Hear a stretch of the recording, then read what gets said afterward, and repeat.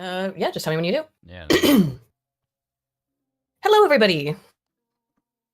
How has your week been? Ours has been interesting. Trump totally got arrested today. Drama. I don't know if it's, yeah, I guess so. It's unavoidable. Trump totally didn't get arrested today. He's also caught up in some drama.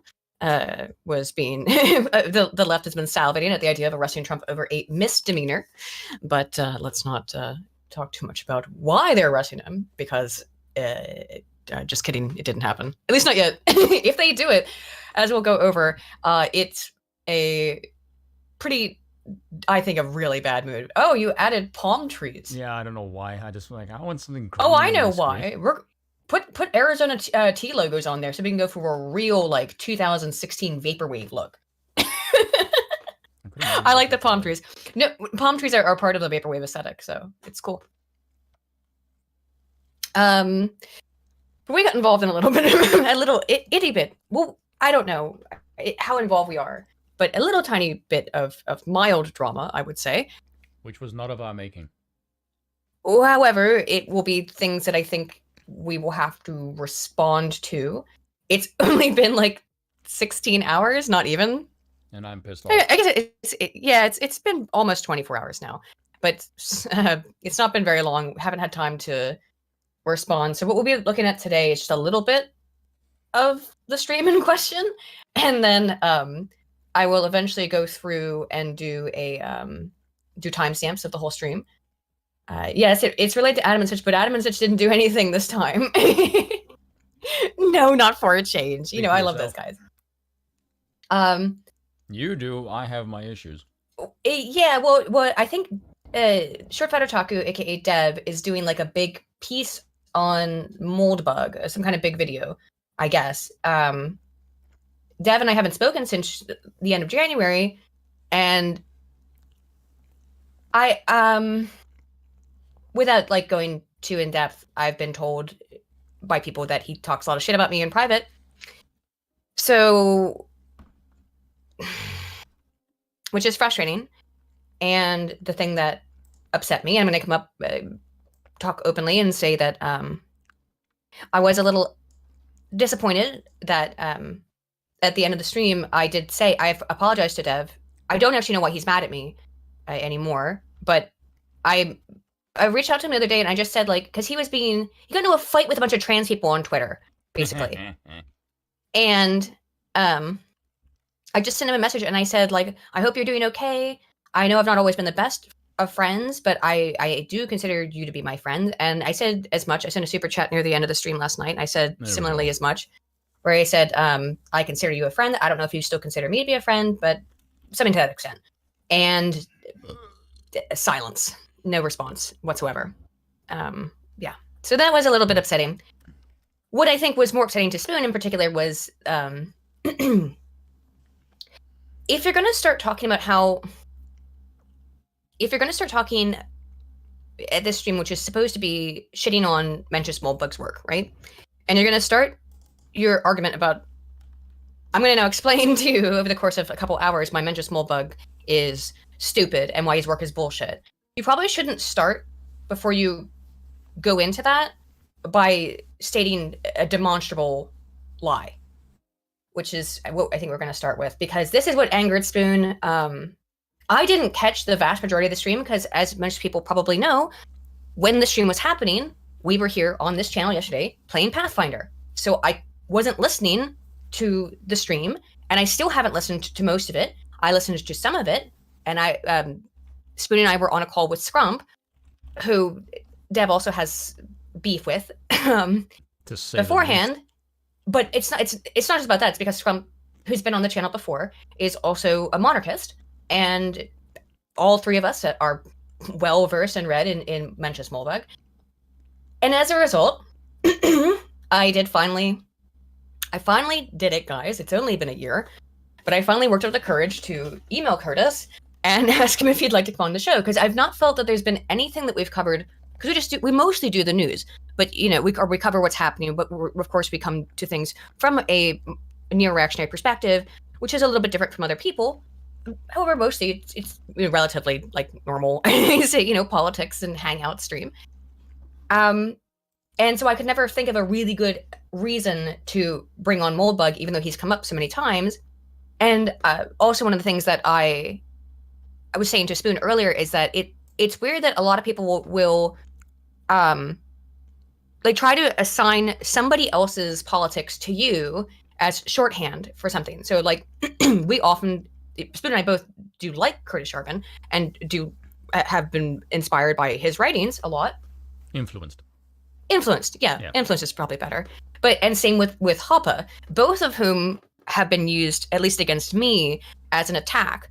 What usually from some people an outright attack, because people of course claim that Hoppe was anti-Semitic, and there's like 2 lines in Democracy of the God That Failed that yeah you could maybe make that claim, but it's a 500-page tome and he's writing it in a different era, you know, or that he's racist, but again writing it in a slightly different era. And I think that if you put it into context, I don't really see I don't see anything in Hoppe's writing that makes me think that he's a racialist or an anti-Semite, largely speaking.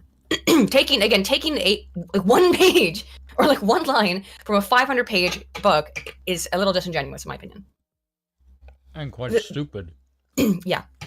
The I other agree thing, with 99.99% of this, but this 0.1%, oh god. well, they don't agree with the people who make that claim. Don't agree with anything that Hoppe says. And the other major criticism against Hoppe is that he did say, you know, sorry. well, of course he did say that, you know, you would have to. What's the exact terminology? I used it earlier. So to Someone in the speak. chat mentioned food. They mentioned banana pudding. Banana Sorry, I pudding's get good. distracted by food. We get distracted by food very easily, but It's like I mean, food. like just to be clear, I mean, he made sort of that when it comes to a utterly destructive ideology like communism, when it infiltrates society, he took the Pinochet route and basically said maybe you need to throw communists out of helicopters.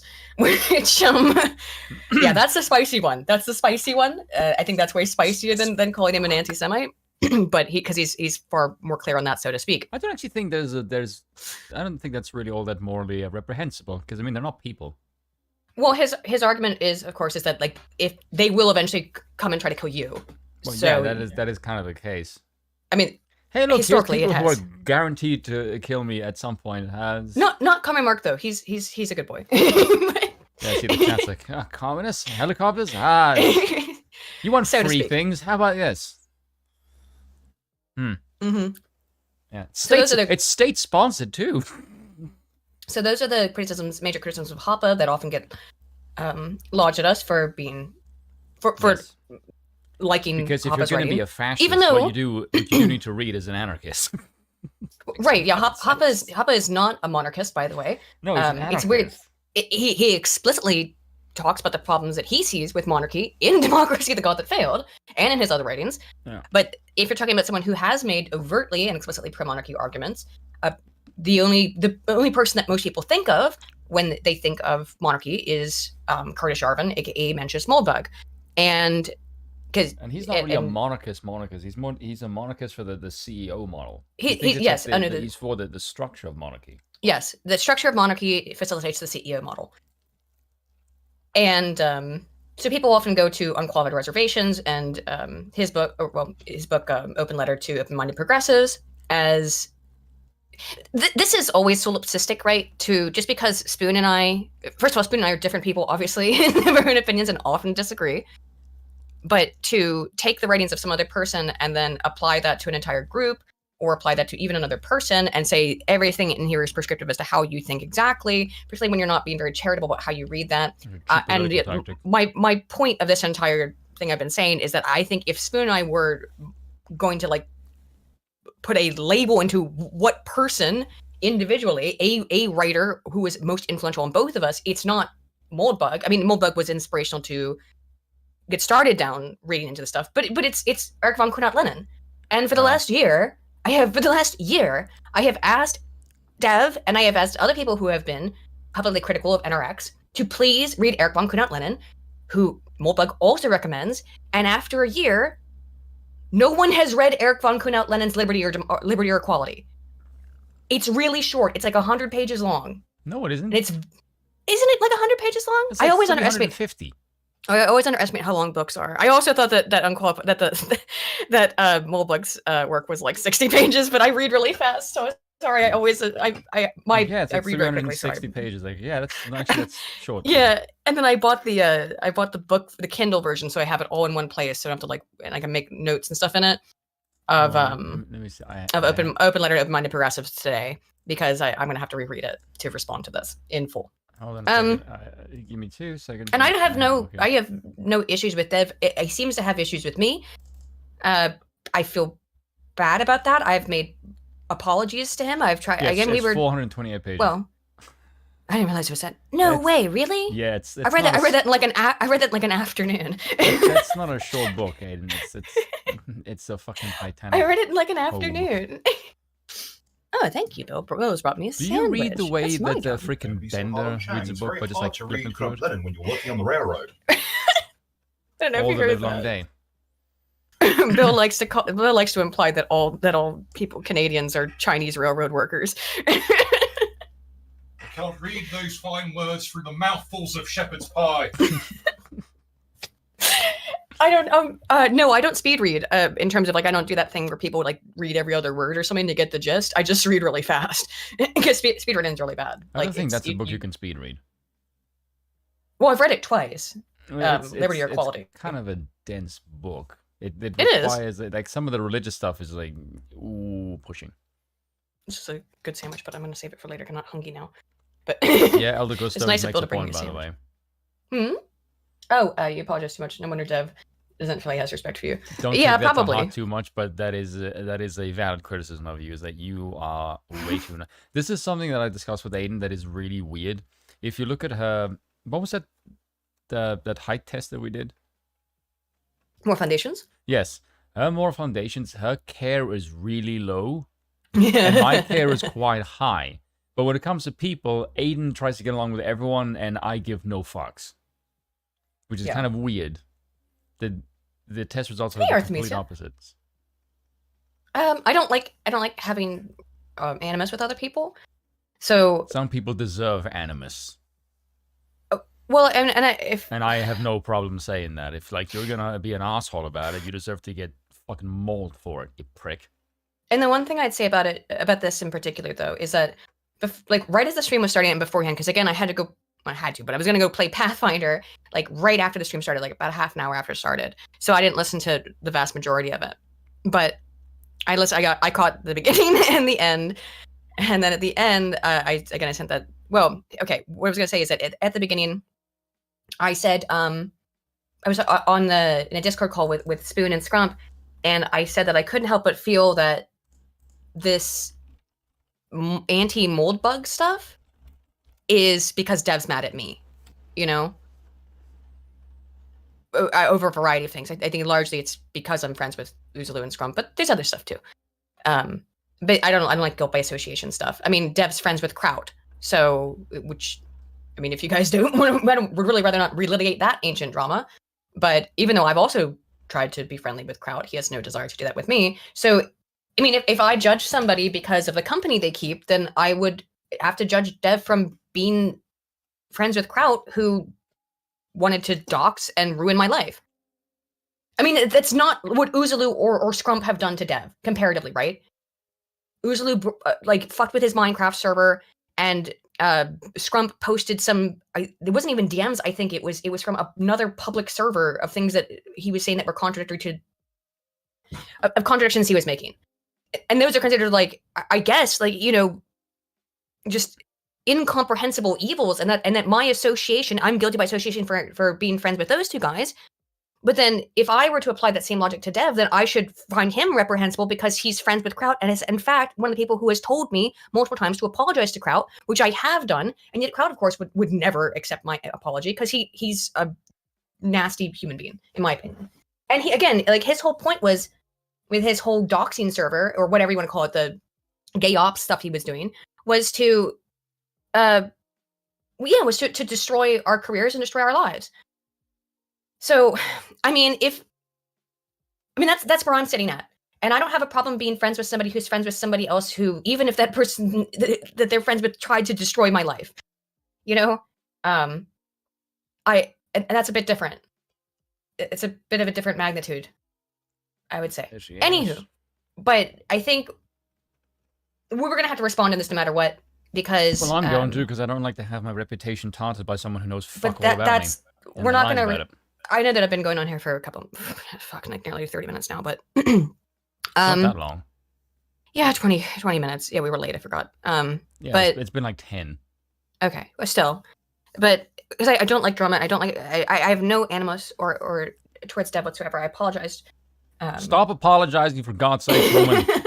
You're Sorry. not the one who did anything wrong. Why are you saying sorry? Sorry. Because Your I don't sorries like, don't mean anything. It's a compulsion at this point. Stop it, or I will part beat of it it's a out of you. compulsion. But if I write a written formal apology, I do mean it. I don't know what I've done in There's this no point case. for saying it now. The- Yeah, the that's what I'm part where saying. this- okay, the If part you where this- don't know what you did wrong, why are you saying sorry? That makes no sense. Okay, here's where it went over. Like I said, I'm gonna have to go through and watch this entire, like 5-hour long stream where they were actually talking about unqualified reservations and an open letter to open-minded progressives. But this is how the stream fucking started, which is, again, don't. If you're about to say, I'm gonna explain, I'm about to explain to you. I'm about to spend the next 5 hours explaining to you why everything that Moldbug has written is bollocks and bullshit, and you start the stream with a lie. You start out, or you're beginning of discussing this stuff with a real brazen lie. And there's no reason why Adam or Stitch would know. Read what Hopper this is a wrote just in lie. the chat. Oh, sorry. Read what Hassa Hopper wrote in the chat. And this is like a Jewish donation now. It was 30 minutes. We started 20 minutes ago. You've been talking for 10 minutes. How dare you speak for 5 minutes? Hello, boy. That is All right. totally it, yeah. Anywho, let's watch this little bit. That again, we'll go through Yeah, this is more more of to the do with claims. me. This is what pissed off Spoon though, and I think he's right Yes. to be pissed off. You have the watch together up. Yes, I do. Okie dokie. Let's just watch this part, and we won't do any more stuff. We have other news to cover. Going to be the ultimate issue here. Sitch, have you read it? Yeah, I've read it. I mean, I don't remember. It's been a while since I read Yeah. I read it some years ago. Right. But You know- maybe you should give us what you thought were the most compelling arguments, and we can go from Okay, there. sure. When it comes to so I guess hold on. Does chat know what we're talking about? Chat. Yeah, Well, why don't you want- just yeah, a give us general some- overview? Okay. Yeah. You can see me in the chat over here as well. Another thing is that Sargon was really dunking on Dev Based, at this point. But actually, I don't know if it was at this point, but based later. Englishman. You see, we're 44 minutes in, but this is okay. This is not uncommon for podcasts. Again, we're also 20 minutes in and waffling about, but not uncommon for this to happen. But they're just now getting to the topic of Moldbug, which the title of the stream is "Talking Shit" or something, talking expletive about neo-reactionary Kurdish Yarvin. She is a libertarian, Yeti. They had said She just before is a this though, monarchist as well. or Dev had said before this though that these ideas were dangerous and which he has done, which I have said that he said this before because he has said it before. And then it's like, well, what do you think should be? You know what I think is dangerous? Calling people dangerous if they're not. Yeah, I know. When you but- say somebody is dangerous, what do you mean? And what are you implying should happen? I asked about this before. What do you if you're saying this group of people, all dozen of us, are dangerous? When what should happen to us? What should be done with the dangerous neo-reactionaries? And the thing is, I get it. For those, everyone here is pretty much a regular, but like neo-reactionary, which is Kurdish Yarvin's phrase, sounds scary. I No, get it. doesn't. I can see why people would think it sounds scary. That's because they're gay. It's got neo in it, like neo-Nazi, and reactionary, Yes, like it also you know. says Neo from the Matrix, reactive. I know, like which is it's not a scary, reactive which is a agent, savior right? character. So maybe Explosive maybe chemical. that's the first thing I think of when I think Neo. I think Matrix. I think breaking the Matrix is what comes to mind in my mind. I don't think Neo. That's because I'm more culturally aware of what that word means. I don't consider it a political phrase, which many people would do. Yeah. And also, that's super chats for you, by the way. Yeah, Mr. Scary the Terry for $20 says, "Hey, Thank you, Miss by the way. Drinker and Polished Savannah Cutlery, don't mercy blood vessel, please. Adam and Stitch are too simple for big barm and topics like this." No, I don't think so. I think both Adam and Stitch are quite intelligent people. Don't be rude. No, Wow, Spoon, no, I I'm disavow. I'm gonna be I don't think honest. Dev's stupid either. I think they're all intelligent people. And then No, I don't think they're stupid. I just think they're full of shit. Yeah. Yeah, and El Degusto Dev called the trucker protest dangerous for protesting everything that he was literally protesting that same year. To quote I know. George Carlin, well, he's fairly intelligent. That is full of shit. Well, the other thing is that, like I said, I emailed Curtis about this finally, and he got back to me pretty quickly. And I sent like a very it wasn't. I literally ran the email by other people to make sure it wasn't cringe. It's probably still cringe anyway. But I just told him about it, and he just responded with one sentence. He's like, "Link to stream." Something like that. I was like, okay. So again, it's long. I don't know how much you'll be able to watch. If Dev does go through and actually finishes this video, that would be what I would like to actually react to with Curtis. Alex, I like but the way you say the Sitch whatever, is reasonable. you know. Yeah, Sitch is reasonable. Just don't mention Russia or Trump. Sitch Then that is goes out often the reasonable. fucking Everybody window. has, as they or want to say, their elephants or their topics where their elephants, ride off I don't. without them. Probably South African topics. Probably you don't even want to talk about them for that reason. That's because people are too stupid and they don't know what the hell they're talking about. The only thing that would really irk me is rugby. Fortunately, most people don't know jack shit about rugby, so I don't have to bother. Like the things that irk me are not political. Did Dev ever put out his trucker video? I don't know. If he did, I didn't see it. Because I know he was working on it for months and months. So. Oh dear, how sad. Never mind. Yeah. Oh no. Never. Anyway. Yeah. Clarkson. Yeah. Clarkson moment. All right. Here we go. Yeah. He's the LDR. Okay. So basically, Mencius Moldbug decided at one point to write what he called an open letter to open-minded progressives. And I know that Aiden's... Okay, let me just point something out here. I do not like this framing because it is a hypothetical and therefore it's complete BS. This is a pitch and it is a massively propagandistic one, which bugs me to no end. And also, Moldbug wrote, he published, I'm sure he wrote it. Blog post. He published it in his blog in 2008. Yes, before Obama was elected. Exactly. This makes it sound, so this makes it sound, I think the framing makes it sound like this is something that's recent. Yes. What did the term progressive mean in 2008 versus what does progressive mean now? Yes. The concept of an open-minded progressive in the modern day is absurd. In 2008, it seems far more believable. So keep that in mind. A person who would have called themselves a progressive in 2008 was probably like just an Obama voter. Whereas what progressive means now is radical far left. It means they think women can have a penis, which means they're meant to be ill. Yeah.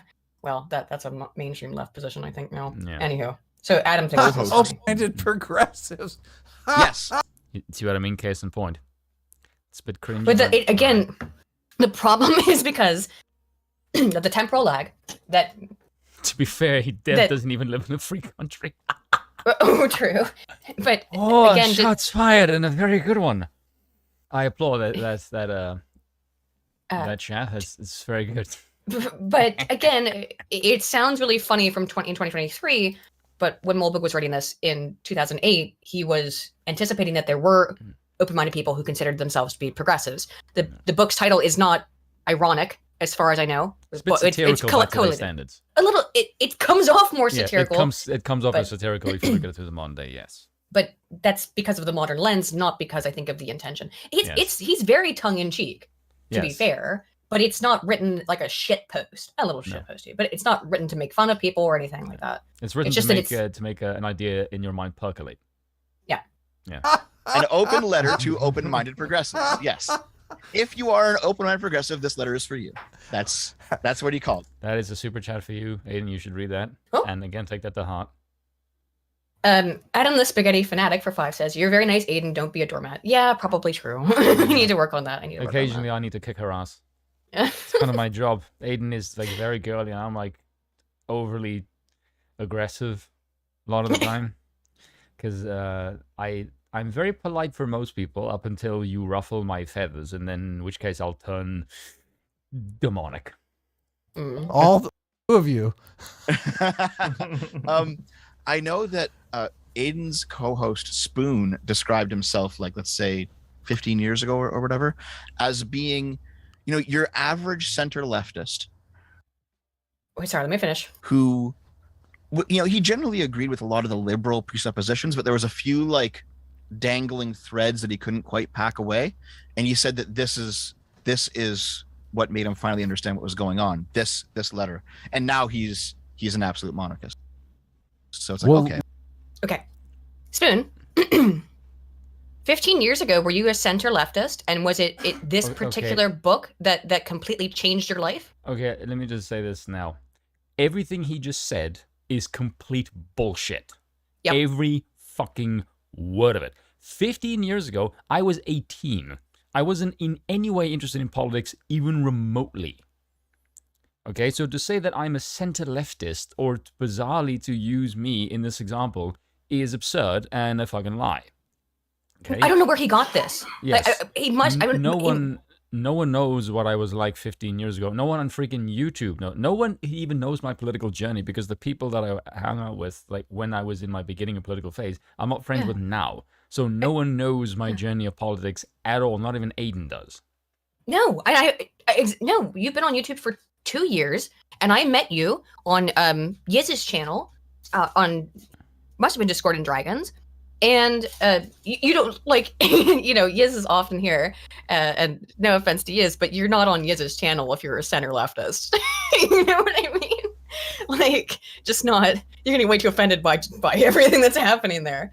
So yeah, but the bit that annoys me, okay, let's play it and I'll say liberal progressive have kind of really split ways. Like I see They have, liberal yes, and progressive as tangibly different now. Like liberals are in favor of individual rights. Like what I talked about is impossible with liberalism, without liberalism. The idea that you can have an open society where this will be a bit contentious, but liberal to leftism is the same way socialist is to communist. It's just a slower version. I mean, that's what Aristotle said. Yeah. People have ideas that they can work on, independent projects they can work on. None of that is possible without freedom of speech, freedom of association, and individual rights to do whatever you want to do, right? okay. So I want to. Spoon is typing furiously in my DMs, telling me to correct this. He did not read this 15 years ago, but rather it was published 15 years ago. Okay. Sorry, Spoon. But basically, whenever Spoon was your average center lefty, he read the open letter to open-minded progressives, and it kind of. You see, now this is the reason I'm annoyed, But because it's that doesn't more actually lies. negate anything what I just said, or And what it's he just actually said about me. That he still just said, "Oh, the book was written 15 years ago." But he still says I was your center lefty, which is again bullshit. Okay, let me explain. Like, you guys don't know about I'm me, so sorry. I'll- It Hold on, seems I'm still like... talking. Dear I God, know, I'm sorry. God's sakes, woman. Right? I'll tell you guys Sorry. something. I'll tell you guys a bit about me. My political journey, I can't even tell you when it was, right? My politics, like I was a Bernie bro in like 2015 before Trump got elected, right? Once Hillary was out of was the nominee, I went, Trump, kick her ass, because this woman is a demon spawn from hell and I don't want her anywhere near power, and because Trump was the better candidate. What my politics at the time was that, right? Thankfully, the platform that I was on and some of the shit that I said, no one knows my real name, my birthday, or anything about do. me. So, yeah, but that's not the name that I used on platforms where I spoke. So I know, you wouldn't be able to find anything I've said. So Yeah. it would look cringy if I go back at it now, but I wouldn't even know how to log in. So if I Yeah. if I don't know, no one else is gonna fucking know that either. Yeah. Secondly, my biggest kind of hair fraction of like, oh, that is complete bollocks, was when Bernie said white people don't know what it's like to be poor. That made me go, that's complete crap. Like, you can look at that factually to see that's not the case. And then the talk of equality is sort of what made me go, okay, what else are you bullshitting about? And then what was my gateway out of that was progressives themselves that got me out of progressivism, because they would say, Yep. they started saying insane shit, Yep. right? And most importantly, right, you couldn't make jokes around these fucking people, and that pissed me off, because I like saying shit. I couldn't say certain words, which was beginning to bug me. What That was got a me big out turning of point for a lot of people. yes, Yeah. what got me out of that, my initial gateway away from that was Undoomed. Yeah. Undoomed, That's what you told and then me, yeah. Styx, Razor Fist, V, Sargon. That was my gateway out of that, right? I was well on board the Trump train and way into the right before I'd even heard of Moldbug, let alone read anything. Okay, Yeah. what made me go to the monarchy thing, right, was seeing that democracy does not work as it's stated. And I could see in the news, half the news is just saying insane shit. Like, why is it that half of my news, what I'm reading isn't even connected to reality? What the Yeah. fuck is going on? It's And absolutely then- just lunacy. Yeah. Yes, and then Sarkar mentioned Curtis Yarvin, mentions Moldbug on Lotus Eaters, and he mentioned something called the Cathedral. And I went, Yep. that sounds weird and interesting. Then I read that, and I'm like, okay, this is way, way different than anything else I even remotely read on the Yep. mainstream news. It made way more sense than anything you see in the fucking news.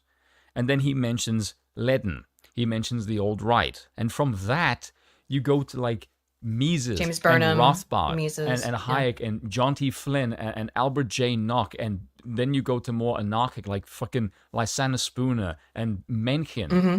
Right? Like, the idea that Moldbug was my gateway into monarchical thought. It wasn't the thing that took me from progressive to fucking monarchist. That's complete crap.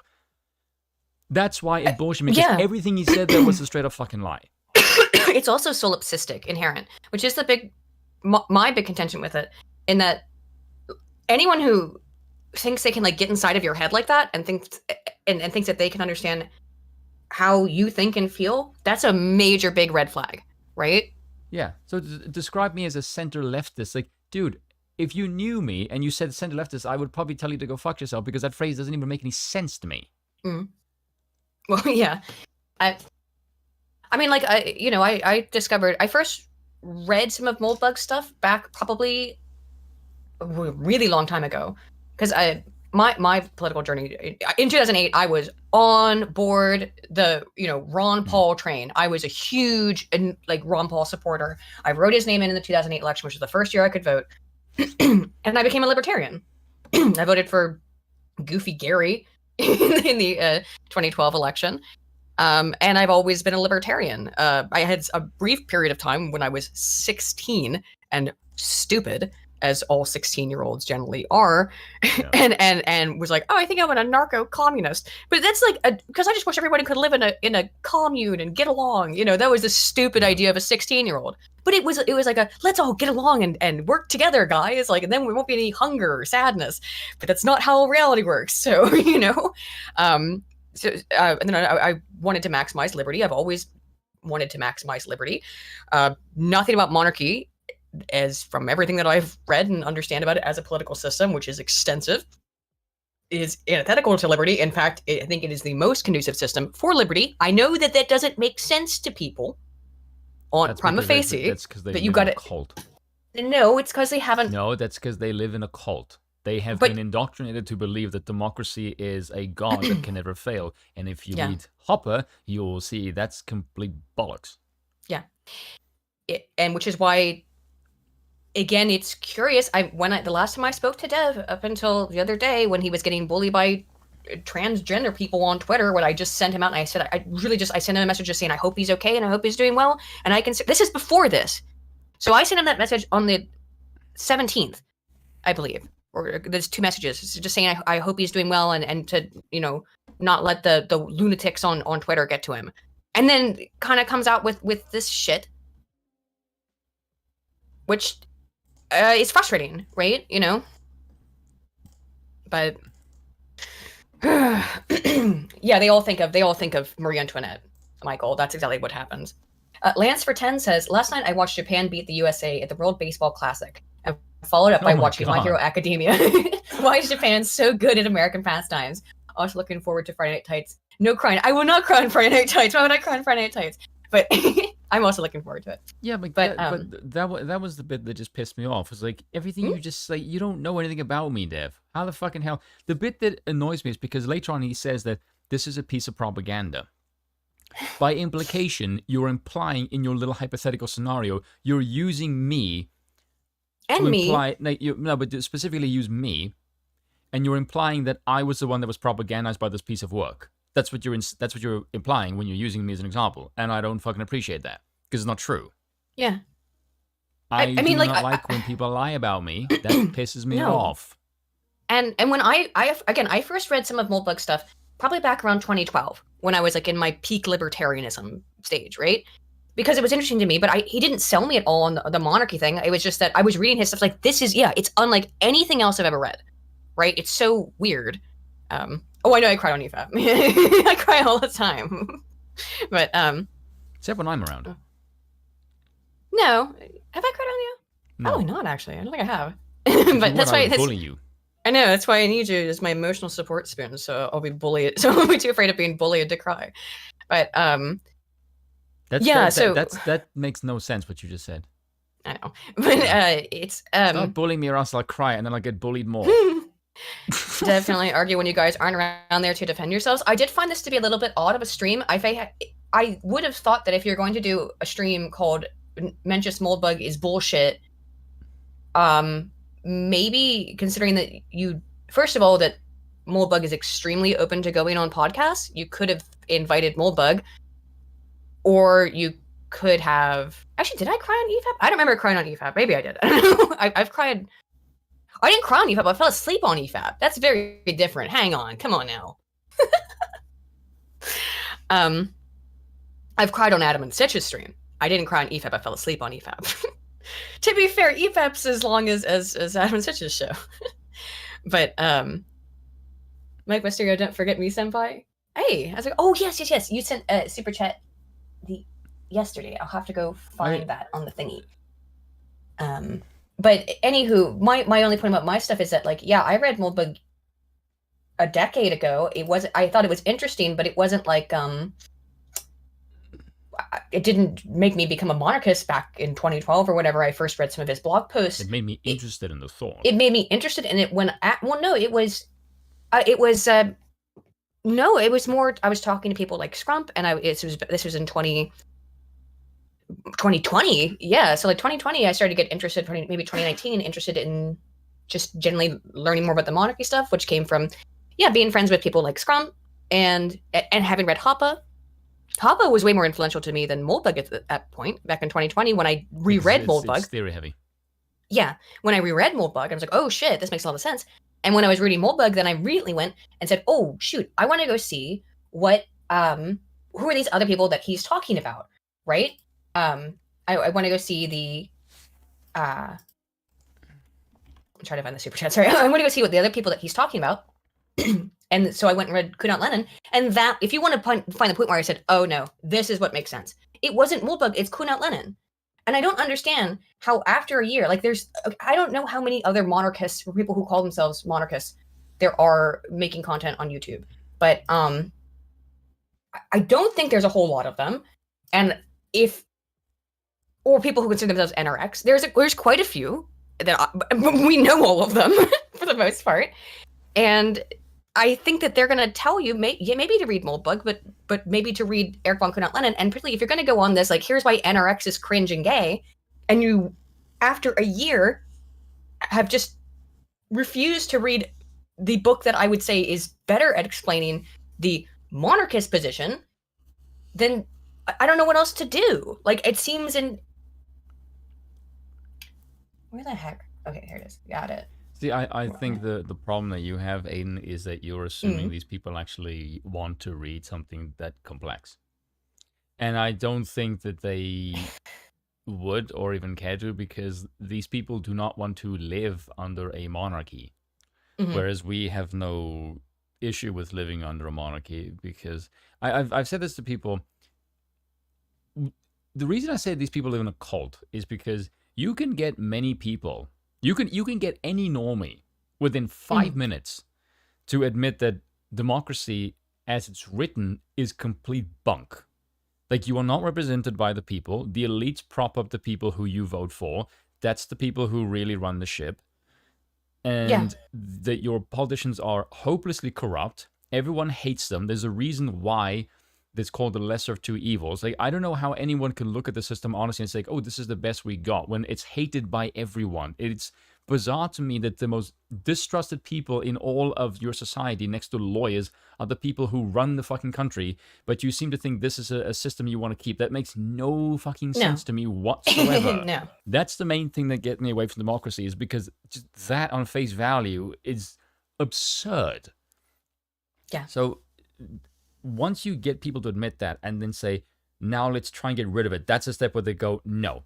You can get them to admit that the entire concept of freedom and representation is a farce and it isn't actually real. But the second you want to take it away, they snap back and defend it like a cultist would. That's why I said it's a cult. If you believe this crap, there's something wrong with you when you can admit in every other instance it doesn't work. That's the bit where people get stuck. Like, you need to unprogram that. Because that's clearly where the lock exists. Sketch says that's false about Dev. He's definitely read up on government systems he doesn't want to live under, not just monarchy. Yeah, I've watched his videos about that. I want to say specifically Dev. However, I would say that if you're not going to read any of the pro-monarchy literature, and then and again, I listened to only a little bit of this because I was playing D&D or Pathfinder. Sketch, write that again, but the last 3 words, don't write not just monarchy, write just not monarchy. Then it would make sense.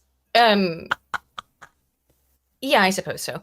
But what was my point? No, I lost my train of thought. All right. Oh no, it's fine. It was funny. Again, if you're gonna have this stream where you're gonna just shit on Mentress Moldbug, maybe you should have invited Moldbug, or you should have invited somebody else who might not have, I don't know, the least charitable interpretation of his writing possible, and then not even have the citations and the pages on the screen at any point. Can you imagine Moldbug sitting on that the was kind of my Adam? issue. Oh my god, his head would fucking explode. He would not, I do not think he would be able to handle Moldbug. I think just the oohs and the ahs that Moldbug is known for would drive him insane. He did say that. Yes. In the chat before and it started. Also, that I don't. Okay, this is me being honest. I don't think that they're charitable enough to listen to someone like him, because they don't do well with someone who disagrees with them. They're just not. They're not a stream that does that. I've seen this with people who disagree with them. They're very hostile to people who don't swallow the democracy pill like it's a fucking glorious golden not egg. just democracy, but global liberal hegemony. Yes, and it was yeah, I can see that. So like I can see why if he said no, he wouldn't go on the stream. Yeah, because it's not a place where you can have an open and honest discussion. It just is what it is. Like, it's fair enough you want to do that, but don't tell me that you're open to other perspectives. Like, that's clearly not the case. It doesn't appear to be the case. No. Yes. I mean, again, I'm guessing Dev specifically asked that I not be invited on for the stream. I'm guessing. I mean, Adam did invite me on at the end, but at that point it was like 3 a.m. my time, and I was also like upset at that point because I walked back into the stream and I saw the shit that he was saying. I'm like, oh my god, like this is a complete misrepresentation of Moldbug, and it's a little bit fucked. That again, in my opinion, it's a little fucked that you didn't. That the stream is talking shit about Curtis Yarvin. Didn't bother to invite Curtis, who is super open to going on people's streams, and also didn't bother to invite anybody else on who has read his Unqualified Reservations blog, nor show any evidence of it in context. You should so read, it's like the least charitable interpretation possible. You should read how Dawkins got pwned. Oh yeah. Yes, because that article that I wrote, or not read, sorry, the one that I read, that why do smart people believe stupid things?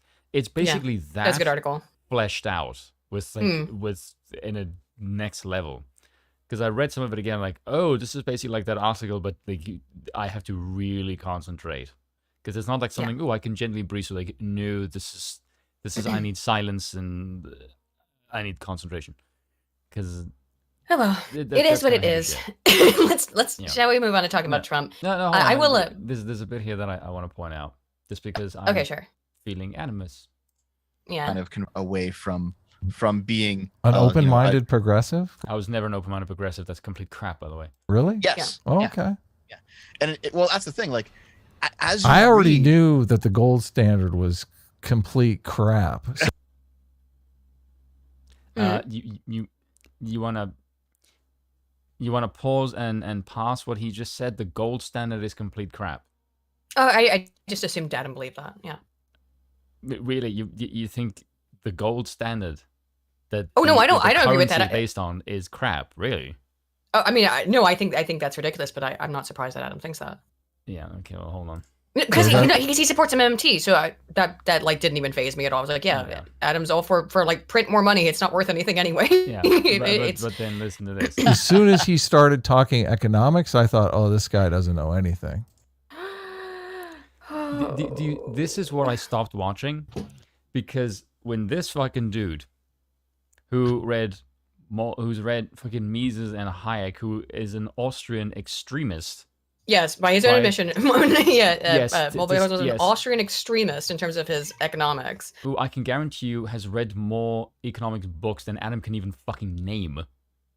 For sure. Right? But that's, to say that Molbach doesn't know economics is... Jesus fucking Christ. I don't even know where to begin insulting him, because that's just so absurd. Like, I'm stunned just that you would have the stupidity to utter those words out loud. This happens all the time. That's why it didn't faze me at all. I'm like, yeah, that person's just stupid because I don't agree with them. So. Yeah, and also this is gonna get worse because. Yeah. So here's the thing. Having now read it, it's definitely a propaganda piece meant to convert progressives, or at least what we would call liberals, to being reactionaries. Like that's what it's for. That's not how it worked with me, but okay. Yes, making an argument, a very long argument that goes through history and politics and philosophy is propaganda. Yes, and also meanwhile, I don't like how we started the pitch of this book by using me. Yeah. And now you're implying that I was the one propagandized. That you've been Molbach. propagandized. Yes. Yeah. I don't fucking like that. You slimy Canadian bastard. Dev was saying this kind of stuff to me, where he was saying that I was falling down a fascist rabbit hole, and that any day I would become a fascist. We're fascists because we say, hey, look, all of our institutions have been infected with this fucking mind virus, and there seems to be nothing stopping it. Is there any particular way that we can maybe put a plug on that? And they're like, oh no, your first reaction to this is something that like Hitler would do. Like, you do realize we've had periods of history before this, right? Look, I don't. The last thing on earth that I would want to happen is for the government to take control of private business. Yes, okay, that's fascism, nuts. By the way, and communism, but it's also part of fascism. And that is, it's happening. The government's about to, it looks like, certainly bailing out the banks. So, yeah. No, I don't like that. That comes off as fashy to me. But that would mean actually knowing what fascism is and not using it as a buzzword. And that's always the problem with fascism. Sure. Yeah, go ahead. All right. What do you got to find? Okay. I was talking about it because Stardust had no clue who Moldbug was, right? Right. And so I was talking with her about it in private, and her and I talk sometimes. She's cool. She's been on the show before. She's cool. Yeah. So here, check out. Can you pull this up on the stream? It's fine. It's safe for work. I'm gonna post this in the chat. What is it? It's just a 10-second clip from Stardust stream. Oh, okay. Oh, I forgot. Yeah. Is it on YouTube? It's a tweet. It's on Twitter. Okay. Yeah, send it. Hold on. Which chat? It's in the Zoom chat. Okay. It's in the Zoom chat. You want to read a super chat or something while I pull it up? Sure. Like, this is kind of awful, my dude. Anonymous Cow $15 says, not sure I heard this from Dev, but changing the definition of words allows us to interpret laws differently without changing them. Is this reason alone enough to never give an inch if it's tied to law? Good question. That's something you said, Dev? No, but it is something that Moldbug said, I think in chapter 5. He talked about how he talked about how progressive meant something very different in the 1800s than it does to now. Yes. I mean, and how like so like ideas shift and etc. etc. It always meant something different in 2008. Regarding the question, I don't think you can give a definitive. I don't think there's a universal answer. I think you have to take things on a case-by-case basis. Words do change definitions. I mean, I don't believe in either of taking this like absolutist position of everything must be in a religion originalist interpretation of the law, or everything is just, you interpret it willy-nilly.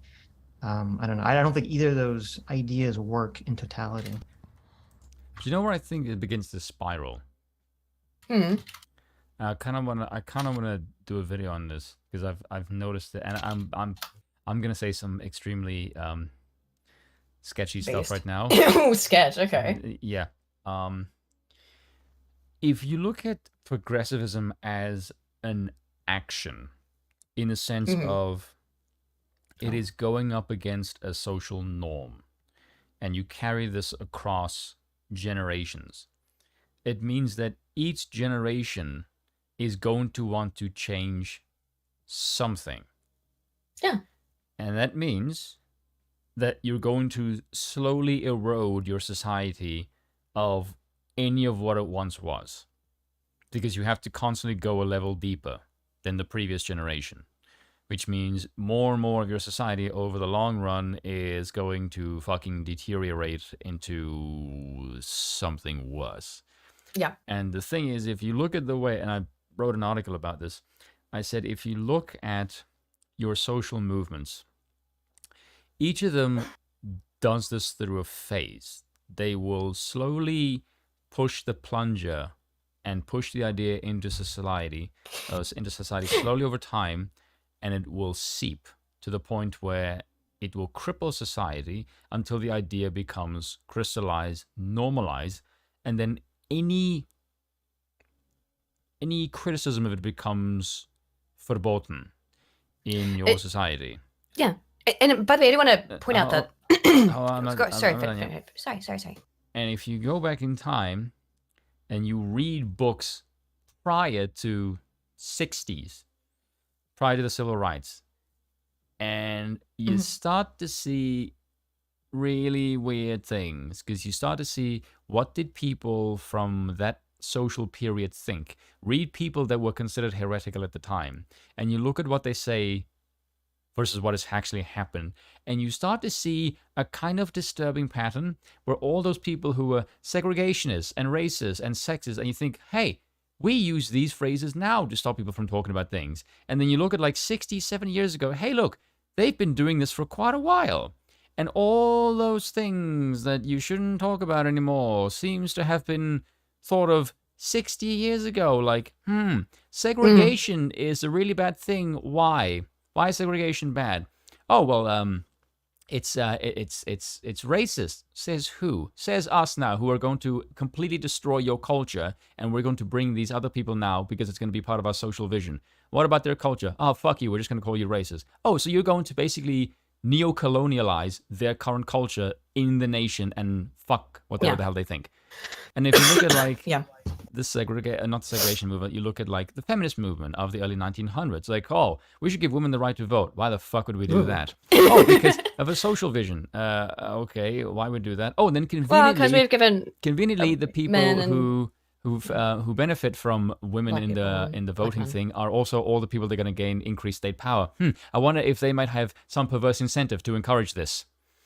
I'm like, slowly over time, you start to see all these changes have detrimental effects, but you're not supposed to notice them to the point where your society is facing fucking collapse. No, and if you notice the problem, then you just claim it. You claim it's not your fault. Was brought up, but Scott Adams. And on Emus, who brought it up earlier, is that words change definition not very often. In terms of what a word actually means, yes, but in terms of how people use a label, that does change very often. Look, for example, progressive is a good example. That what someone who was calling themselves a progressive in 2008 had a very different set of beliefs than someone who calls themselves a progressive in 2023. Just like how, for example, the term woke, which we're going to talk about here in a moment in the stream, the term woke, I think we do know what it means. We talked about it on Friday, that the definition. Although that one woman, we did. That one woman couldn't define it, but what it is that it is a belief that there are structural systems of inequality that are aimed and designed to keep down. Callum. You're right. Yeah, never mind. Yeah. Sorry, go. Right. That are aimed at, keeping down and oppressing people who belong to certain minority groups and raising up white cisgender heterosexual males. right? That is a good question. What Anon just asked in chat. Hmm? I think I think my favorite troll question Yeah, for the list is name 5 benefits of diversity that don't have anything to do with food, music, and fashion. It'd be interesting. We'll get into the woke banks here in a minute, so because it's working out real great there. I can't actually woke answer just that means question. anti-white babushka. Yeah, it also means that too. I mean, I gave a longer definition, but the shorthand is anti-white. Yeah, anti-white, anti-male, anti-Christian, anti-cis heteronormativity. That's just all it is. It's pretty overt. I'm trying to think now. I can think sports. That's maybe it. I can't think of anything else. Yeah. Anywho, was there anything else in this segment, or because you we're going to go turn through the off. whole thing? Is it that was the Yeah, but that's All right. I kind of want to do a video about that. We're gonna have to, like I said, we're gonna have to do another stream on it. Yeah. In terms of going, because I don't have timestamps. I just have this one timestamp for when the things were said about Spoon that were.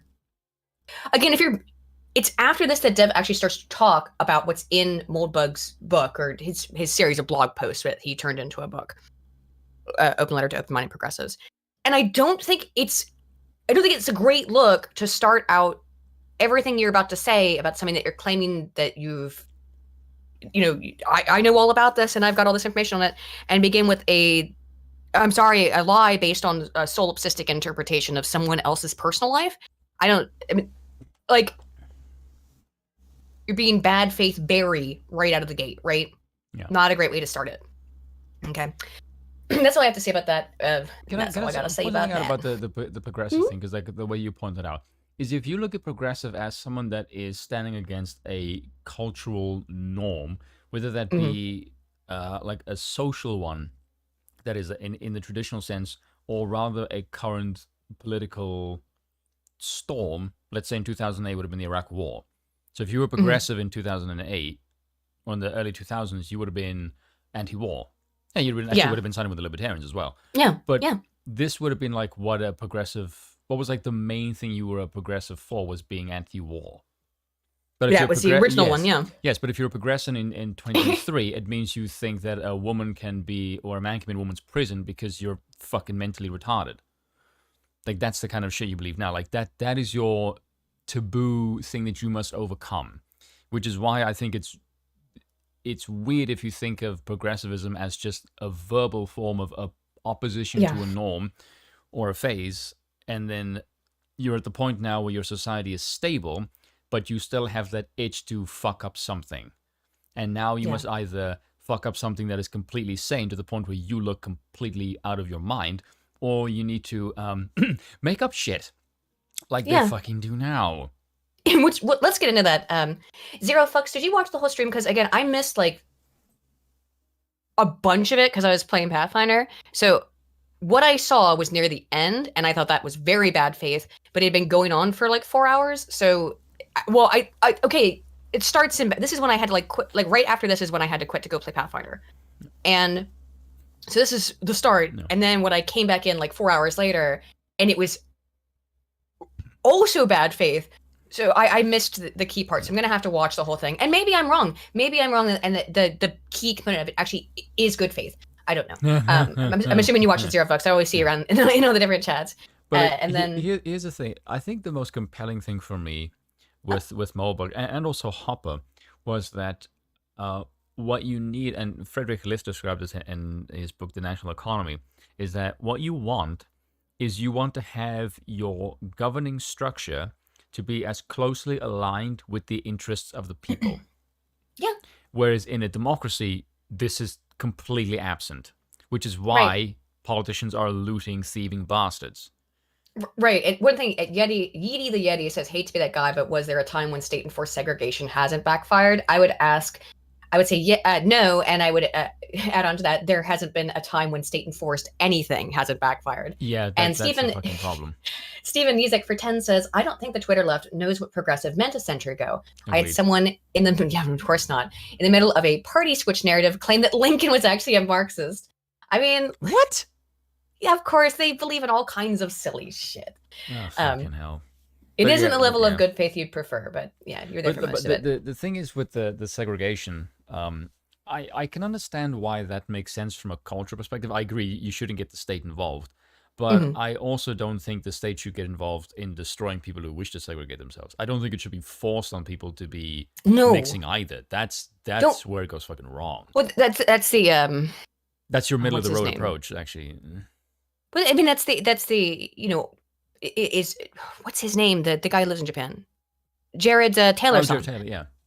Which is just like, look, if I want to live in Japan as a white man, I should be allowed to. I should be allowed to. They brought up gay Joffrey at one point. I feel like the whole stream was, and I said this to Spin when it started. It's like, this is because Dev is mad at me about something. I largely think he's mad at me because I'm friends with Scrump and Uzulu, which really isn't fair. Because as I said earlier, then that would mean that I should be shitty to Dev because he's friends with Kraut. But that was funny. I like that. My reaction to Joffrey was so autonomic. Like my brain didn't even process it.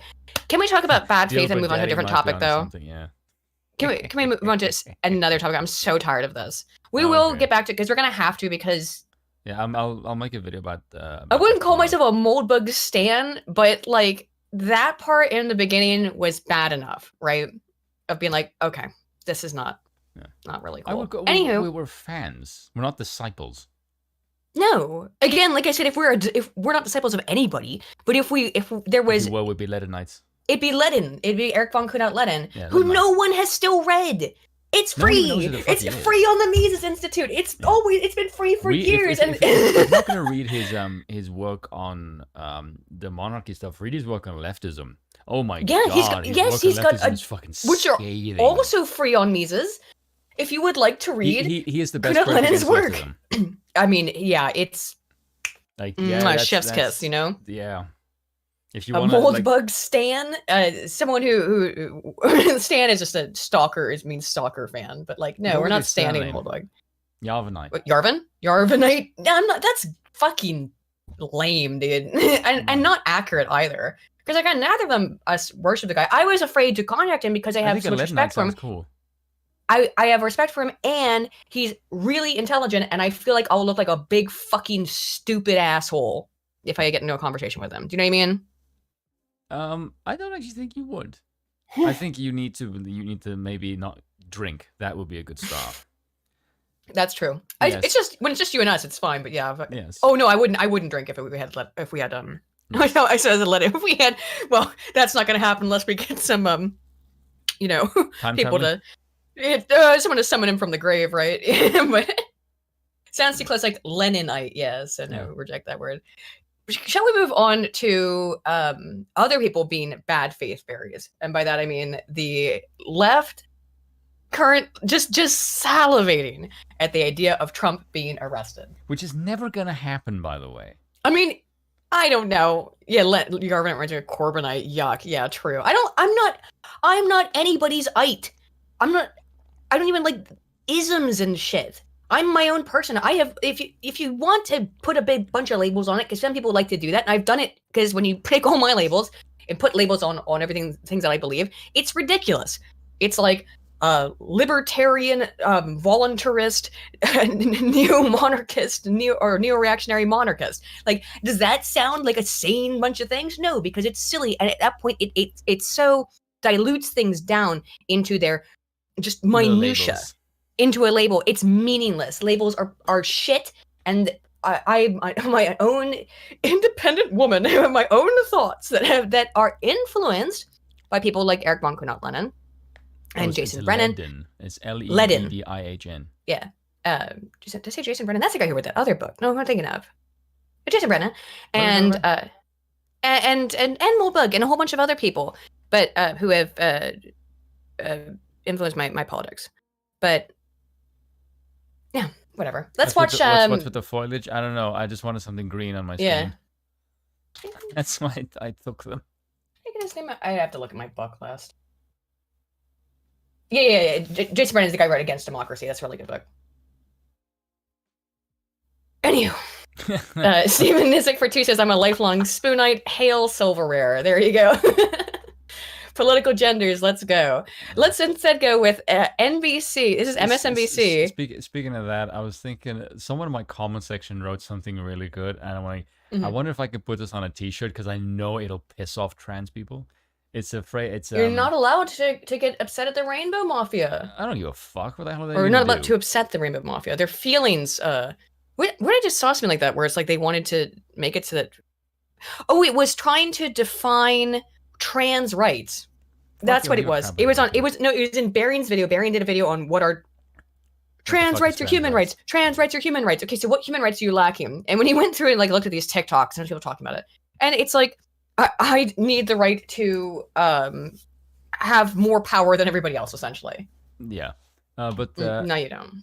but the comment was it takes it takes balls to be a girl today. Oh yeah, which I that's thought good. was such a good phrase. Like, Dude, can I put that on a put that- T-shirt? That You is should put fucking that funny on a as fuck. T-shirt. Make a new account or something, which is like put a bunch of rainbow flags, or just change your account for a few days. Put a whole bunch of rainbow flags and shit in it, and then be like, new T-shirt out here. He's, she's, and bees. And That I is such a guarantee good you would joke. sell it. You would sell it to the left because they're that silly. They're that silly. Yeah. Not that the right can't be easily tricked too, because they are all the time. Yeah, and the other But one, let's watch, the other phrase I wanted is, "Are you feeling miserable? Oh, Try eating yes. your phone." Thanks, Mike Mysterio. While we're on the trans rights things, I have other stuff for it, but also what Mike Mysterio had super chatted about the other day was this Kimberly Klasick, Put it who on is bikini.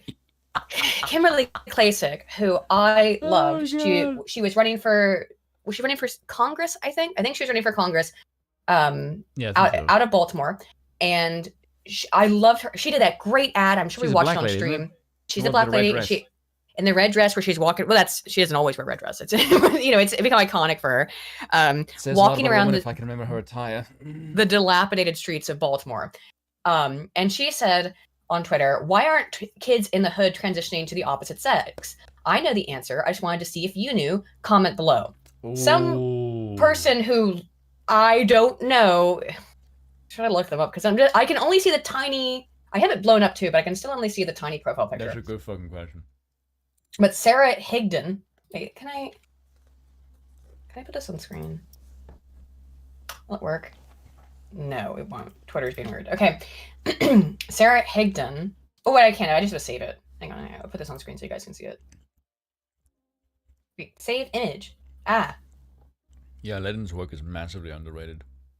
Well, no one's hurt. It's just some weird Austrian nobleman. Yeah. Failed no file. I can't say this file for whatever reason. This is weird. Anyway, I like it because he described the founding fathers as vehemently anti-democratic, yes. which is Sarah- fucking true.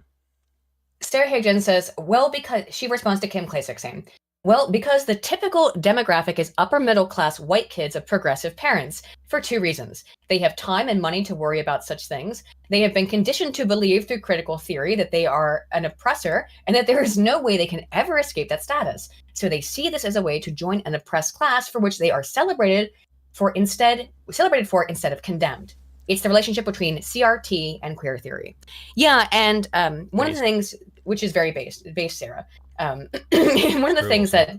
that My feet are cold. James Lindsay has been did a series of lectures in public that he's been uploading like pretty much every day about what is DEI. One is on diversity, one's on equity, one's on inclusion, and he's put out two of them so far. I haven't watched all of the equity one, Charmine. I haven't watched all of the equity one yet, but yeah, that's a great quote, by the way, Mike. And like, that's a great response. But I guess the last one will be the inclusion element, and so far it's been really good for watching James break this down as to why they don't use the term CRT anymore, because CRT got exposed for what it was. But this is the DEI stuff is the same thing. Yeah. They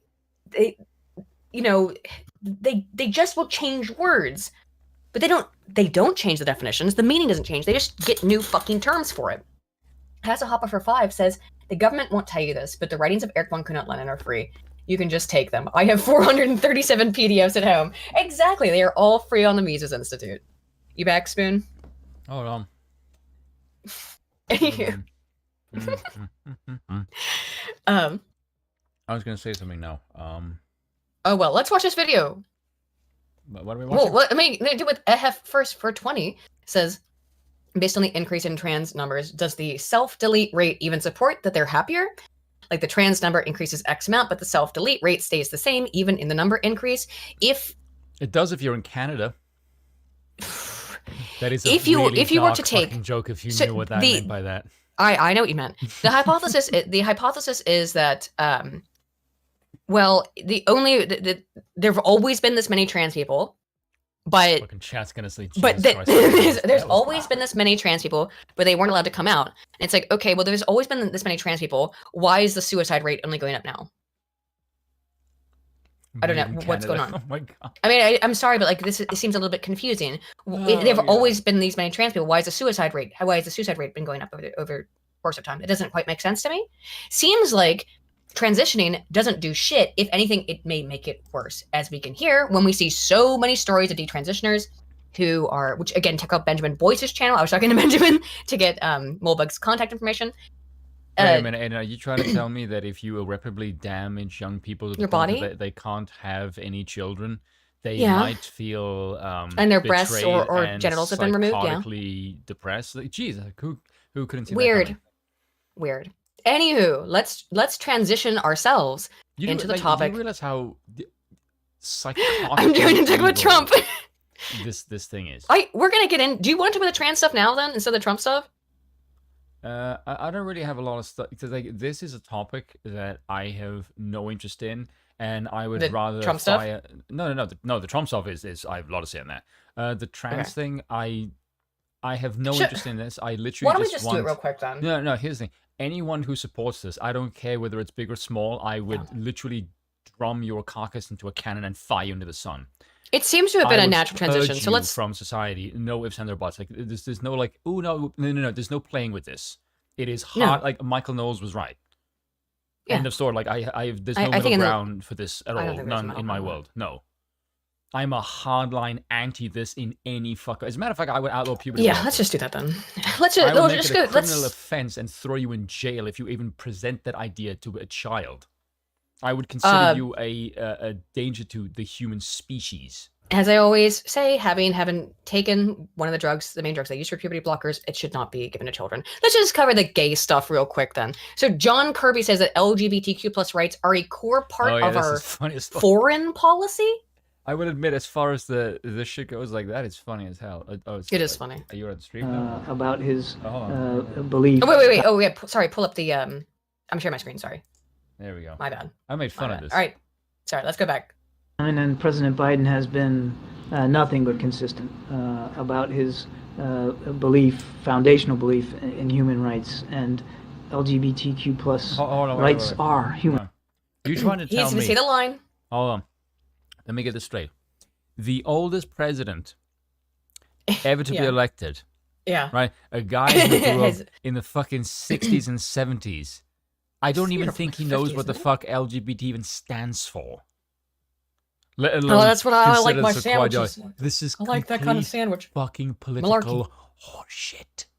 Yeah, he This thinks is LGBT is a complete sandwich, farce. dude. That's why he likes it. That actually would not surprise me, to be honest.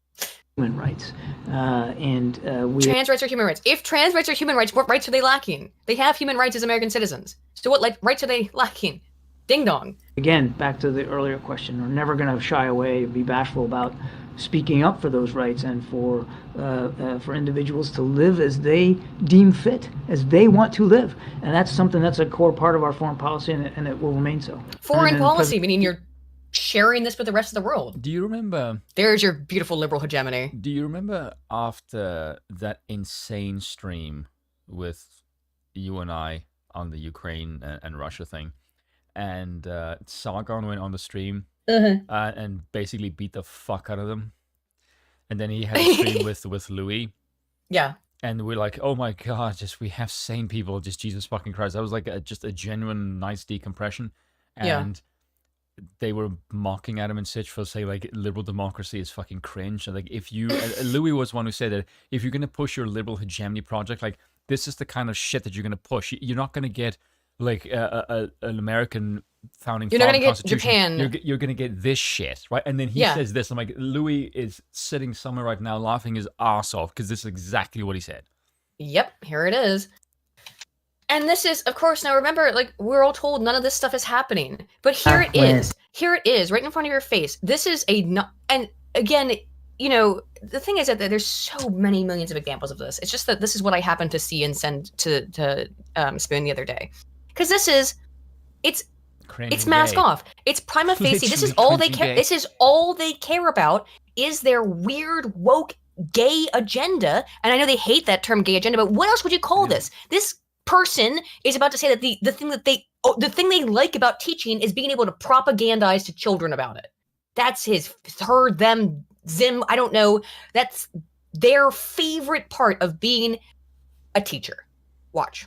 So well, my kids are super sweet and talented. Look at this person too. Okay. Oh my God. As soon as I hear that vocal inflection, there is something in the back of my head that makes my hands go into this really tense thing called a fist. Yeah. I don't know why. It's just this compulsion of movie. I don't know. Maybe it's because I'm a man, but like if I hear that accent, my brain just says you shouldn't be anywhere near children, especially if you say the phrase "my kids." My kids. That's how it always is, right? They can't reproduce because they cut their dingalings off, so they need your children. They're weird. I'm gonna bring this man up about that in a minute. They are so obsessed with children. That's why the right is. They're like, why does the right care so much about all this trans stuff? Because you're obsessed with children. Because you're obsessed with children. Stop trying to do stuff with kids, and maybe we wouldn't have a problem with it. If you are just doing this, if you want to dress like a unicorn vomit, like unicorn shit, then go ahead and do it. You're fine and free to do that as much as you want. I don't care. You don't have to do it even in the privacy of your bedroom. Do it. Just be yourself. That's fine with your stupid rainbow heart glasses. But why do you need access to children? That's the part that freaks people out. And that you'll use phrases like, my kids. Jarnegi for 5 says, LGBT? Oh, that's the kind of TV my son Hunter got me. Brandon, probably. Yeah. Yeah. He has no, he's checked out. He's totally checked out. This has to be said. My favorite. There was, it's funny, there was a fucking picture on Poll that someone sent me. That is not on Poll anymore, which pisses me the fuck off. I saw a picture on Poll I wanted to bring up on the stream. It was just this, I don't even know if it's a boy or a girl or whatever. It was a thing, right? And it was it was just like a complete Fruit Loop, and it said like, my first onesie, because I have it in front of me, but I won't look. It said that I got it for freeze from a friend with a W.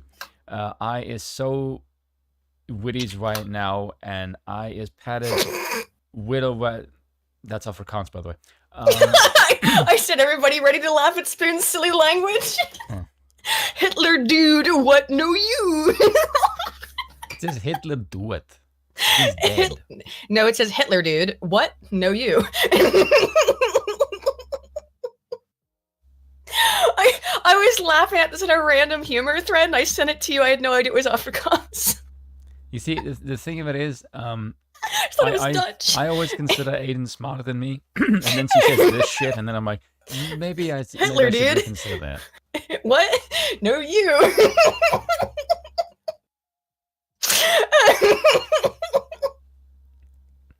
You put it in my point. I'm sorry. Anyway, sorry, not sorry.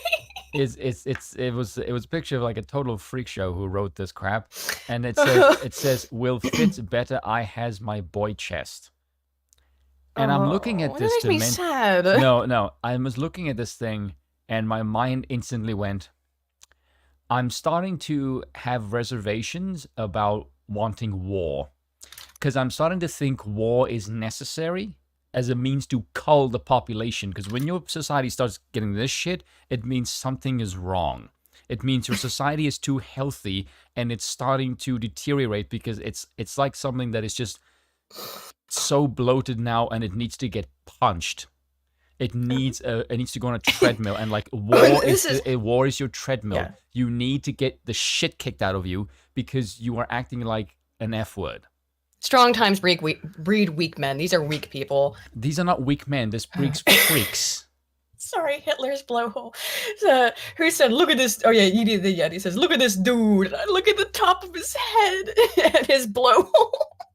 Like, look at this. Tell me right Look at now, this our dude. society isn't in a fucking spiral. Oh, obviously. Obviously. This is a tantrum spiral. Do me a favor. Can you send all these people to you? Okay, let me just say. Every one of you. Yeah, I think they should all be what you do. conscripted. This is what you do.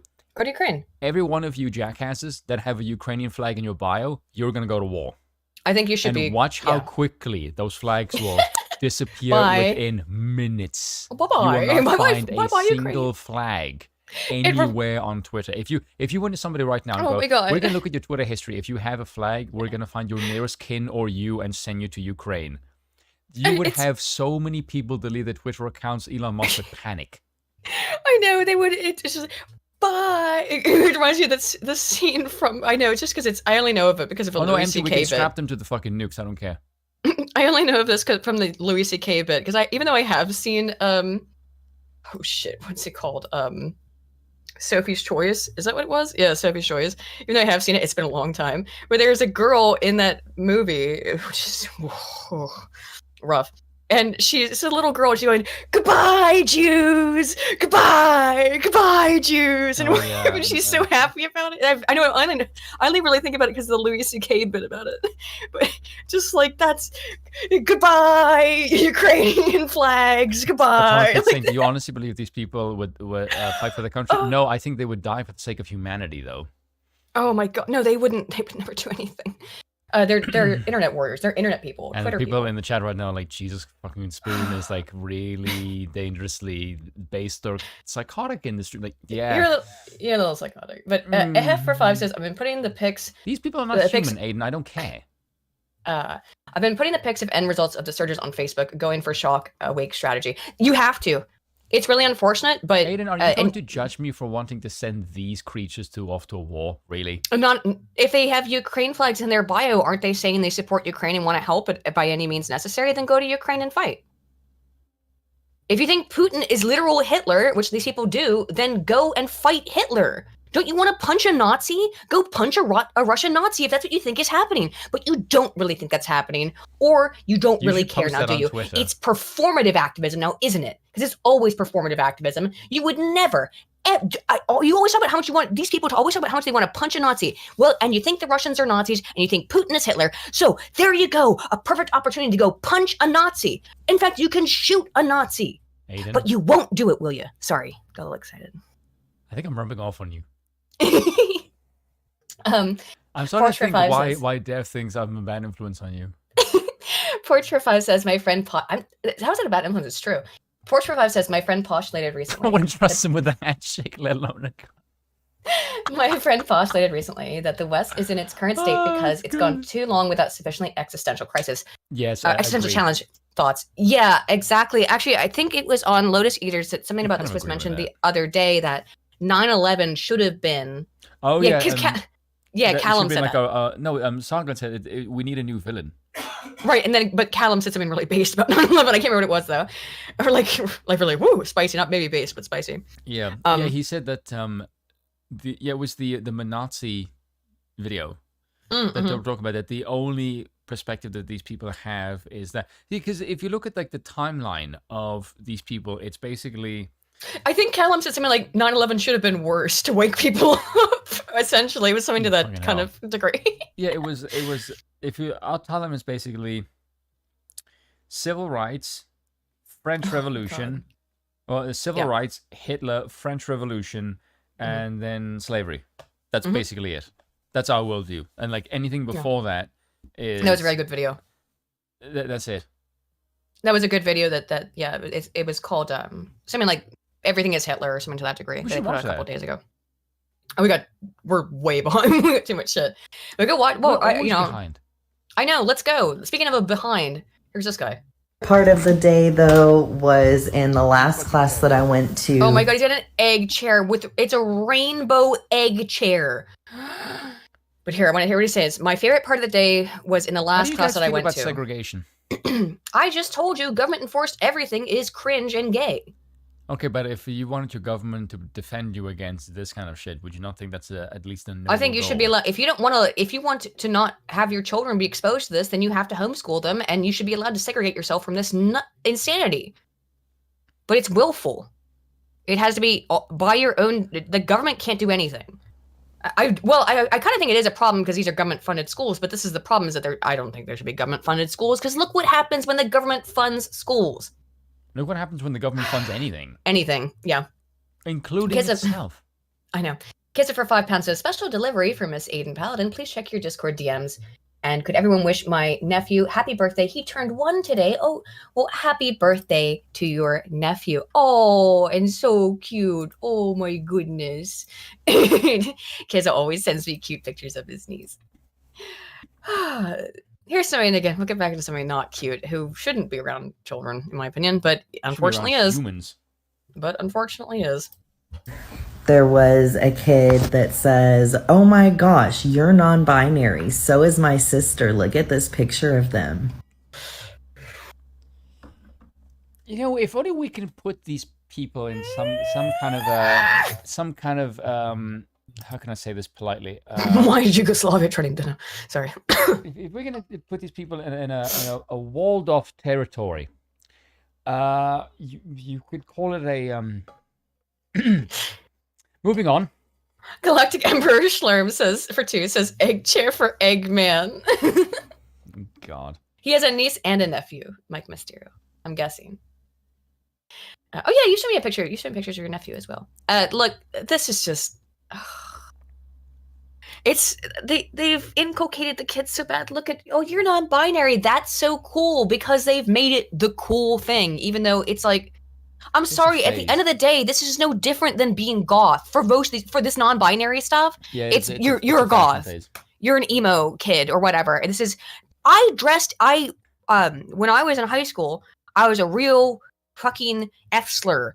In that, like, my friends and I were all into this made-up fashion thing that we made up mostly because we were into mindless self-indulgence and a bunch of other, like, audio diarrhea.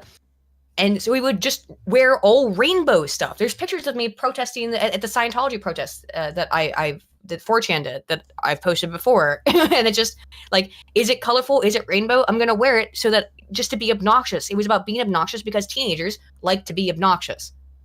That's how they are, you know? But they've made it into a gender.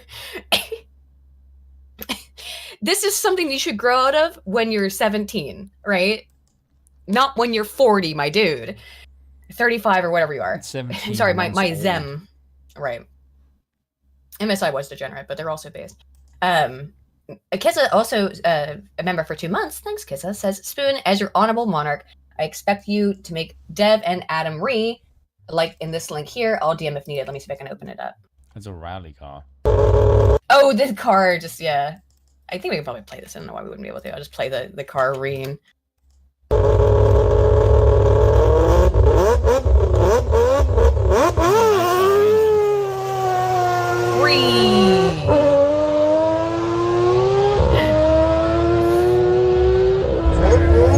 Yeah. Kissa sent that video to me the other day. Thank you, Kissa. Let's get back to this weirdo. Right? Isn't that awesome? No. That's why I'm out. That's why I'm visible. That's why representation very matters. Visible, yeah. Heck. Just being honest, like, I'm just I'm actively, all I care about, which was the part that I wanted to play this for in the first place, is that all I care about, and the thing that makes me excited about my job as teaching children, I don't know how young they are. Oh, man, that egg chair. It is being able to talk about my gender with children. Speaking of gender and children, this shit's weird, and I got into a little bit of an argument in the comments here, where, like, let's watch the clip first. Did you see him tap dance? Yeah. Like, he's actually good. I know, but he's a theater kid. Yes. In any other time, he would have just been a theater kid who's gay. And that's fine. You know what's really fucked up? But now he's this. When I saw him doing the tap dance, I'm like, oh my god, you look like a queer Ben Shapiro. Because he totally does. He totally see. does. Here's the thing. Let's see. Hypothetically, I was a transgender woman. I don't like where this is going, Aiden. I am Eloise. I am 6. I know it's from a movie, but isn't this weird? Okay, I've never seen this movie, Eloise. I'm just saying, I've never seen it. So this is a line from a movie, Eloise. Apparently, in the story, the girl stays in this iconic hotel, which is a cool-looking hotel, but like, why are you doing this? I am Eloise. I am 6. I'm a city child. I live at the Plaza Hotel. which Plaza is Hotel. cute and wonderful and très elegant, especially at Christmas time. What is this? This is fucking weird. And so, Houseborn. Eloise was one of my favorite movies. Is the response growing up? Dylan didn't do anything other that other cosplayers don't do, and other cosplayers note that use of that word. And nothing about this looks creepy, or is it the fact that they're trans? Of course, it's said by a fucking woman. Otherwise, it wasn't sexualized at all. No one said anything about it being sexual. Cassandra, this is Tim's Booker, just said it's creepy as fuck, which it is. She didn't say it's sexualized. She said it's creepy because it's creepy. You're the one who brought sexuality into this and then called it cosplay. So I asked the question, which is it then? Where is my response? So is Dylan a trans woman just being her authentic self, or is Dylan a man cosplaying as a little girl here? I did see his Price is Right, his parents. We played it the other week, released the McCracken, because it's so gross. What was the response? Oh yeah, trans women aren't allowed to cosplay? That's not what I said. Which is it? Is it cosplay? Or is Dylan being her authentic self? Which one is it? Is this, because you just said it was cosplay, but now it's, but no, so trans people aren't allowed to cosplay? Is it cosplay or not? I think we all know what it is. Dylan Mulvaney is an attention seeker who, and this is cosplay. His whole identity is fucking cosplay. The first thing that you should do to push back against this is to stop using the phrase trans and just call them man or woman. Competition. Yeah. Stop this crap of like, it's like, no, that is a man. Yeah. I am never like, I'm not gonna say that fucking phrase. I'm straight up from that. That's a man. I'm not gonna adopt this Orwellian shit. That is a man or a woman. End of fucking story. The rest of it is made up political crap. Who asked that? Grow some balls. How much does it cost to rent this room? Oh, this was fucking funny. I'm gonna watch this in a minute. Okay. Yeah, I did a short. How much does it cost to rent the Eloise room at the Plaza Hotel for, let's just say, one night? It might be so expensive that you can't even find out before like having to pay them. So okay, one adult. Special rates. I'm looking for special rates. What is that? Yeah, hang on. What does that mean? Like a rainbow discount?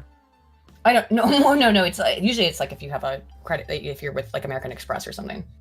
I can guarantee in the future that's gonna happen. Oh, for sure. Yeah. Oh, we're right out of that.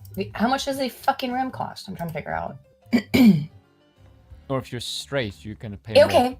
It starts at $1,300 a night to stay in that room that Dylan was just in. Oh, $1,300 a night. I thought it was gonna be more. That's pretty bad, dude. Kids It for £5 says trans women and cross-dressers have no objective difference. Hashtag change my mind, my loyal subjects. At this point, yeah, it's hard to tell, really. I do think there are people who have gender dysphoria because we've seen it in brain scans. But then they stopped. They've stopped doing the brain scan research because they said that the brain scan research was transphobic because it implies that you need to have gender dysphoria because that would mean that people like Dylan and Mulvaney, who are just cross-dressers and gay men, wouldn't meet the criteria for it. If you had to meet the criteria, have an fMRI conducted to see if you have the brain differential that would make you experience gender dysphoria before we cut your genitals off, then I would be a little bit more okay with it. But instead, they're not only not doing that, they're disallowing that research to even be conducted. The last study that I know of that was conducted on transgender brain activation differences versus cis people, if you want to use the term, was conducted in 2014. Same people versus head cases. Speaking of head case, so here's a Democrat woman trying to explain why we should let men play in women's sports. I am so sorry, but our just cisgender girls are going to be just fine. Man. You know what? Society is built in a way that accommodates us already. Are they? I had an athlete who was a USA Olympic gym, was on the track to being an Olympic gymnast. She trained with Sunisa Lee for 10 years. This person is so nervous. Now, I get nervous at public Whether speaking she too, lost- but is this person a politician? You know what it reminds me of? They're like shaking trying to explain It this. reminds me of someone on a hamster wheel. Yeah, well, because their brain is going in circles, you know? It's like, in competitions to a girl or somebody who is a trans girl. play that. Her Play outcome that. was Play gonna that. be bit the- Yeah, again. hang on. Wait a minute. Play that shit back here for a second. What'd you just say? Trans girl. Wait, I want to go back a little bit more so we can get it again. Hang on. To a girl or somebody who is a trans girl. Her outcome was going to be the You same. wanted to She say didn't boy Mm-hmm. because your brain is telling you that's a boy, Yep. and you know that's like that's Trying so hard you, to live in a fantasy world. Yes, and like this is, and then people want to like, oh, why is it that women, liberal women, are very mentally unstable? Like, geez, you think I can maybe take a guess? Is it because these people Go to live the- in a fucking fantasy land and they're basically in a drug state of stupidity? Yeah. Proneness towards fantasy thinking. Olympics. She was going to be a D1 athlete, which only 7% of high school students go to be there. He- Actually, only Yeah. 7% going to do. Yeah. And now you have put forward a boy who is in the upper I don't- echelons to go compete in women's and girls' sports. I don't wish to not offend you. I wish to snap you back to a state of sanity before you kill yourself. Snap back to reality. Oops, there goes gravity, mom spaghetti. Play collegiate sports, and 2% make it to be D1 athletes. And then only 2% of that 2% makes it to become a pro athlete. So the fears that we have around a fair competition, it is fair. And It's not fair. It's not fair, you dumbass. Your bone structure is different.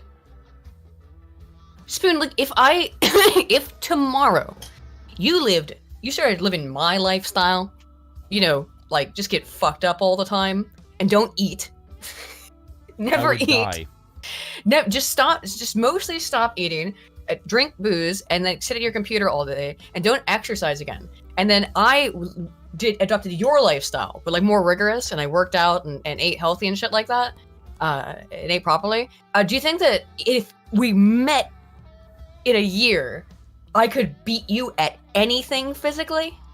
Not a fucking hope in hell. I know.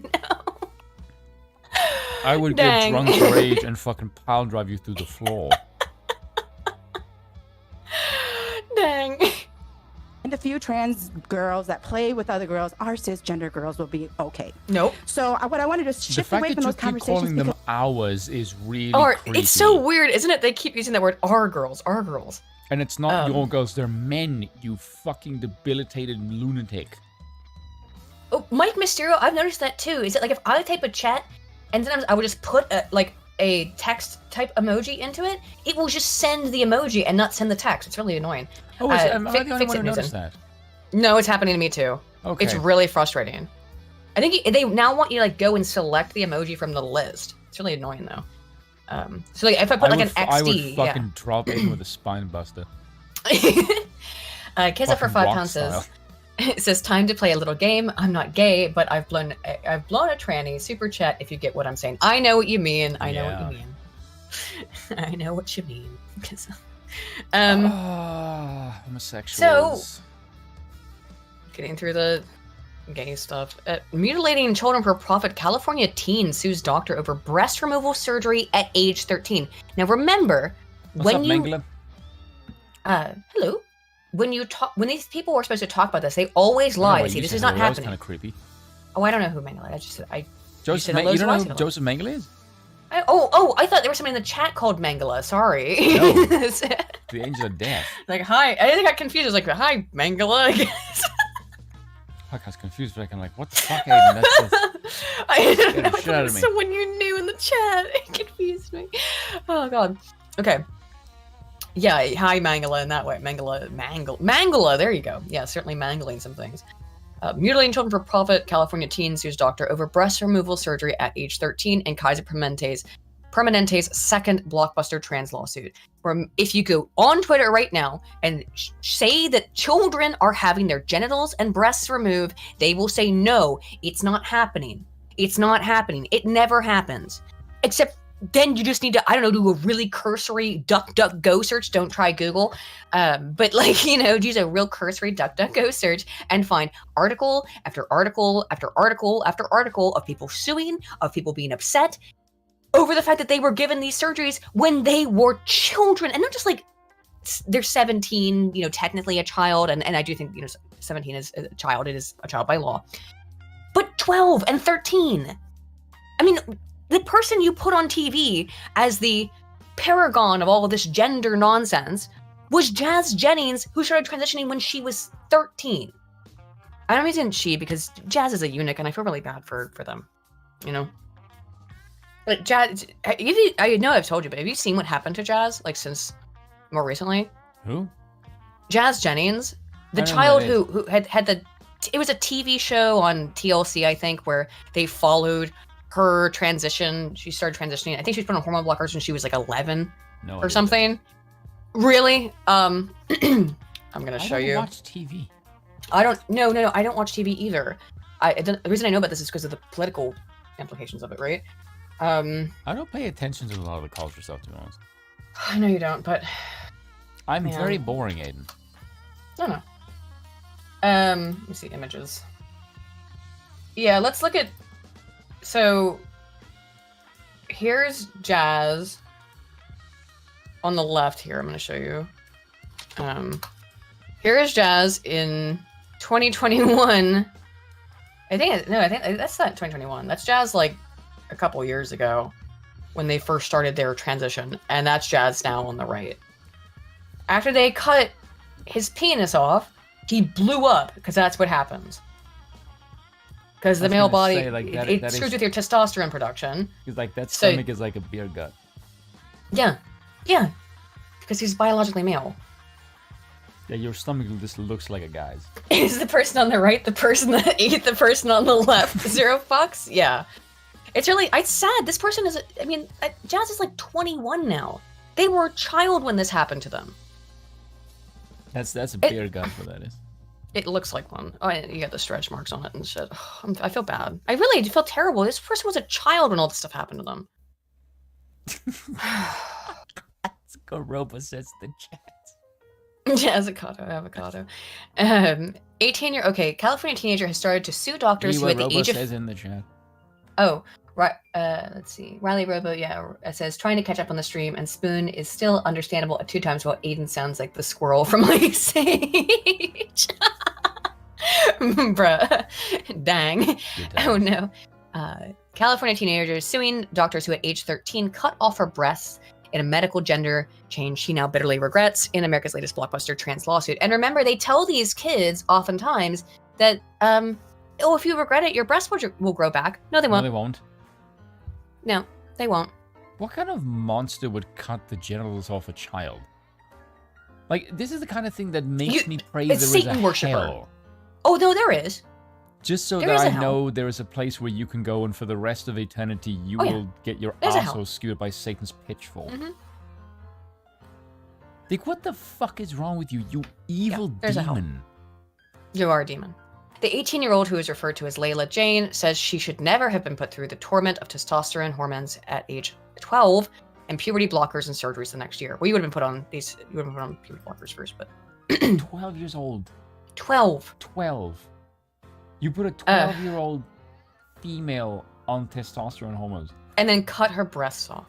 When she was 12. I hope you how much breast is there at that point? But you've cut off the... Because, like, the booba is not just a big fat sack, right?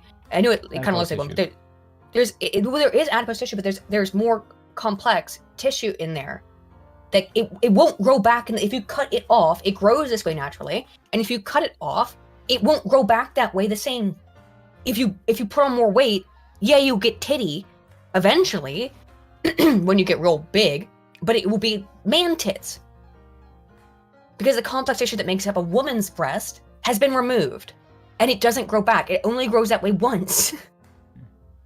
Like if you cut off a man's boobs, he won't regrow a female breast tissue. God, I hope not. That sounds terrifying. I know. Junebug for 2 says, check out the Almighty Lolly. Yeah, I've seen some of his videos. They're pretty good. Thank you. Weird name, but I have watched some of his videos. I watched his video on some of his videos on Berserk, although I think he did like a 24-hour-long video on Berserk. I haven't watched that one yet, because dang. But I watched his video on Just Some Guy, who, because I was like tertiarily involved in some of that stuff with Just Some Guy, who I used to think was pretty cool, but has like real serious TDS. He was involved in Comicsgate a lot, and he kind of like burned all of his bridges with everybody in Comicsgate. That was too bad. I still follow him on Twitter, and sometimes I see his really crazy takes, but whatever. I have nothing against Just Some Guy. I think our last interactions wasn't that positive, but I've always been nice to him, to the best of my capacity. You're nice to everyone. That's your problem. She's one of a growing number of detransitioners, as they are known, who come to regret the procedures and sue the doctors they accuse of pushing them into irreversible treatments instead of counseling them. I don't think I should have been allowed to change my sex before I could legally consent to have sex. Well said, Layla said on Fox News. I don't think I'm better off for the experience. I think transition just completely added fuel to the fire of my pre-existing conditions. According to legal papers, Layla experienced moodiness, anxiety, gender confusion, and anger issues as a child. It's called being a child, and really a young teen. At age 11, she learned about radical transgender ideology and went online to learn more about the trend. It's how it always happens, right? This is meant to. Here, why is that like showing pictures of children? Become a boy. She self-diagnosed that she was a boy and believed transitioning would solve her mental health problems. According to the suit, doctors at the Permanente Medical Group and Kaiser Foundation hospitals rushed her onto cross-sex hormones and a double mastectomy without properly assessing her mental health problems. Her evaluations lasted only 30 and 75 minutes. Less than the runtime of a movie. And they decided, well, yep, that's enough for us to know that it's time to cut your tits off. Because their main thing was just, look, money. Money. Apparently, it's just some communist. Apparently, his nickname now. Yeah, he is very hostile on Twitter. I don't know why he's like that. I hope he's okay. That's why. I don't think he's actually a commie, but I don't know. He says weird stuff on Twitter. Legal papers identify the carers as Susan Watson, a psychiatrist in Oakland, San Francisco. There's your problem. Plastic surgeon Winnie Tong, and Lisa Taylor, a pediatric endocrinologist, also in Oakland. They are accused of, quote, intentional, malicious, and oppressive concealment of important information and false representations that saw Layla pushed into the procedures. It claimed that they presented Layla Jane and her parents with a terrifying choice. Would you rather have a live son or a dead daughter? It is so common. That's they not do this. at all. They do that all the time, though. Spoon, that's their go-to. Is that if you don't do this, they will die. Look at that. Winnie Tong and Lisa Taylor. 2 fucking women. All women. Women. Every time it's women. I hate women. Like, I'm sorry. Understandable. You are demonic creatures. No. What the fuck is wrong with you people? But this is the thing. Like, why are they so... I mean, I know why they are. It's because they want to make these This kids is what happens when you don't have children. dependent on the government. Yeah, they don't have kids, so they need your kids. And even if they have kids, they want your kids. It's all about indoctrination and bringing you onto the Democrat plantation so you can never escape. You have a motherly instinct in you. It is so that you are... without having something to care for, you seem to go fucking insane. Yeah. This is why you're not supposed to work. You're supposed to take care of children because that's your fucking biological function, you demented fucking harpies. True. And fuck all of you women who disagree. I don't care if you fucking find me sexist. You can suck my dick. But they come out here and it's like, again, even if they have children, they need to posture them. They need to indoctrinate because they need these people to vote for them. I love democracy. Do you know what it's turned into? This is democracy. You know the pageant mom. Oh, yes, this is the new version of it. Yeah, it's that. This is the new version of it. Yes, this is my purse puppy. This is my trans God bless my child. mother for giving me This a is my sick upbringing, Jesus yeah. Christ. This is my vegan dog. Vegan dog is the same thing. I've made this stupid word. A vegan dog is the same thing as a trans child. We all know who's making the decisions God, there. Okay, we all know. Do you know Futurama? Yeah. You know the episode where said like we train a lion to eat tofu. Yeah. It's basically that. It is. But so if you're wondering why these people, as Jebediah Billa asks here, why are these people so desperate for children to be exposed to drag shows and hypersexualize anything? Ask yourself that. Well, the reason why is because they need your children. They need your children to be dependent medically and psychologically on the Democrat left-leaning mindset for the rest of their lives. When you were here in July of 2022, yes, we talked about how Florida Governor Desantis had just filed a complaint against a bar called the R House that holds drag shows. Okay, 8 months later, things have only escalated. As we talk about it, it's constant aggravation with this. What do you make of the fact that we're still talking about this, and that it's happening in other states too, not just Florida? Yeah, there's this war against trans people. A war against a war saying, actually, you shouldn't really probably be able to go in front of little children as a man in a thong and Madonna, or like the little pasties over the nips and fake titty and dance about and shake your ass in front of them. Why do you need to do that? Why do you need to do that? I know why. It's because you want to fuck these kids up for life. That's why.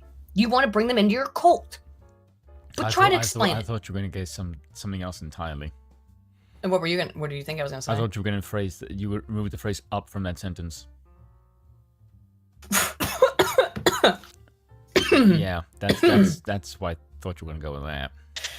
M sang for 5 says odd question. You avoided that entirely, by the way. Well done. M sang for 5 says odd question, but how many of these people lack hobbies, a skill or ability that they can aspire to achieve, and instead try to find value with this? No, it's because this is political. It's entirely political.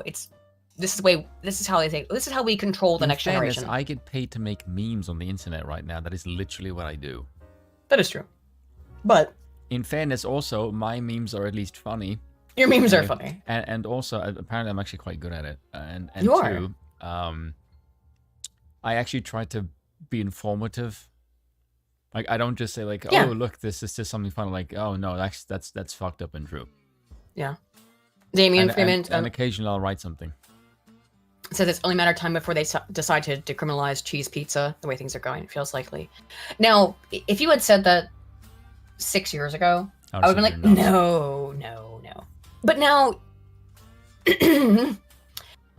yeah, I think that's the next thing. They keep saying no, but they keep pushing towards it. And in fact, didn't we just look at it? I think on Friday of that book that we looked at it. The trans book or something that had like full on just like sexual shit and nudity that was removed from schools, and they're crying about it. Is in a library for children, in a public school, and it had straight up gay sex in it. It's like, why is this in? Why? By the way, if it's heterosexual sex, it shouldn't be in a book for children in a library either. It's not appropriate for children. No, in the old days, these people would have been taken on the bike sheds and disappeared. An anatomical model of the male and female form, that's fine. Maybe a very maybe a very sterilized anatomical picture of a man and woman in coitus, maybe, but for like 17-plus-year-olds, and even that I'm really skeptical on, right? I think we had that in like 16 years old in our science books. But if it's anatomical and it's purely scientific, but this stuff isn't scientific. Yeah, but if you're a kid and you look at that, or if you're like a 16-year-old, you just make fun of it. Yeah, of course, everybody laughs at it. Yeah. Ha, look at the penis. Look, and it's. Yeah. Or you make it bigger because that's what we did in our school. I know that's what. Yeah, right. But like, 16, 17, having that kind of like, the penis goes into the vagina and make it very. I mean, you and I went through this, and I would imagine similar kind of education in high school because we're the same age, where it's very everyone just kind of groans and goes because it's so weird. But it's just very clinical, and then they show you a picture of a birth, and you all get freaked out. Sex ed in our school was extremely awkward. Sex ed in every school should be awkward. I don't think you should have sex ed in school. I kind of agree with that, but if you're gonna have it, I mean, just make it as clinical and scientific as possible. That's the problem, is that it shouldn't be. Shouldn't be in schools, you mean? Yes. No, I don't think it should be taught in that kind of way either. I think it should be taught values in the fact that this is a religious process that is used to start a family. It isn't just a fucking anatomical procedure. I think that's the problem with our society. Well, you could teach that in a religious school, but yeah, yes. in a public non-religious school. Yes, I think it's the way that society looks. You do want to teach. Like it's a fucking commodity. You do want to teach kids about avoiding STDs. No. I think so. No, if you read Thomas Sowell's book, then like that. Oh, right, he did have a good argument against that. Yeah, what was his? He said that when they tried to teach that, it actually went got through worse. The roof. It got worse. Yeah. It got way worse. That's right. I forgot that Thomas Sowell talked about that. Yeah. Yeah. So as much as I would like to agree with that in theory, in practice, and like so many. But it hasn't worked. Right. Yeah. Well, again, Otherwise, we have theory. With you. In theory, it would make sense. Yeah, because you would think. But a lot of things we think of, oh, this is how things work in theory, and then it doesn't work in practice. Democracy. Yeah. Yeah. To be fair. Yep. Anyway, let's get back to this nonsense. Which and LGBTQ plus people and people who are othered and cabaret people. It's a circle of life. How the fuck did you go from drag queens to cabaret? Because drag is cabaret. That's the whole problem. Have you ever been to a cabaret show? You honestly asking me that question? Yeah. Have you? No. Okay, well, I've been to drag shows and to cabaret shows. Drag is cabaret. Cabaret is hypersexual. It's a hypersexualized, funny performance. But a lot of the times, cabaret is drag. Drag comes out of cabaret. Of hypersexualization, hyperfeminization of the male performers, and it is a sex show. So it's kind of interesting that he would drop the word cabaret, because cabaret is inherently for adults, and it is a sexual show. It's not porn, but that's fucked up. It's a sexual show. I was in 11th grade. Youth pastor slept with half the students. That's fucked up. Female leadership convinced people not to press charges. The dads took spoons method. Oh, behind the bike shed. Well, this is what happens when we let women run piece society. Of shit. Well, for that piece of shit, you know. Yeah. Don't. Our society. I won't disavow that one. Why are they doing it? For power. Mm-hmm. Yeah. Everything is about power, and you could always trace it back to the money. You say that. Everything is about power from the leftist perspective. This is what Walsh says all the time. Yeah. Follow the money. It's follow the money, follow the power at any cost. All the money goes towards your bullshit. It's very hypocritical. No. How is it hypocritical? Explain how. How is it hypocritical to us? How is it hypocritical? What? It's not hypocritical. You're just throwing that word out there. Fuck, you talk about the leading cause of death in children are guns. Yes. Yeah. Oh, nice pivot. Guns are killing children. Also, out of curiosity, which demographic? Yeah, that's a good question. For that one. That's a question. Which demographic of children are being killed by guns? I'll give you a hint. It's not the white ones. It's not the Asian ones. It's largely black children who are being killed by guns that are largely illegally owned by other black people in their own communities. Mm-hmm. But you wouldn't want to deal with that reality, would you? No. Yeah. They're guns! Yeah. I know it's the morning and I'm not supposed to be... Good point, Buddy Lee. The main cause of death in children is abortion, not guns. Screaming, but they're guns. Yeah. Not drag queens. Not drag queens. No. Leave us alone. Why do you need to be around children so much? If you want to be left alone, stop trying to be around children and go do your shit around adults like you have for decades, and no one has really given a shit. no one gave a fuck. When Eddie Izzard, like, you know, who now he's gone off the deep end, well, she now, but when Eddie, is still a guy. I know, but like in the 90s and 2000s, Eddie Izzard was a very popular, was very funny, and was a very popular comedian who wore drag on stage. Yeah, and he could pull it off. And people didn't have a problem with it. Yeah, because it was funny. Well, he was just like, it's just a bloke in women's clothes and makeup, but he wasn't like saying, but you have to call me a woman. There's other countries.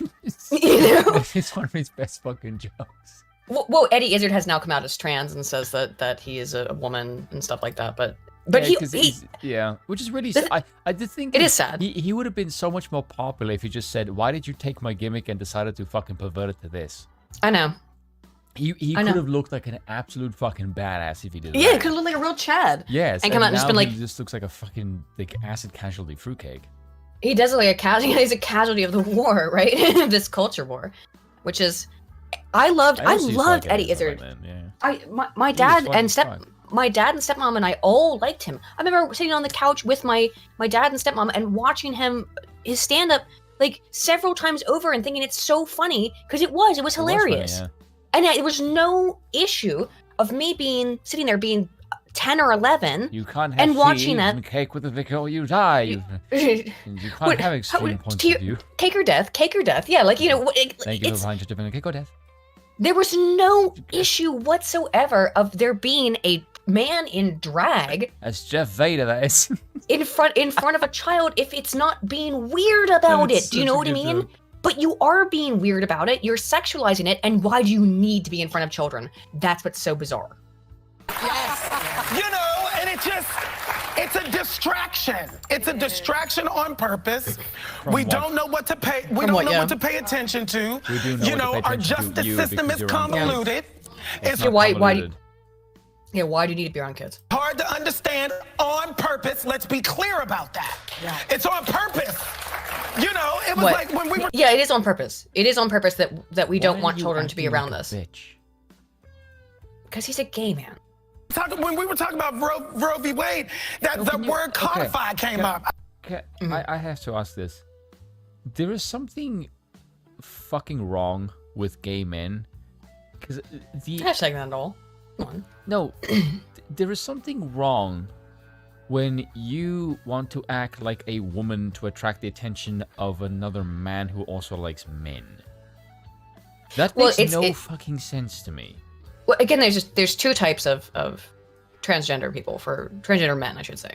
Because with women, it's... No, this doesn't do with transgender. This is just like the way that there's like a top and bottom guy. But the fact that you have to behave like a woman to attract men makes no fucking sense to me. It's a particular type of gay man. It's the transsexual. No, transsexual heterosexual. Which as a drag queen, you're like right. I can say the F word. Fuck it.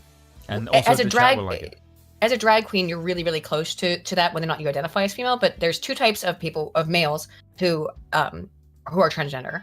There's the transsexual homosexual, which is, as a drag queen, like I said, you're pretty close to that, which is a effeminate gay male who dresses up and appropriates, if you want to use that word, the look of a woman and to attract other men because they know that men are attracted to women. It's a mating strategy, essentially, right? That's why they do it. If you read like some of their forums and stuff, they talk about, I just want to snag a straight guy. I really want to snag a straight guy. And then you have the other side, which is the autogynephiles, which is what you see the vast majority of I think at this point, it is the majority of, I think with kids, it's just confusion, but a lot of the weirdos on Twitter, the Twitter people are autogynephiles in that they are men with a fetish. They are men with a fetish who get sexually aroused by the thought of themselves being a woman. And this guy is probably just clearly, in my opinion, if he is dressing in drag, probably has some degree of transsexual homosexualism. I was like, what is that? Yeah. And y'all didn't do it for 50 years? Yeah. What's happening? You're trying to fuck with kids. And maybe fuck kids, but you're trying to fuck with kids. That's what's happening. Nobody had a problem. A main strategy in terms of trying to get dick, not in terms of reproduction. But nobody had a problem with this for 50 years, for the most part. Because you weren't trying to do it in front of kids.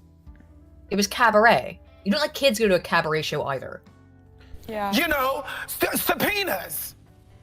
If any one of us is subpoenaed, we don't go, we end up in jail, You right? get a little perp walk. You get What are we talking about, and what are we doing? And everybody's so scared because, if we do that, then we might have a civil war. We're already in a civil war, y'all. It's a civil war of the mind. Not the only person who this week said that we are already in a civil war. The Tim Pool effect. Tim? Of course, yeah. It's not Tim. It's not? No, Someone else said the phrase. What the fuck? Who said Civil War? It was also on The View. Was it this guy? Oh, it was this guy. Was it him? Yeah. Civil War of the Mind. It was this dude. Never mind. I forgot. View. What was it? Oh, yeah. That's it. I did want to bring this up because I actually. He's a big guy. Yeah, he is. I never fucking know. I can never tell these. So he says that we're in a civil war of the mind right now. They're messing with our minds. We're already in it. And they all clap. Now, that here's the last thing. bit is true, but just not in the way that he thinks. That they're being persecuted. It's a civil war on trans people. But a week earlier, Jane Fonda on The View said this. We have experienced many decades I love now The View. It's always of a good having mock. agency over our body, of being able to determine when and how many children to have. Fuck We that know bitch, what Bill that said. feels like. We know what that's done for our lives. We're not going back. You've had the capacity to decide whether or not how many children to have. Yeah, it's called whether or not to have sex, you stupid bitch. Yeah. Also, Tim covered this. Speaking of people talking about Tim Pool, like Tim covered this exact subject today. So, and that's how I found out about this was from Tim Pool. Is that a week before they had that drag queen on? Jane Fonda said this. Just listen to this. Listen to how ludicrous this is. We know what that feels like. We know what that's done for our lives. We're not going back. I don't care what the laws are. We're not going back. I'm sure you really want to kill the babies in your uterus, you old hag. I think the women will rise up. That's the activist That's Jane. speaking, and she probably will get a Nobel Prize. But it's Get a Nobel Prize. very soon. It is the truth. We're not going to do it. Besides We're gonna marching and protesting, what else do you suggest? Well, it doesn't happen overnight. It's not a. Well, there's always murder. Wow. I mean, remember these people hate you. They want you dead. They want your children brainwashed and raped, and they think it's funny. Miraculous. What did you say? Murder. She's kidding. Wait a second. She's just kidding. Don't say that. That's you don't know. They'll pick up on that and just run with it. worst. She's just kidding. Does she seem like she's kidding to you? No, her look is like Nice stone dodge, cold. Joy. Good attempt, Joy. But no, I think Jane's been pretty fucking clear about what her opinion was. Ho Chi Minh City opium den, did they crawl that bitch? Bill asked what Ho Chi Minh opium den did they pull Jane Fonda out of? God damn, that was ruthless. Bill's always ruthless. That's why I love him. He's my husband. Well, let me talk to you about. Hanoi Jane used to get up to. That's Bill not said the he face killed- of someone who's kidding. That's the face of someone. No, who's a she's psychopath. stone-faced. She's stone-faced, yeah. Let's move. She's embarrassed because everyone's laughing like it was a joke, but you can tell she meant it seriously. Otherwise, she wouldn't make a face like this. Move on and talk about Jane's activism. Mm-hmm. That is so fucking awkward, that segue. Dan. Wow, let's Ooh. move on and talk about Jane's activism. So I just advocated for murdering someone who doesn't allow me to murder my own children. what we But, do okay. here is go back. So A TikTok. Elizabeth Warren says that banning TikTok is the same as Roe v. Wade being overturned. Oh, no. Banning my Chinese propaganda app that appeals exclusively to children is just like banning abortion. Now, I think it's fine to ban abortion because I think that it's... But we've rehashed that a billion times. We're not going over it now. However, I think any sane person could probably understand that these two things are not the same or even comparable. There is some thought of trying to pass this in a way, this Restrict Act, that essentially would target companies like TikTok that have relationships with a perceived enemy like the Chinese Communist Party. Where are you on that? Well, I'm a big fan of the Chinese Communist Party. Sorry. There are two parts to this for me. One is the question about ties to the Chinese government. We've got problems with a lot of companies with ties to the Chinese government. We should certainly take a close look at that. That's what CFIUS is about. We should be careful with that. Yeah. But the other is the question of privacy overall, about the information that's being gathered about individuals and how that information is being used. For example, here we are in the wake of Roe versus Wade being repealed, Texas putting a $10,000 bounty on people who help someone perform or get access to an abortion. What kind of information is being collected off people's telephones? And how is that information being sold to others? This is a much bigger problem. What the fuck are you talking about? What? I literally don't understand what she's talking about.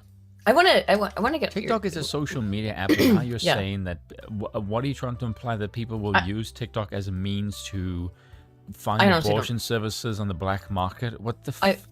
I honestly don't understand. You are like 74 years old. Retire. I want to ask you. I know I should have this before, but this has been a really interesting thing that has popped off on TikTok. By the way, with Smash. Yes, she's very beautiful. So this woman, well, clearly she can. This woman is a chef on TikTok, and she pissed off Black Twitter. She pissed off Black Twitter / Black TikTok by people told her to please season your chicken. Now, it's a great nose bridge. Straight as fuck. How do I be polite about this? Why would you ever ask that question in my presence, Aid? I know. I'm offended. There is a tendency that we know about. We know about it. I know about it because I grew up in Baltimore fucking City. That when certain black people, not all, but it's a certain ghetto culture. I'm going to use that term because I don't know how better to say it, but it's a certain like lower class American black culture that says. There's a different type of when black they say seasoning, what they mean usually is Lawry's seasoned salt, which is salt and paprika. And when she doesn't use that on chicken, they're like, well, this chicken's not seasoned. Now, in fact, there was a post that went out about this on Twitter. I didn't save it, but I will tell you what it said, though, to the best of my capacity to remember it. Is that somebody said that that this is everybody's appropriating black culture or something like that, and it's racist. And it was fact-checked by Twitter. It says like, well, actually using fresh ingredients, fresh garlic, fresh onion is something that started in the 1800s in French cooking and is seen as being higher class cooking of using fresh ingredients. Okay? So some people, I have no problem with using MSG. Use as much MSG as you want. MSG is great. But kind of like Uncle Roger. Uncle Roger. I love MSG. I do love MSG. I have a bunch of bags of it downstairs. Anywho, it's fine. It's funny to MSG. It's funny to MSG. But a lot of ghetto, and I don't know a better word to say it, but like lower class black people are just, they have not had access to fresh ingredients because they are way more expensive. They just are. So when they see this woman put like garlic and onion, garlic and onion in, they're like, well, there's no seasonings. Because when they think seasonings, they think of things that come in a plastic bottle. I'm not being racist. I'm talking about a specific group of people who come from a less privileged, usually impoverished or semi-impoverished background, to the point where they don't even know what seasonings are. So in terms outside of being something that comes in a jar, right? And that's really sad. However, it's also really sad to attack a woman who, just because you don't, I'm not going full Scott Adams. We're going to full Scott Adams later. We're not even in the full Scott Adams section yet. Oh God! I'm it's just here kind for of God's sakes, people. I know. Like, also, I put salt on watermelon. Come on, so I'm saying preparing watermelon. I put salt on watermelon. Which I found in Australia. Huh? All right, let's watch what happened with this woman. This is a PSA to the seasoning police on this app. They got very upset. They said that her use of the term seasoning police was racist. You understand why this is like a really annoying topic? Like, look, I've been to a bunch of black people's homes. I've had their cooking. It's very good.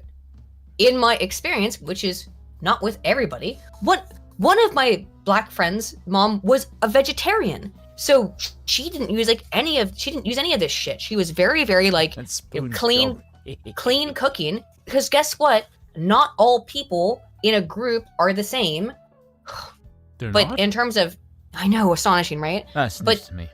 In terms of lower class, ghetto, if you want to use the term, Black people sometimes are only have their only experience, which is because of poverty, not because of race. Let's be clear about that. Yeah. Is Lawry's seasoned salt. It's not because of race, it's because of poverty.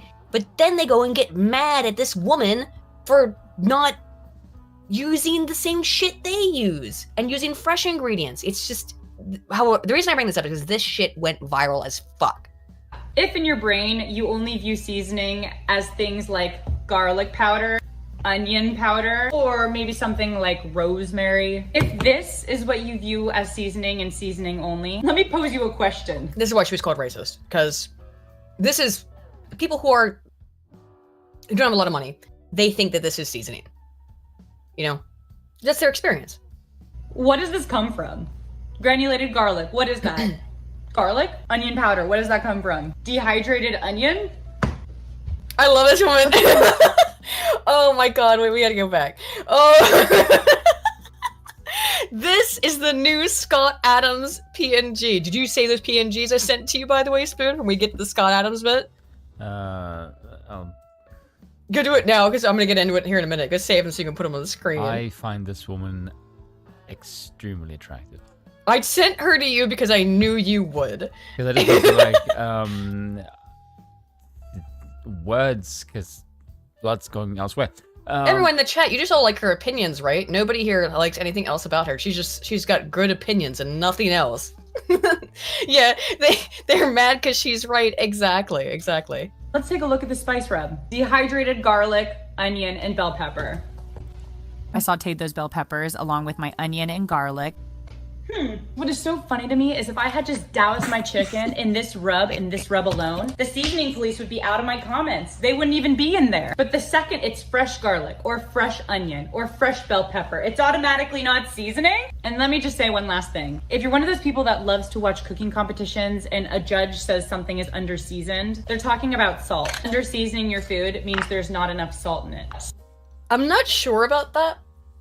I know where she's coming from, though. It is partially true. You have to be really careful with salt, because something can be under-seasoned because it doesn't have enough salt, and then very quickly over-seasoned if it has too much salt, and then it just becomes inedible because it's so salty. You'd be really careful about that when you're really slow cooking something, because it's going to suck all the liquid out of a piece of meat and make it really, really high salinity. Salt is gonna bring out the flavor of onion, the flavor of garlic, the flavor of whatever random spice rub that you have. And let me just say that if your food tastes a little off, it's not because you need to add more powder. It's most of the time because you need to add more salt or some sort of acid like lemon juice or vinegar, okay? Based. Big Chris for 5. Very, very attractive. Big Chris for 5 says, I think Hard Bastard is right. The point of all of this is so kids can eventually identify as adults, so bad things can happen. Hey, Adam Friended thinks kids should vote. But yeah, maybe. God. Does he actually? You know that? Yeah, you know that? No. What kind of fucking retard believes that shit? Adam's gotten in this argument 100 times. No. Yeah, he thinks kids should be able to vote. Yeah. What? You think I'm bullshitting you? No. He gets made fun of for it a lot by the chat. I wonder why.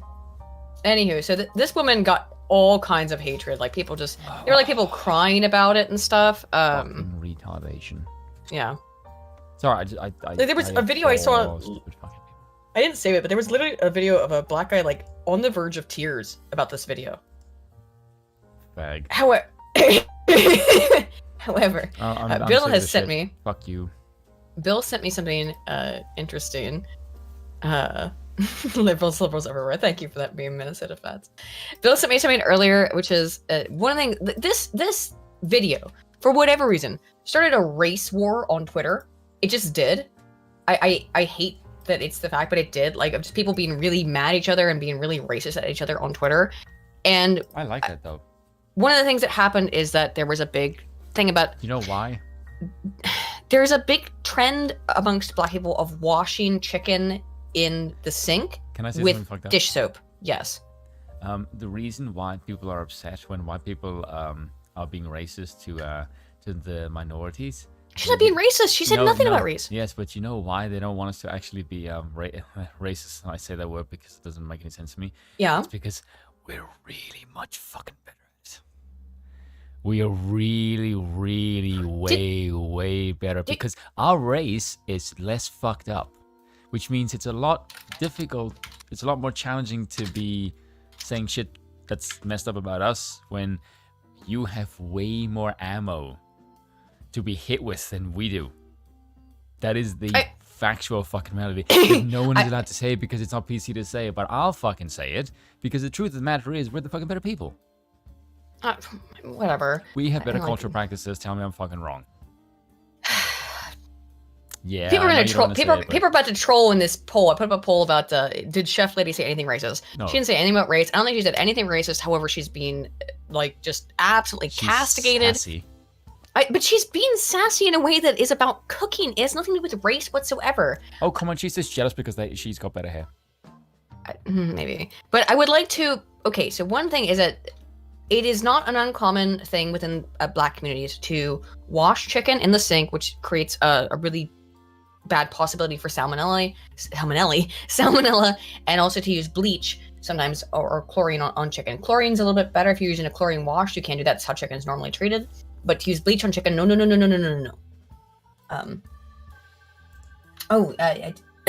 did miss you again, Mike Mysterio. Sorry. Mike Mysterio for 5 says, I know you mentioned some of the Trump stuff. New info just dropped DM'd you on Twitter. I'll check it out in a minute as soon as we get into the Trump thing. Sorry about that. What happened? I'll find out in a minute. I want to get through the rest of the culture shit so we can get into the actual stuff I want to talk about.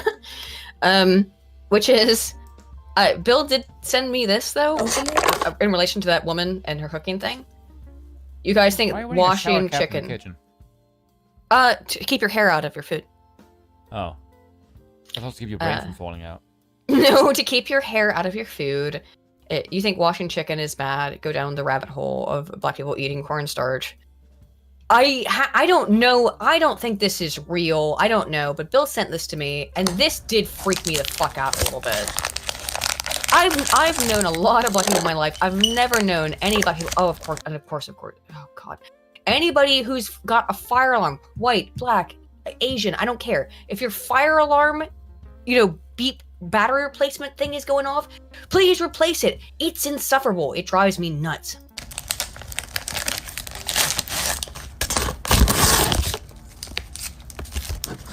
This is cornstarch. I think it's probably just a weird TikTok thing, right? Oh my god, replace your battery in your fire alarm.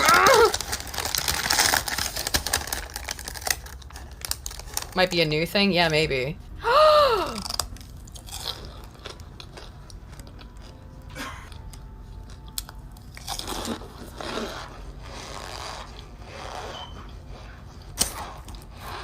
Okay, so these are the chunks. I'm gonna be eating this one first. Why? But it's not just one woman. Is this a thing? Is this a thing? Oh, I hate it. Thanks, Bill. I hate the cornstarch thing. Get fucked. Junebug says, I'm black skin and I wash with running water, not this. Yeah, no shit. This shit's fucking weird, right? Like, I don't know. Okay. Okay. I'm like one. Okay, I'm a white South African. Now, upon seeing that, tell me why I shouldn't be more of a white South African. Let's put it that way. If you can give me a factual, rational reason why I shouldn't believe in what I do, give me a fucking reason, people. I'm sorry. I'm sorry, chat, for showing you that. Can you give me any reason why I shouldn't be more myself? No, be yourself. I also forgot about this View video on Kamala Harris. Let's just do this real quick. Oh god, this is with funny. Democratic leaders and what's going on with them, but I'm just going to say for this table, I hate daylight savings time. I hate it. I do too, to be fair, Whoopi. I agree. Hundo. You know, because it was dark as night. I hate it. I hate daylight savings When I got up time. this morning to come here, they always say, oh, the kids need to go to school and the light. There was no light this morning at 7 o'clock. But that's not what we're talking about right now. But I'm just saying I'm mad as hell. I agree with you, Whoopi. I'm also mad as hell about daylight savings time.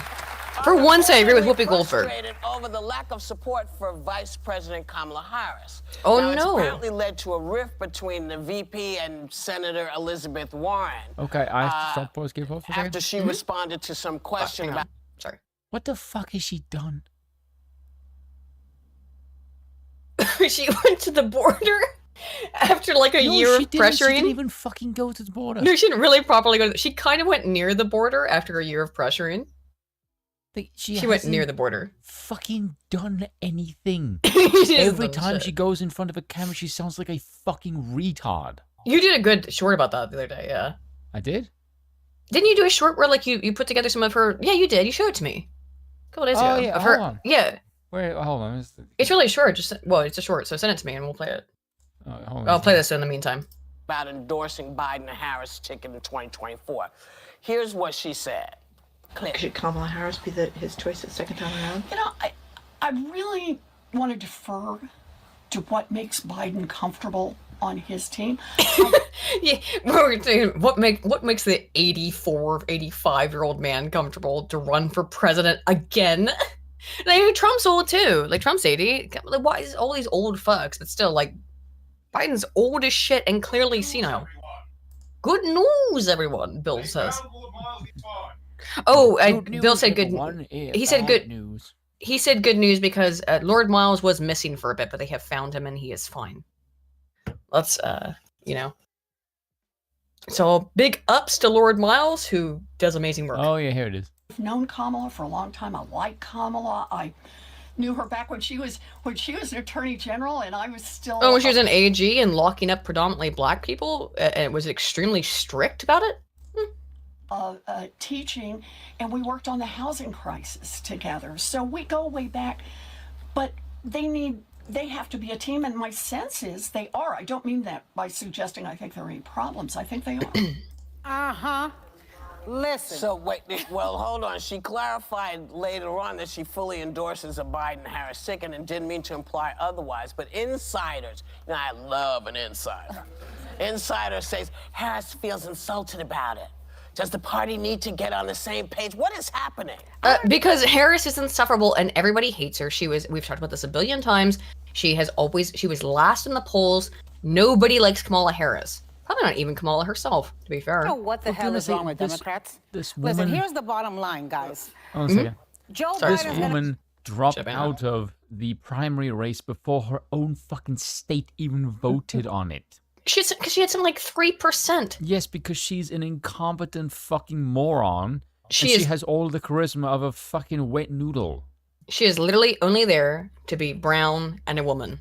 Yes, she's a discount Indian version of Clinton. Yeah. I'll play your clip after this one. Gonna be your nominee. Stop talking about how old he is. And Kamala Harris. Oh, please stop talking about how old Joe Biden is. Please stop talking about how old Joe Biden is. Yes, it undermines our point. It's pathetic, Anna. It's really pathetic. Gonna be your vice president. So stop fretting, stop wringing your hands, and get behind your ticket because she's just saying. I love when they say the quiet parts out loud, and that's why The View. It's why we watch clips from The View, because The View is stupid women saying the quiet parts out loud that they're actually not supposed to say, but they're women and they're too dumb to be able to know they're not supposed to say this stuff. I do like it when you bash your own gender. the alternative is Donald Trump or Ron DeSantis. Based. So you tell me what you prefer. And I love this. I love that they said in this story, I don't know if it's true, that Kamala's not, that Madam Vice President is not responding to the calls from Senator Warren. Good. If they are going to be doing this, don't show up to fundraise for them. Don't show up to campaign for them. Don't pick up their phone calls. Get with the program. Listen, you know what they're doing? They're playing right into the hands of Fox News. Fox News every single day goes after Kamala Harris, trying to portray her as inept and some kind of bumbling fool. She's not. That's not who she is. And so Democrats have got to come out and reinforce Kamala. They've got to stop playing into the hands of these people who cannot stand that she is the first woman of color vice president. And don't Oh, wow. Okay, can I just say for this record, that actually is the reason that we can't stand her, because that's the only fucking metric that was used to get her in there in the first place. Yeah. So we do hate the fact that she's black, a woman, because there's no other fucking qualification other than she is black and has a vagina. Mi tío es el viejo. That has been Stop beaten it, up by stupid. someone by the name of Willie Brown. Which isn't even a fucking true. meme. That's literally just factual. Yeah, DP said mi tío es el viejo. Stupid is stupid. Which means it's like my love is old. Stop it, you stoop. don't want her to succeed. And by the way, her husband is great too. I have to say though, I'm a little surprised. I mean, when she was announced as the VP, I was like, it's all over. She's so accomplished, highly qualified. I'm a little struck by the can you lack just hold on a of second? accomplishment. I wish this woman was smarter. Look at the size of her head. I find her attractive, but then she talks, and then that just goes out the window. I mean, look at the size of her head. She's not got a big cranium. You know what I mean? Not that that means anything. I'm just being rude. Hey, that's just being mean. It was mean. It was mean to me. She's very pretty, but she does have a small head. So look, my husband has the biggest head. His skull is enormous. So that's how is mine. Your skull isn't as big as Bill's. No, I have a nice shaped skull. Thank you. Accomplishments in the policy portfoliows she's been given. Oh, Tio's uncle, not it's loved. not Yeah, Tio's uncle. I didn't take Spanish in years. Amor, yeah, Amor is loved. Tio's uncle. Yeah, my uncle is old. Yeah. No one's gonna win. We haven't done major. That is the right way to describe viejo, but I don't know. It's been a minute. Border security or immigration reform since the Bush administration, but she is tasked with overseeing it, and the border crisis keeps getting worse. And I feel like the Biden West Wing isn't necessarily setting her up for success by giving her things that she can go out and champion at a time when voters. I get the age, age is not the most important thing, but if you're electing someone who's an 82-year-old in 2024, you need to believe that the vice president is able and willing the next day to be the president. And I think there's some concern about just the lack of policy accomplishments that she's made as president. Yeah, I put for Tio, I put Te Amo together. I got fucked. Sorry, my bad. I'm fucking up my Spanish. It's only been 15 years. Only 15 years, huh, Spoon? Spoon described the most attractive women. No, I happen to know some attractive women that have braids. They're rare. Don't get me wrong. But they do exist. Good luck finding one that's single, though. I want to ask you one more time. Do you have the Dilbert stuff ready? I have one. One is fine. Do I need to have many? No, one is fine. Okay. After this, I'm going to do the Dilbert thing. Who was the 10% of people who said that the woman was racist? They're trolling, dude. A bunch of bastards. I think it has a lot to do with that she's a black woman. They might have been serious, but I think they're probably trolling. Bojack has 9% of the audience is correct. See? Black women get everything done. We've saved this. Black women get everything done. Black women rule the world. Old men are the future. Sorry, it's an obscure meme. She's obviously amazing, but what specifically? But yeah, what? Hold on a second. Yeah, hang on. Go back. Go back. To yeah. that. What has Kamala Harris done specifically? No. Play the whole everything she said. Okay. Yeah. Because this is amazing. This is the part that's. It has a lot to do with that she's a black woman. Black women get everything done. We've saved this country's democracy for She's obviously centuries. amazing, but what specifically? By doing fucking what? By doing. Black women are amazing. You even get the right to vote? We saved this democracy. By doing what? Well, democracy is cringe. So. Yes. All right, take it then. I guess. Take that L, girl. Where shall I start? I mean, she was in the Senate, of course. But no, I mean, as vice president, of course, she's highly. The Inflation Reduction Act, which is passed by the Senate and has nothing to do with her whatsoever. Nothing to do with her. She may be the tiebreaker, but that's just the job of the VP. That has nothing to do with her specifically. Yep. Any VP could have done that. Yes. Roe v. Wade. I mean, the list goes on and on. The Roe v. Wade has nothing to do with her. That was overturned by the Supreme Court. Roe v. Wade was overturned by the Supreme Court. Again, yes, as you said, has nothing to do with her. Put your hands up all you like. What has she done? Absolutely nothing. It took her over a year to visit the border, which she's the border czar, and she didn't even actually visit the border. She did 1 point better than AOC crying in front of a fence. Pence do? What did Pence do except put his lips firmly on the butt of Donald Trump and still is... Except Pence and Trump fought pretty consistently. Also, the other thing is... not true. Pence was not billed as the greatest thing since sliced fucking bread just because Yeah, of his skin color and his they gender, hated you him. fucking moron. They hated him because they said he was in favor of conversion therapy. They talked nothing but shit about Pence, but Pence was also out of the spotlight. Kamala is constantly in the spotlight, and every time she's in the spotlight, she goes, Ukraine is a country that's next to Russia, which is a bigger country, and then Ukraine was invaded by Russia. Russia's a bigger country than Ukraine. That kind of shit. Yeah. That is the highlight of your political career, Kamala Harris, besides being unelectable, is, Ukraine smaller than Russia. You silly bitch. That is not far off from what she actually said. No, it's almost line for line what she exactly said. I just put a little accent voice on it. She's not you know what? The kindergarten teacher thing is actually correct. And I will say this, I know my mom listens, and I'm not saying this in a way towards my mom whatsoever.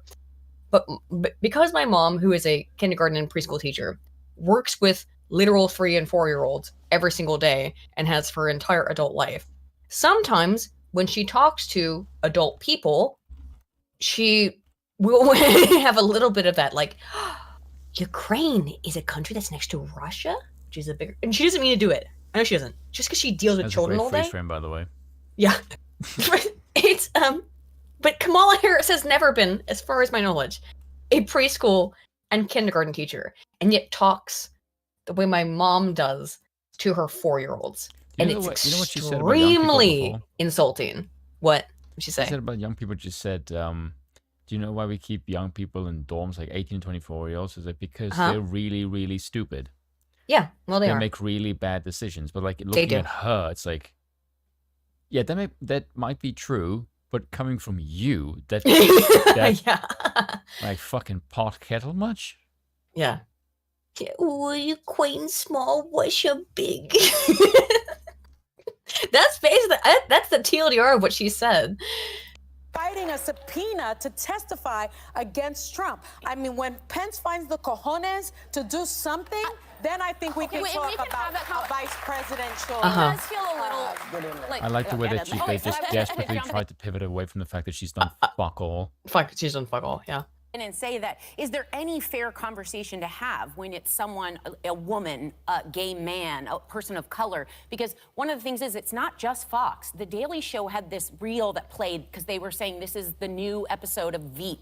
And it was like this word salad of some moments that were just, I think they called it a word salad, which is why I use that. But it was like repetitive moments that, for me, when I see a leader, I want to feel like I'm going to be okay. Obama was brilliant at this. Right. When you Obama was brilliant at propaganda. Has a Huppa for 5 says compulsive eating of non-food items is a mental disorder. Yeah, called pica or pica. I've actually never been like clear how it's pronounced. I think it's pica. He was black. Obama was good because he was. Listen up. All right, here's the deal. I'm going to give a speech. I'm going to sound very confident. If he was a white dude, there would be literally nothing special about him whatsoever. I'm going to be very confident. No, exactly. But I'm going to be very. No, he was charismatic. And he was also, as Annie Yomis says, brilliant at word salad. So he was very good at just saying what things people wanted to hear in a nice voice. He was very arrogant in the way that he spoke. But he was also, for a president, young, and man, the White House fucking like aged him. in good shape, like he looked strong, right? Obama looked like a good president. He looked like a strong president. The things that he said, though, were of course, you've seen when he doesn't have a teleprompter in front of him, he can't speak. Yeah. It's just the way it is. Like, that's why he did terrible in debates, is because he can't speak without a teleprompter to tell him what to say. Yeah. Whereas with Trump, the teleprompter just gets in his way. Yeah, in fact, like I mean, I've been This is what at makes Trump rallies. so good because Trump just like, just get that fucking thing out of my face. I'll No, just I speak off know. the cuff. I know. I've been at Trump rallies where he's literally been like, "No, I'm not talking about that now. I have something else I want to talk about." And you just go off and he like put the paper away. There's no teleprompter. He's reading off a paper anyway, or something like that, a tablet or whatever. He just puts it away and goes, "Okay, here's what I actually want to say. I've been at Trump rallies." That's one of the things that made Trump interesting to people. He's Anywho, authentic. continue with Hasselhoppa's super chat. It says compulsive eating of non-food items is a mental disorder called pica. Eating lots of raw cornstarch counts. Cornstarch pumps blood sugar and gives diabetes. Oof. Yeah, probably. Oh, that explains a lot. Maybe, yeah. I mean, when I fry chicken, like if I'm gonna make like a Chinese style fried chicken to put in like a orange sauce or something, I use cornstarch because it works, or potato starch. They both work really well. You get that nice crispy fried, so you get that nice dichotomy of the sweet. Had chicken in years. You haven't had chicken in years? Yeah. I had chicken sandwich this afternoon. Good for you. Bruh. In fact, Bill gave me a chicken sandwich tonight. I just haven't had time to eat it. Well, I'm not hungry yet. I won't be hungry until tomorrow, but whatever. Diet lately has just been peanut butter and banana sandwiches. Oh I mean, understandable. Fresh bread and peanut butter is like, oh my god, and banana as well. Agreed on that one for sure, dude. And it makes you fucking full. Yeah. Peanut butter fills you up so easily. Yeah. Like, in my opinion. But so I agree with you on that. Well, like, oh god, it's gimme. I like cinnamon. I put cinnamon in fucking everything. Really? Yes. I'm not that big fan of. I like cinnamon in some things, but Had a not like spoon that. get protein, beef. Yeah, weird. Like, weird you don't eat chicken though. Anyway, let's finish this. I have to use the bathroom after this. Okay, how about this? Like fucking hang on. Right now. Spoon. I'm gonna play the rest of this. I have to go pee real quick. Be right back. Oh god, what? You're gonna leave me with these harpies?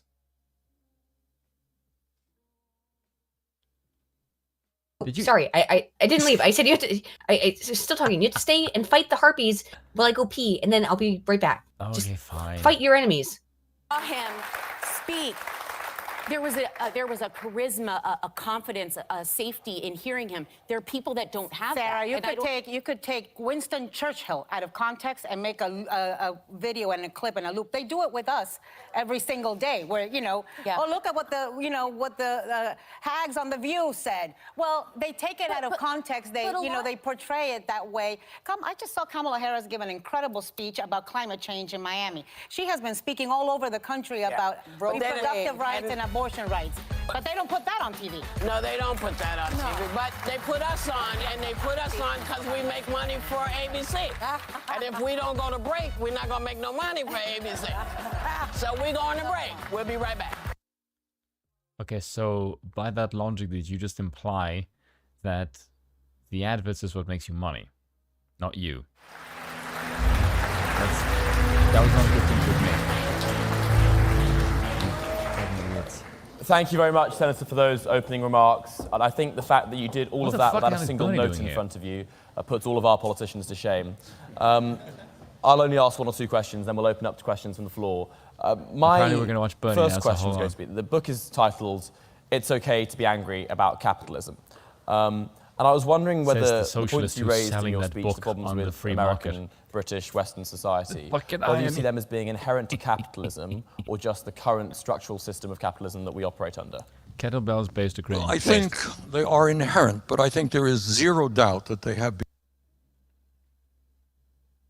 Oh, my bad. I didn't mean to leave a Bernie Sanders thing on. Whoops. Sorry. Let's go back into the things that I do have to show you, though. Yeah. Also, The View. Honey, you jackasses on The View. Okay, I'm appreciative that you are aware that you are morons and hags, and no one ever clips you out of context. Trust me, if we played you in full, we would still make fun of you because you still say stupid shit. It's not like you say 80% sane things, 20% dumb shit, and then that goes viral. Yeah. Like. But they know it's what it's about. Like their whole thing is, like we're gonna say insane shit because it goes viral. Yeah, exactly. You're moronic. No shit. Yeah, so please stop this crap of just like, oh no, we're sensible women. No, we're sensible women's There's an no such thing as a oxymoron. sensible woman. T woman. Except However, unless she's married. have you prepared the Scott Adams? The Scott Adams. I've not. You haven't? Oh, bite me. Prepare him. Prepare the Scott Adams. Fuck you. Prepare the Scott Adams. Don't you? You thought you said you had an image downloaded. Are you giving me orders? No. Yeah, So you fucking better be. I asked you. Well, I did tell you to prepare the Scott Adams because we're gonna talk about Scott Adams here for a second. I hate how there's always too much stuff to talk about. So I went to the Trump stuff. It's actually quite quick. Oh God, I hate this bitch. Oh well, there's something very curious about the things said by white fragility author Robin DiAngelo, who has said that people of color need to get away from white people. That's very interesting. This sounds familiar. I don't know, Spoon, can you place it? Yeah, probably in my head. And by that I mean, can you place a Scott Adams on the screen for this? I don't know why this is like fucking massive. Shall I? Oh, just to be a meme. People of color need to get away from white people and have and have some community with each other, according to white fragility author, a white woman, Robin DiAngelo, who lauded racially segregated spaces during a discussion about promoting racial justice. Perfect. Yes, leave him there. There he is. I mean, let's be honest. We do think that is kind of based. I'm not gonna lie. But she would call Scott Adams a racist for saying the same thing. In a live event earlier this month featuring diversity, equity, and inclusion, otherwise known as DIE, consultants Marisha N. Reese and Mary Frances Winters, DiAngelo called the ability to, quote, engage in such conversations with, quote, some nuance and some skill a basic qualification for business in this day and age. If you can't do that, you're just simply not qualified in today's workspace, no matter what school you went to and how acclaimed you are, she said. And the, quote, Racial Justice, the Next Frontier webinar at the Racial Justice Next Frontier webinar, hosted by Brett Kohler Publishers, an independent publisher that markets DEI literature to businesses. Remember, they're all making bank off of this, by the way? Many organizations, yes, well, many organizations have the diversity question. It's merely one question with no weight, and no one on the hiring committee even knows how to assess a good answer, she charged. The white fragility author also expressed her desire to, quote, create a culture that actually spits out those who are resistant. If you're resistant, spit you out, as opposed to what it does now, which is spit out those who want to break with white solidarity. Spits out people, they will destroy you if you're just resistant towards her racism. It's active racism. Do you see what I mean with the thing earlier? Yeah. What I said that in every iteration of progressive, it's a phase. So they're just trying to oppose a norm. And the norm back then was segregation. The norm right now... She wants to return to it. Yes, now because the thing is, we have to oppose the norm. The norm right now is to have a mix. And so the opposition to that is push the segregation again. That's why they're doing this. It's just a cycle. It doesn't have to make any fucking sense. Of course it doesn't make any sense. It is, however, hilarious. It's just women. Of course it doesn't make any sense. Just this last month, Scott Adams got his life completely ruined because he said, well, Aiden, if I'm going to get more sexist, you have to get meaner. Okay. But just this month, Scott Adams has said that, well, if 50% of black people don't think white people should be allowed to exist, 25, then no, it was 50 if you included the not sure. Oh, okay. It was 52% if you included the not sure. Oh, okay. Which not sure is negatively loaded in my opinion. We went over this statistics in the past, but in my opinion, as someone who's read thousands of statistical papers, I would say the not sure loading on that is negatively valenced. And from my opinion, which is... Oh my god, he does look like James Maynard Keynes. Oh, a little bit. Who's You know James? who that Wait. Lead No, singer I don't know Tool. who Maynard James He's a lead singer of Tool. Keenan. DP He does. says that He for looks 5. so much like him now. This Oh my chick god, how appears did I at never Tool. see that? I've never noticed that. I don't know who this is. Maynard James Keenan. The band Tool. I don't listen to that. What the? Oh my. Oh my. Hang on. This is. I My was best, like, what? my best friend doesn't Oh, know. he kind of does look like this dude. Yes. Whoa.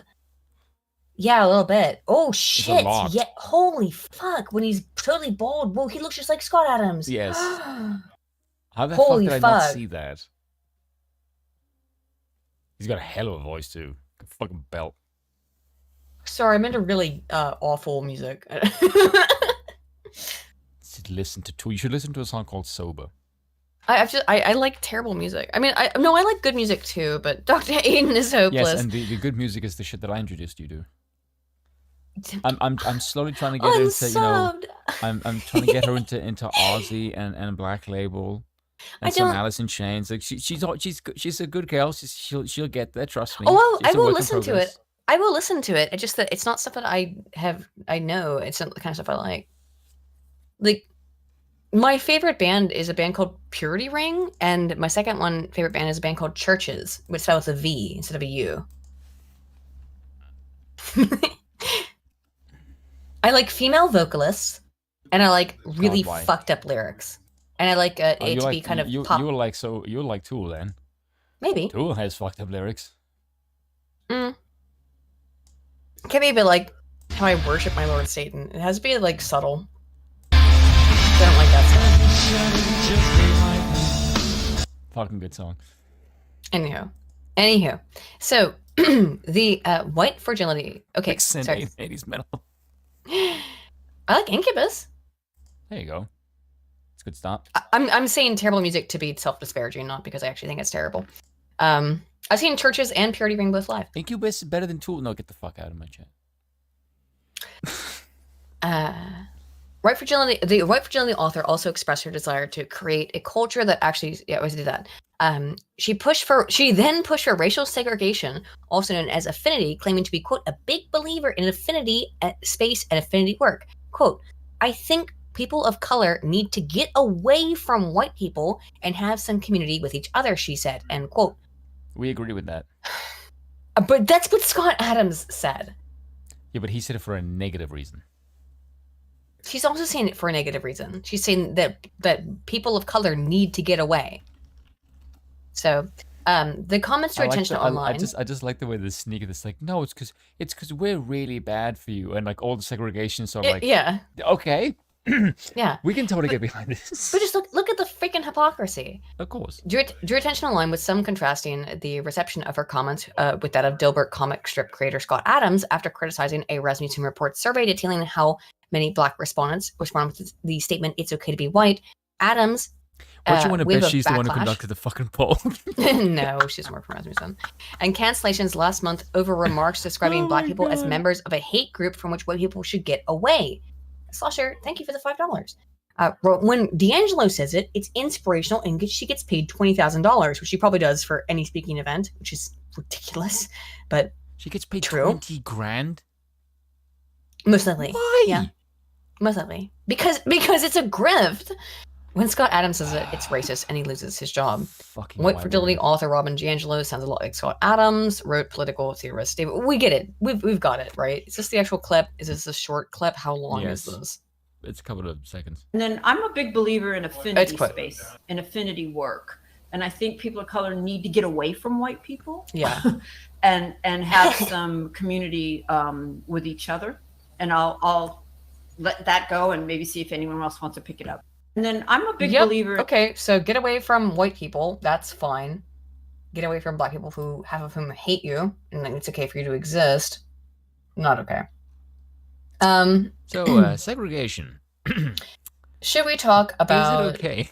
Trump. We've been going on for a long time. I want to talk a little bit. Like, there's so much shit we didn't get through because we talked about the dev stuff like an hour.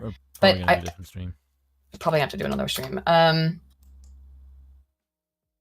We will Different have to. when you get in. So this is NBC, but this is before.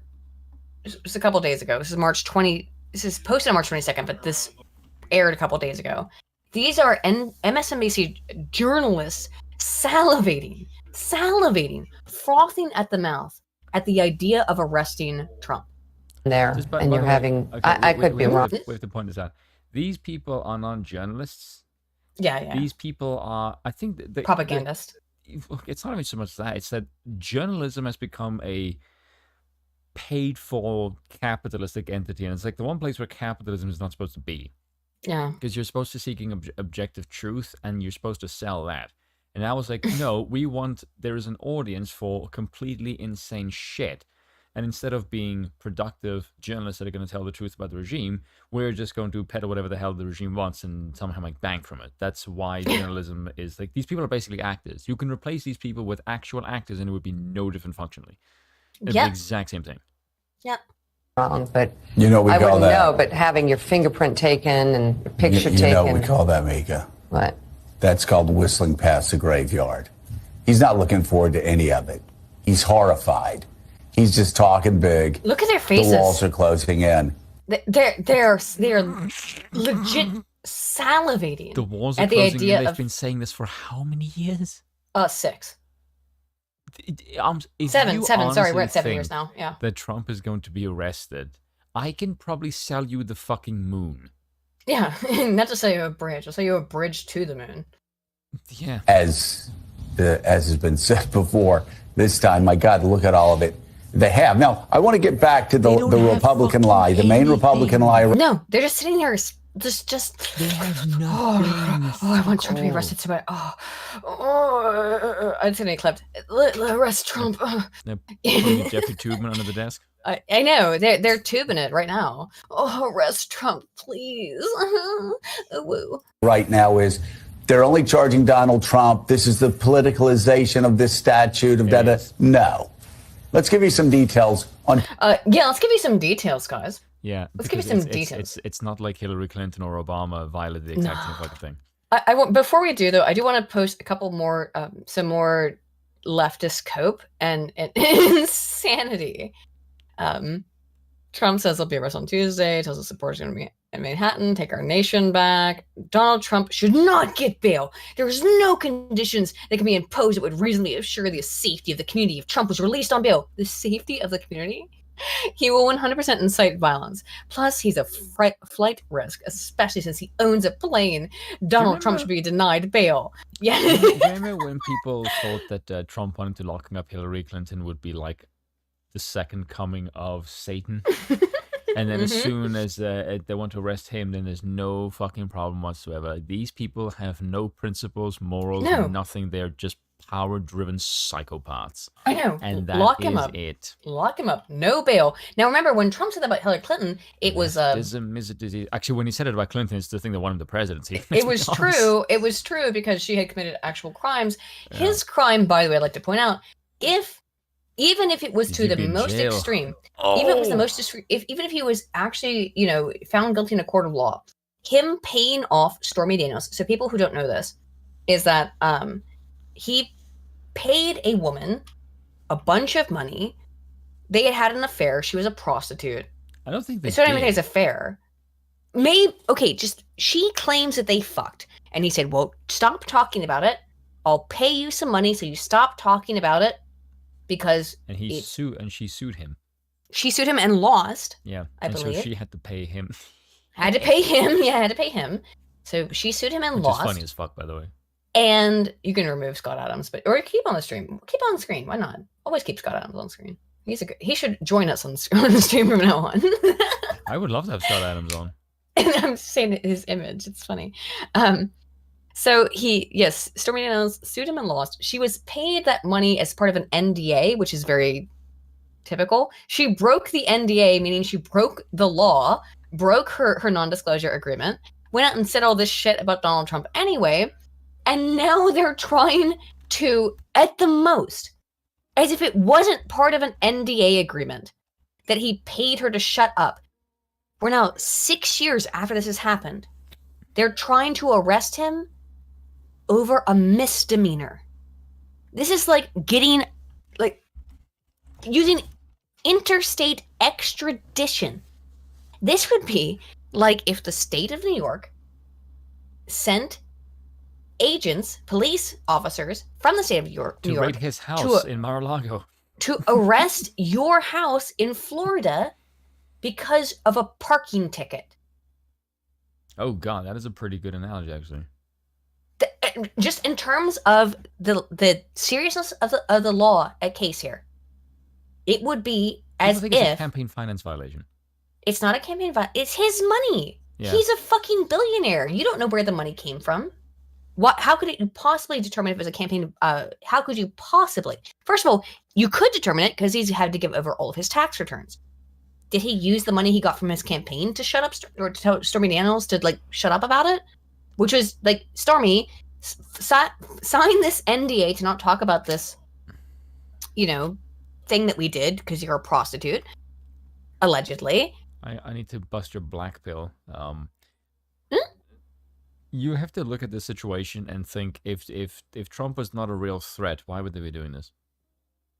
Oh no, that's why they're terrified of Trump. Yes, but that's the thing that there is one man. Yeah. There's one dude, and he scares the fucking machinery. Look how terrified they are. Is huge, and it's one crazy orange man. Yep, they're terrified of him. However, despite all the salivating, whamp whamp, Trump indictment grand jury. This was just today. Put more effort into it. Not likely to meet Thursday either. I like doing a little bit of half-assed wham wham. Manhattan DA paused Stormy Daniels' case Wednesday. So this guy who is pushing for this, what's his name again? Alvin Bragg. So Alvin Bragg here on the right, as you can see, Stormy Daniels in the middle. Alvin Bragg is amazing that he has the name of a chipmunk. He is a Soros-funded DA in New York who is pushing for this. He's funded personally by George Soros. He's one pushing for this. He was allegedly, Trump was supposed to be arrested yesterday. Well, he wasn't arrested. Also, there was supposed to be a grand jury today. No grand jury. No grand jury tomorrow either. Looks like. Okay. What are you gonna do? This is a pathetic move from the Dems. I'll tell you what what do you think, Spoon? What do you think? Of this entire situation? Yeah. What's your opinion on the entire Trump situation? Because it's actually a short story. I know I put it in the. I think it's the thumbnail, but I think this is funny, and the reason I'm almost hoping Trump planned this. Would you want to read that Federalist article? Yeah, because the reason I say, purely from a political point of view, I'm hoping. Okay, I have to remove Scott Anderson just because he's in the way. Yeah, I'll read this and then I'll give my take at the end. Let's go up a bit. Okay. Is that better? Yeah, Manhattan grand jury appears poised to indict Donald Trump, according to news reports and the former president himself. Here's what you need to know to understand the chatter about the anticipated criminal charges against Trump and why the move to indict a former president for the first time in our country's history will make political prosecutions. Yeah, make that part clear. First time in the nation's fucking history, right? Yeah. Let's see, while only the grand jury and the prosecutors know for certain what charges against Trump, if any, are being considered, the consensus is that Manhattan District Attorney Alvin L. Bragg, a Democrat, is pursuing a criminal case against Trump for allegedly falsifying business records, a violation of Section 1750.05 and 17510 of the New York Penal Code. And this is some bullshit. Again, that's the bullshit saying, like, he's falsifying his records to show that he didn't spend his personal money, but he spent his business money to pay for the NDA with Stormy Daniels, which is, again, it's all absurdist. And this, by the way, the key part about this, which is most important, that I don't know how much this article goes into it, but I'm just going to preface it and ruin the story. I'm going to bury the lead. It's outside of the statute of limitations. The end. But go ahead. Sorry, Spin.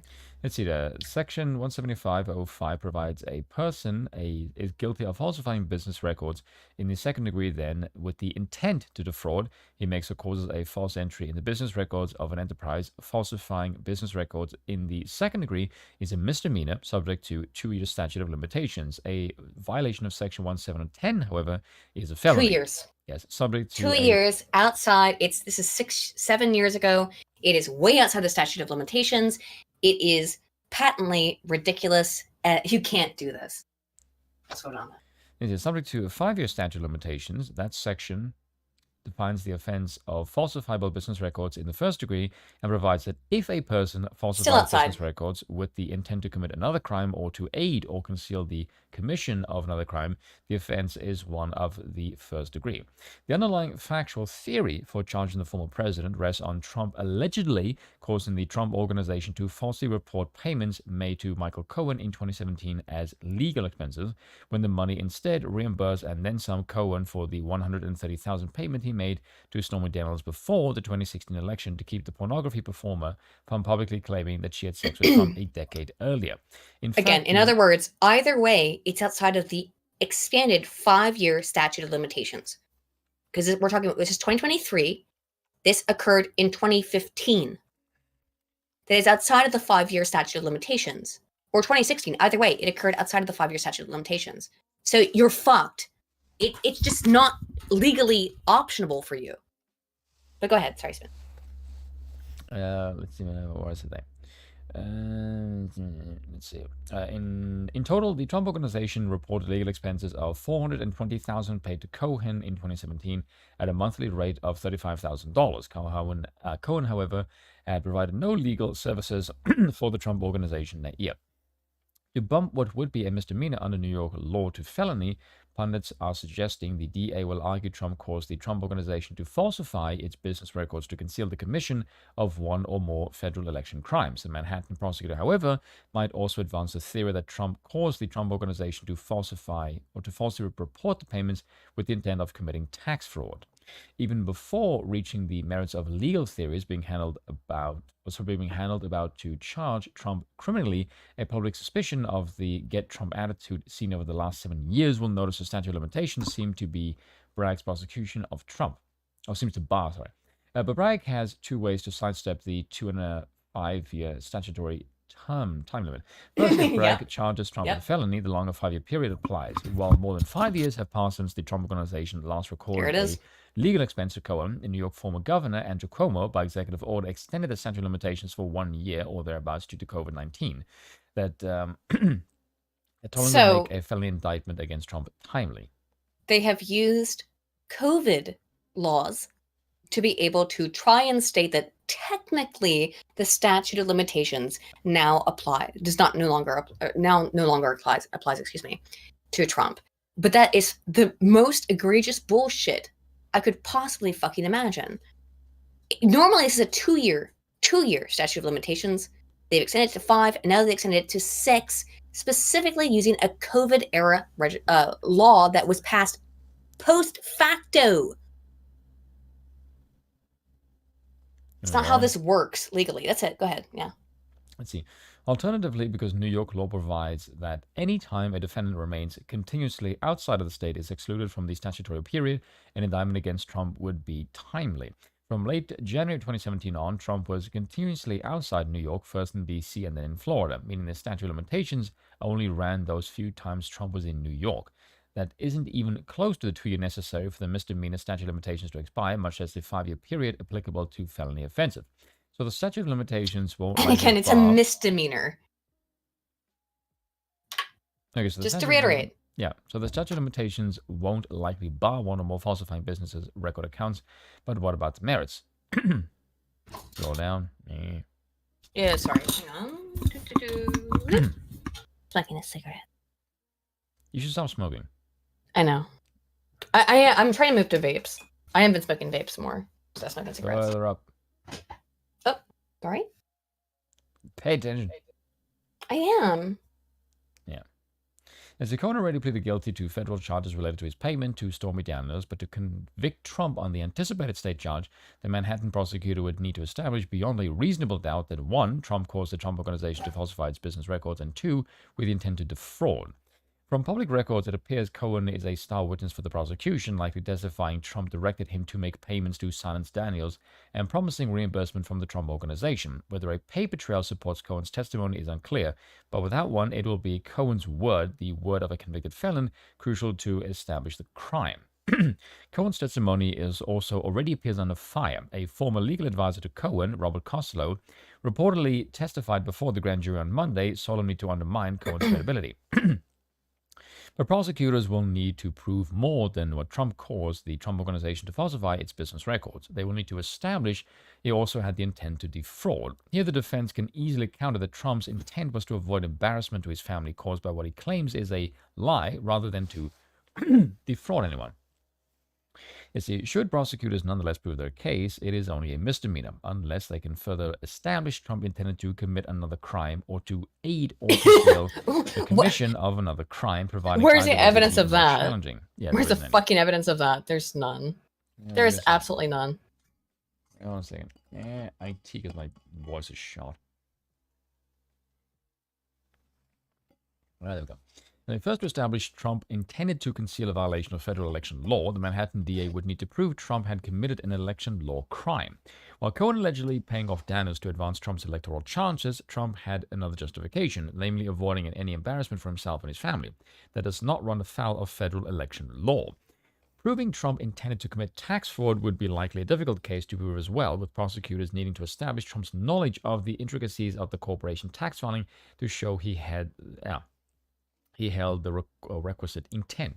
The law of the inside the law analysis revealed an exceedingly weak case, but that is only a fraction of what the public will care about. On top of the questionable charges, the general public will see a man held for 7 years with false claims of Russia collusion and other supposed crimes. They will see a statute of limitations that on face appears to have run. They will see a local prosecutor pushing charges against or previously rejected by a federal U.S. attorney. Yeah, I didn't actually know this, but one of the people who rejected this the first time around was Briggs. Yeah. So it wasn't the first time. He was the one who rejected in the fucking first place. Bragg, you mean? Braggs, yeah. Yeah. What a fucking idiot. So, he's a lunatic. Yeah. He's an absurd, silly person. Yeah. And he's funded by George Soros, which most articles will read about him. He is completely, he's a complete pawn. Yes. And then there was the public pressure placed on Bragg to indict Trump, best exemplified by the backlash he faced after he apparently backed off charging the former president for crimes supposedly connected to the Trump Organization's finances. Yeah, there you go. At the time, 2 prosecutors quit his office, and one of the prosecutors, Mike Pomerantz, wrote a highly critical book that the media has celebrated. In short, the public will see a vindictive political prosecution of Trump, which is true, by the way. Let's see. Maybe there will be time to charge the president. It was supposed to happen today, and it hasn't happened, and they're saying it's not going to happen tomorrow, so... Good luck with that, yeah. The thing is, let's talk about the implications of this after you finish the article. You can do that now, basically. Yeah, but I think we're done. We got it. The political implications of this is that if they had charged Trump with this, they'd be fucked. They knew that. Because they went through with this because they hate Trump so much that they weren't able to think straight. And then... They never did. I'm sure some people told him, like, actually, if you arrest him, well, I mean, Elon Musk said it overtly. If you arrest him, he'll win in 2024. Because this is a misdemeanor. It would not prevent him from running if you arrested him for this. You could technically run from prison. But he wouldn't be in jail for it. This is a misdemeanor. Yeah, nothing is going to happen to him. If they tried to arrest him, though, it would have made him into a martyr. And... the fact that you're even doing this makes him into a martyr in and of itself. Which is, they kind of fucked up. And I have to say, I think Desantis has really missed the mark on this and how to respond to this. First of all, that's the fucking problem. Yeah. So there were I want to look at these real quick. This is, of course, the thumbnail I used. It's because these deep fakes were circulated on Twitter of Trump being arrested. And it's like, oh, no, I don't want to go to someone's Instagram. Instagram doesn't work. Hang on. Twitter will work. So, actually really funny that this person, like, reposted the stuff, then got told it was fake, and cried about it. Well, bruh Lamau, bitch. Do you see this thumb right here? Is it like a real picture to you? Well, the fact that he's holding his thumb. What? This is like a real picture to you. Look at his left hand is fucking tiny compared to the right one. It's insane. Like, but then this woman, Bia Wonse, got all upset when Twitter fact checked her because the left doesn't care about facts. Do you honestly think like Trump would try to resist? Look at this image. I know, but they believe this because they're out of their minds. They're lunatics. They're out of their minds. They believe this is a real image. Now, here's my favorite one. Do you want to know why this is my favorite one and the one I used in the thumbnail? What's on Trump's belt there? I can't see. Oh. That's a police. It's a nightstick. It's a baton, isn't it? It's because you put in Trump arrested police and it put a baton on Trump because it's an AI. How could anybody who's not a silly person believe this is real? And I've even had people tell me like, oh, but it looked really real. I thought it was real. You thought this was a real image? I don't think you thought anything. I don't think you thought anything. Yeah, exactly, Spoon. I don't think you've ever probably thought anything. No. So, DeSantis had a real moment here that he could have taken, but he chose not to, and has instead decided to attack Trump's character in an interview with Piers Morgan. I don't know how much you want to go over it, but... Okay, can I just say... The reason why I say if you this is really bad for DeSantis. If you look at this from a political perspective, the reason I say you almost hope that Trump did this, because if the Democrats did this, you are so fucking retarded. I said this to Aiden before the stream. Yeah. Basically, Trump is Roadrunner and everyone else is Wile E. Coyote. Yep. Yeah. Because the whole point of this was there's a tussle between Ron DeSantis and Trump, because Ron DeSantis is like Trump mini-me, and Trump is the real thing. And there was always a case of if he's really a DeSantis or if he's really a fucking Trojan horse to push neocon policies. And this cemented him. He's a fake. He's a neocon. He's not a Trumper. Because what this situation represented is that DeSantis could have easily just been in Trump's corner. Even if he just faked it, just given the impression that he is going to defend Trump. He did nothing till Trump was looking like he was going to go down. Then he jumped in and kicked Trump on the way down. And kicked him on the way down. And now his numbers are tanking and Trump's is rising. He managed to beat him fucking self. The Democrats have managed to make Ron DeSantis take himself out of the equation, and Trump didn't have to do fucking anything. Yeah. Brilliant strategy, you fucking retards. I really... Look, Ron DeSantis has done amazing things for Florida. And I will never stop saying that that's true. Because it is true. However... He doesn't have the chops for the federal government. DeSantis kind of throwing Trump under the bus on this when Trump is a citizen of your state. But I think DeSantis sunk his own ship. Yeah, he's not president. I don't say that. Great governor, but you're not ready for the big time. Great governor. And I'm not saying that without evidence, because I don't say anything without evidence usually. Because the new polls are in, and DeSantis has absolutely tanked in the polls. 54%. I fucking told you Trump was gonna fucking kick ass. I fucking told if DeSantis hadn't done this, if DeSantis had actually, because I showed you this thing the other day. He probably would have been better off. Even would have been fine. I showed you a thing that Mike Cernovich made the other day, where he was like, "Oh, here's Cernovich wrote an article about it." He made a fake tweet where he said, like, "Here's what DeSantis should have said," and I sent it to you because it was just sent to me like, in without context that it was from Mike Cernovich, but. Cernovich is right now that DeSantis did miss his moment. Yes. What he had to say was what Cernovich made up, which is that DeSantis would not allow, as the governor of Florida, would not allow Trump to be extradited into a foreign state. The United States is a series of sovereign states. And I think because of this, DeSantis has really missed his mark. just missed his mark. I think he's tanked his presidential aspirations for the near future, you know? If he was smart, he would not get in the race now. Yeah. Would you? Because this would be a really, really stupid thing to do now. I think so. Because if you get in the race now, everyone's going to ask DeSantis, what the fuck are you doing? Well, would you rather watch the Barnes and Viva clip about this, or would you rather move on to the sweaty libertarianism and monarchy in actually everything that I don't like is fascism portion? Oh God, do you mean the pipeline thing? Yes. Probably play the Barnes one. Okay, really? Over that? Yes. It makes more sense. Let's watch this real quick. It's quite short. Give me till 1 a.m. Campaign donation needs to actually be for the campaign. And by the way, no, give me till 1 a.m. 1:30 or 12:30. I mean 12:30. I was gonna say what? I didn't say 1:30. You're pushing your luck. Sorry, that's called no that's a foot in the door. That's a foot. No, it's my persuasion brain went foot in the door effect. Oh no, let's go to 1:30. You'd be lucky to get another 20 minutes anyway. I actually think that sounds about right. 20 minutes is about what I need.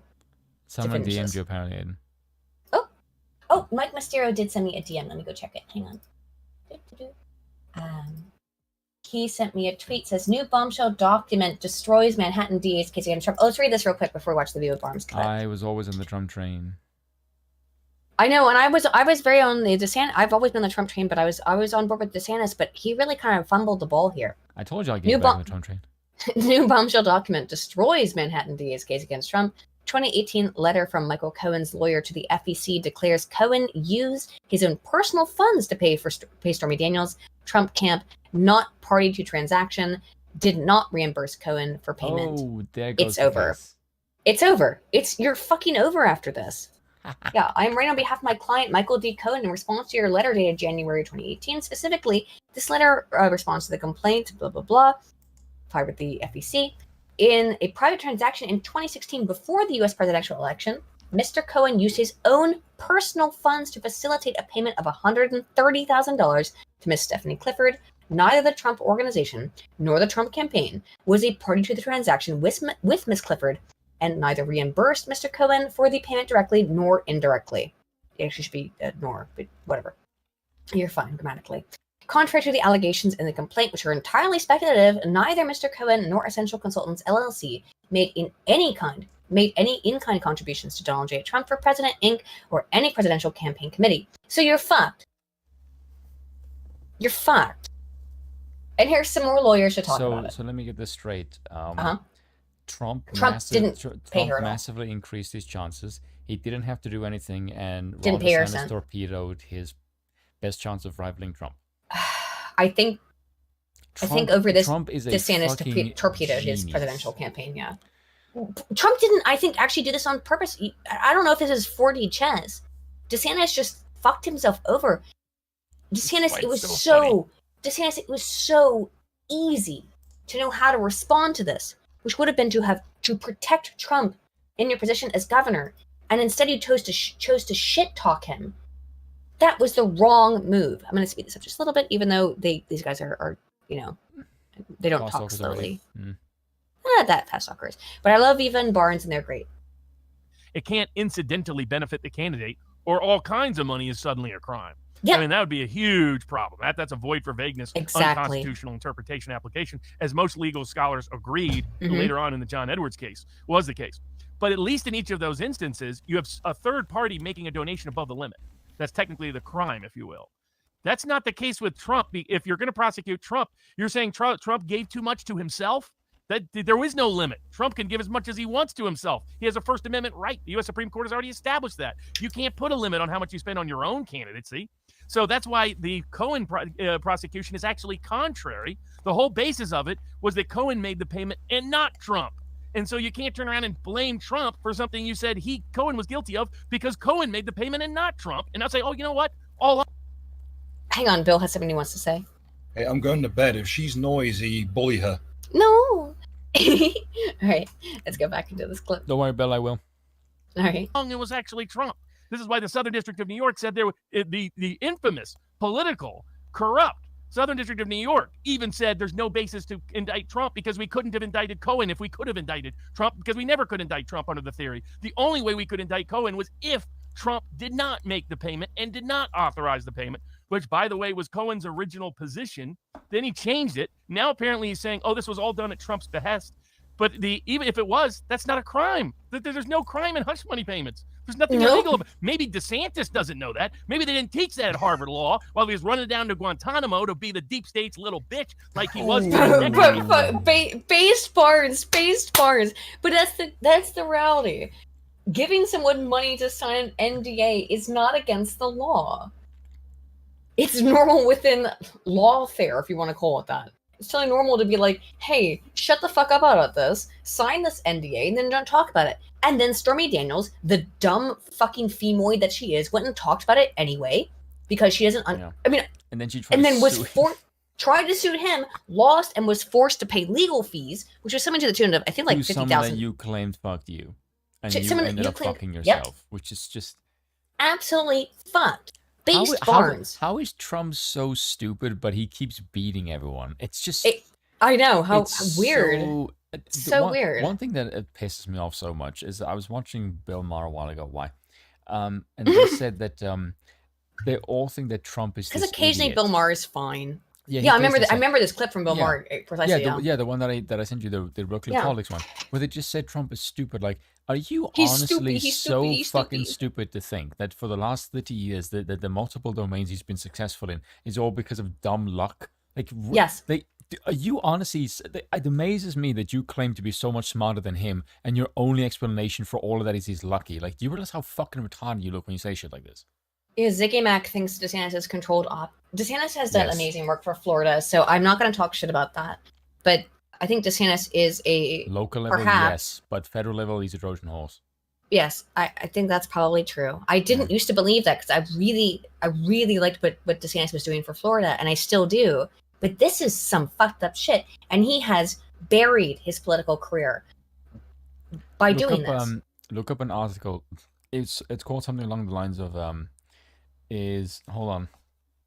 I'm just gonna play this clip. Let me see if I can find it in the chat. What Ron DeSantis did today is end his political career. It is over. There is no President DeSantis. You can hear it here first. It is done and is finished. It is gone. He is too politically incompetent to know how to handle something as easy to handle as this was. Yep. And instead, he had to take a little pot shot at Trump. Fair game to take pot shots at Trump. Trump's taking pot shots at him. This wasn't the time to do it. Yep. This was rally around. Barnes is on fucking point. Against weaponized politicization of the prosecutorial process. And if he was smart, he would use his power as governor, which he does with a Florida resident being subject to another state's prosecution, to challenge it. Now, had he say, look, I'm not going to allow the extradition of Donald Trump from New York, and I'm going to challenge in court. Now, based on prior case law, Florida would have likely lost that. The U.S. courts have already ruled in other cases. They originally ruled one way, and then they came back and ruled another way, that basically no state has that right anymore to resist extradition to another state. But if you raise unique, novel constitutional issues, those haven't been litigated. Then it would be a win-win for DeSantis. He could look good standing up for the Constitution. Exactly, Barnes, exactly. He would have looked, all he had to do is to fight back against this just a little bit. It could have been such a minor thing to say, like, you don't have the right necessarily. Let's litigate this to see if you can extradite someone for political reasons over a misdemeanor out of my state, over a misdemeanor. Try it. For political reasons. This is again, I can't reiterate enough, a misdemeanor charge. Which is, prima facie absurdist, but it doesn't matter about that. If DeSantis had just stood up for Trump and said, no, you're not going to extradite him out of my state over a misdemeanor for this political clown show trial, that was all DeSantis had to do. DeSantis has instead, I believe is the title of this video has probably ended his political career over this.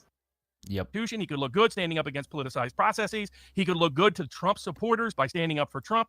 And if he lost, well, no harm, no foul. He didn't have to go through with it. And so it was politically incompetent of him to do so. But from what I've heard, talked about it today with Alex Jones earlier in the day, the reason DeSantis is even running is because he has been convinced that Trump will be taken out by all these criminal cases. That he was tipped off about Mar-a-Lago before it happened, did nothing. Oh, really? I didn't listen this far into this clip. Huh. That DeSantis thought that is a dumb strategy. It really is. He just thought Trump was going to be taken out by the Mar-a-Lago stuff. So you honestly thought that the guy who gives you the position of governor, because if it wasn't for Trump, you wouldn't have even been fucking elected. Wrong. That is you barely scraped by with Trump's endorsement. You would have had no shot in hell.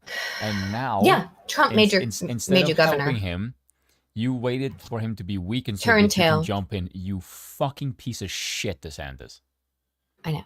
You look like such a slimy, dishonest, opportunistic fucking asshole. AJW, Actual Justice Warrior, Sean was salty about DeSantis self-destructing his career. I'm salty about it too, by the way. I am salty about it. I am, because I really liked DeSantis. I thought he was legitimate. But he's clearly not. He's just another fucking neocon. I am still going to be thankful for the things that DeSantis did for Florida. But now I'm more... Just stay in Florida, then, dude. I told you the man is a career politician. You were right, Spoon. You were right. This is something that people have to get on. I kind of want to do a video on this. Why do these people hate Trump so much? It's because popular. No. It's not because of that. It's partly it's because of it's a different worldview. Trump comes from the private world. They're in the public.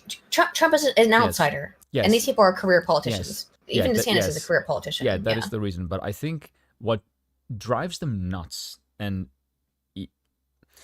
Trump said something several years ago, which I think really resonates with the average person, is that Trump's main thing is the economy. Yeah, exactly. Because he's a businessman. Yeah, but it's not just that. I remember him saying on this on a stage, and like this is his entire philosophy. Like, why can he relate to a working man? And he said, to retire is to expire. Yeah. So Trump knows the value of work for human dignity. I mean, he was born into money, but he has also worked every single day of his damn life. But that perspective to maximize his money. But that perspective is what makes him look like he values work regardless of your paycheck. As long as you are busy and you're a productive citizen, that is what he values. And that perspective is what the elite do not give a flying fuck about because they're power psychopaths. And that is what makes him relatable. And I've said this many times, and I believe it was Dinesh D'Souza who said this when I was at CPAC in 2017. I believe it was Dinesh D'Souza. He said something to the extent of, sure, he's a billionaire. Sure, he's rich beyond any comprehension. But if I had, as a regular person, had $10 billion, I'd act just like him. And that's what makes Trump so relatable, is because every single one of us, I think for the most part, to a certain degree, if we had $10 billion, would act like Trump to a certain degree, if we're prone towards, being more public facing. But like, you just wouldn't give a fuck because you have fuck you money.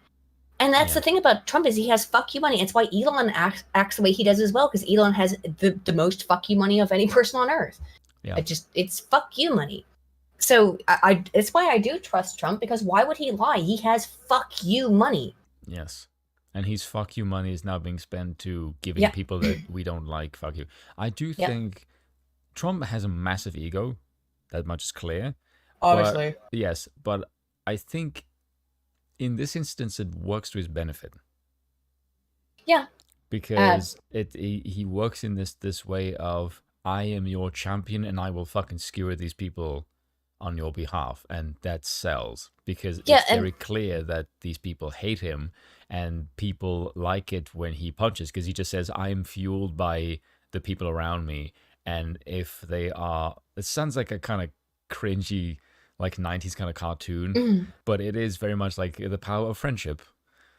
Except it's the power of politics. And Trump's like, as long as the people prop me up, I will keep kicking your ass. And it's like, oh my God, it's like a feel-good story. It really is. It's the story arc. A lot of the chat are bringing up, things that Trump has fucked up on, which I agree with. Like, he obviously has made a whole bunch of political mistakes and done things wrong. Like, he's the oldest person to ever enter politics, and he did it at the age of 70, and he's never been in politics. So don't expect him to be like a fucking, masterful but at the same player in the realm. I think if he comes back, if he becomes president in 2024, he's going to be a lot smarter about it. I don't think he'll make the same mistakes. No. I don't think he will, because he's learned his lessons and seen what they've done. He would also be a lot more vicious.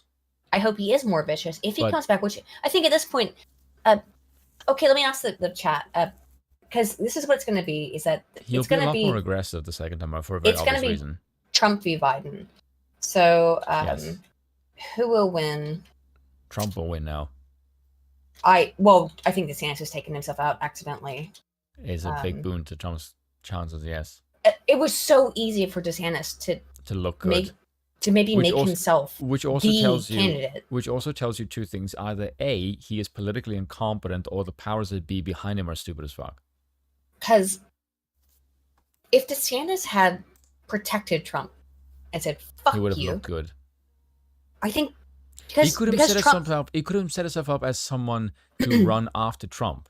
The fact that he's doing it now makes me think like something is pushing you because you have nothing to gain politically by doing it now.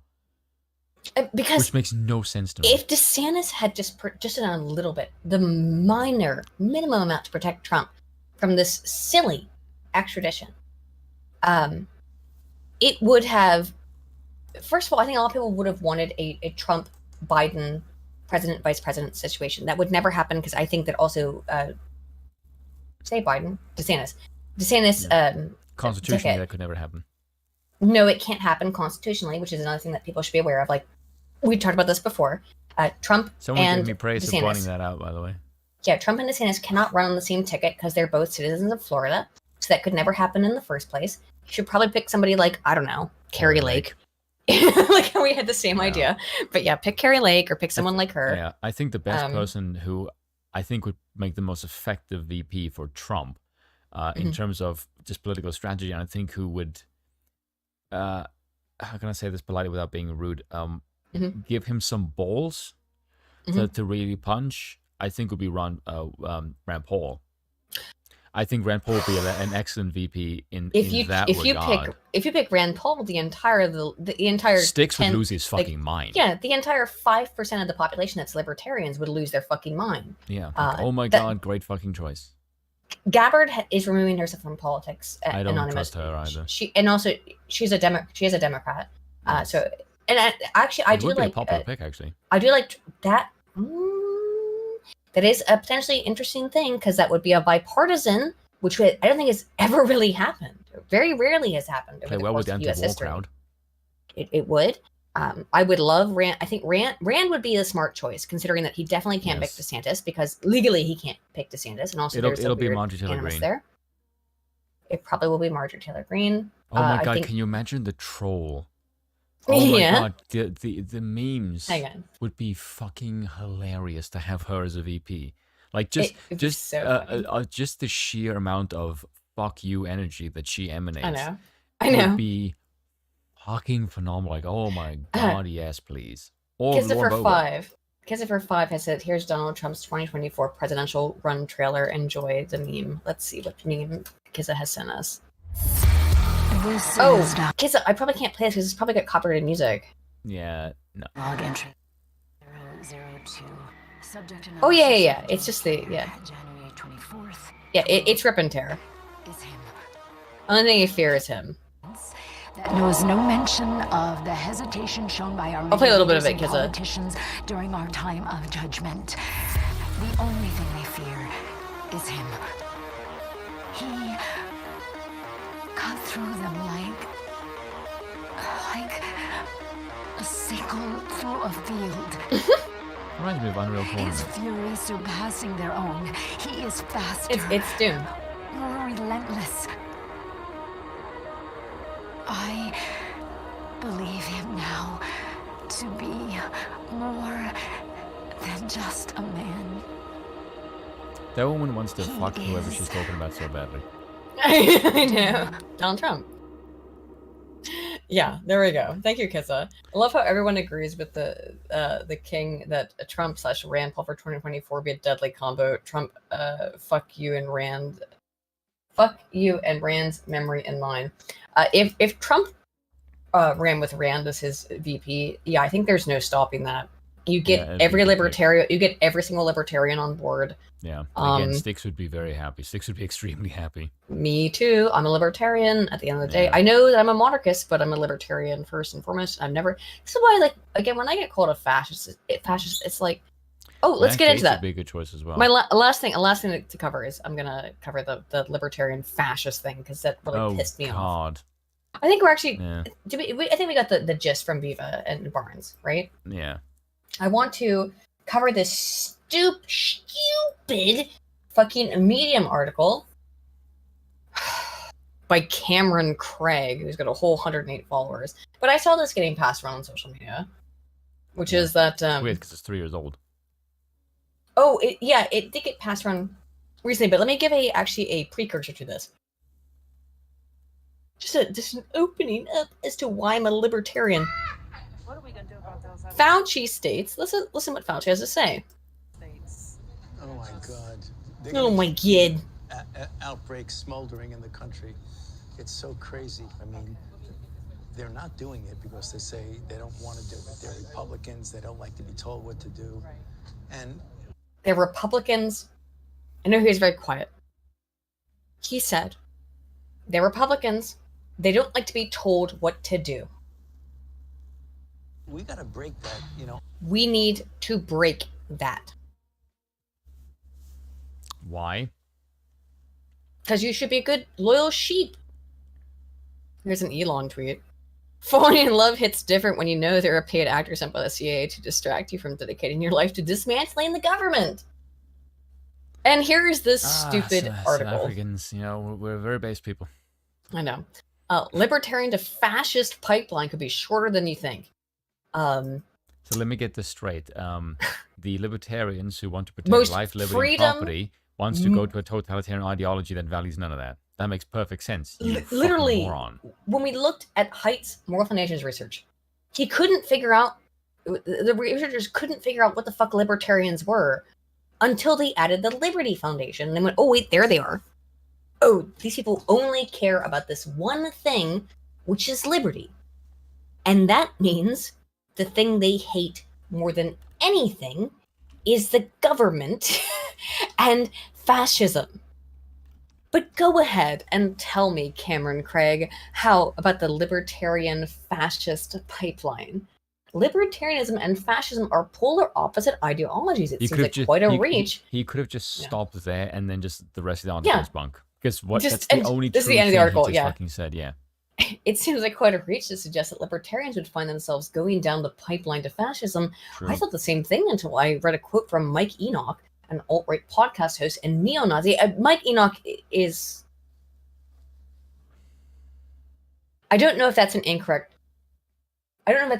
terminology for Mike Enoch. And I'm saying that because I often will give you my opinion on it if I think that's... Because these people... Not these people. Everybody slightly... like people use the words Nazi or neo-Nazi and far-right and alt-right towards everyone. With Mike Enoch, that might actually be a kind of correct label. I don't know how Mike feels about it, but, you know, Mike and I have never spoken. He marched at the streets of the Charlottesville Unite the Great Valley, chanted Jews will not replace us. On his podcast, Enoch said, we were all libertarians back in the day. That's true. I mean, everybody knows this. Just because you were libertarians... It's not the Jews you have to worry about, it's the fucking Mexicans. But you're not a libertarian now. You're not a libertarian now. So what's this shit? The libertarian to fascist pipeline is rooted in three things. Populism, playing to emotions, protecting capital, and maintaining hierarchies. But the scary part isn't the pipeline that exists. It's that the pipeline is much shorter than you may think. Note, not all libertarians become fascists, nor were all fascists once libertarians. Now, again, this is the shit that I was going to Mike Enoch a Nazi. Yeah, he gets caught out for that constantly because I think he's got Jewish ancestry, but it doesn't necessarily mean anything to these people. Mike Enoch has some extreme opinions. I'm just saying. I used to listen to Mike Enoch's podcast. Also, Evola is interesting to read. Evola is interesting to read. I don't agree with Evola, but you should maybe read Evola if you want to understand politics. I actually had a conversation with What's Scrump about him? Scrump? Yeah. Mm. Well, yeah, because he said Evola is a difference between prescriptive and descriptive. Yes. Evola is not someone you should be afraid of reading. Some people like act like, oh, you read Evola, that makes you a fascist. But here's the thing. People who brandish the word fascist like a weapon don't know what it means. Don't know what it means. I mean, we talked about Dev at the beginning of this stream, and he's called me a fascist. He's called Spoon a fascist. He's never called me a fascist. Well, probably. He's called me a gullible to propagandist from being when I was a central leftist. I think he hasn't. I want to restate what I just said. I want to reiterate. He hasn't called us fascists directly. He's called us. He said that both of us, I think, are going to become fascists very soon, because we don't actually believe in the things that we believe in, and that like any day now we'll become fascists. Shut the fuck up. Well, that's his bullshit perspective on it. He doesn't know me, and evidently he will lie about me as well to fucking appease an audience. So, and yeah, 3 of 12, you're right. Evola isn't fascist; he's reactionary. You are correct. But some of the shit that Evola says is a little. No, I wouldn't say sketch. It's a little spicy, and it's stuff that it's not spicy in the way that I would say like Eric von Kunert Lennon is spicy. I don't think anything actually Kunert Lennon says is spicy. I think Kunert Lennon is the most. When I read Marx will not make you a socialist. No. Reading Marx will just make you brain dead. Yeah, reading Evola won't make you a fucking alt-right Nazi. By the way, read Evola. It's. Lenin can make you a monarchist, though. That's true. Yes, and yes, precisely. Patricia von Kunert Lennon, von Kempen. My brain got fucked up. Too many German names. Patricia von Kempen says Evola actually looked down on fascists because they were too left wing. I know, right? Because they had the socialist factor. Dave, so, by the way. Yeah, Son of Tiamat for member for 4 months says, to be fair, I've seen a lot of third position types who are former libertarians. I think that is a fair. That will be us, by the way. The third position means like fascism. No, I don't mean like in that kind of sense. I mean in the second. No, but that's what third positionism means. Is fascism. That's what third positionism means, and we are not third positionists. Yeah, but I don't mean in the. We're like fourth positionists. We're not. We're fascists. in a different dimension. Not really. We're in like the 0th dimension. Like, can we just go back to tradition, actual tradition, and not fuck around?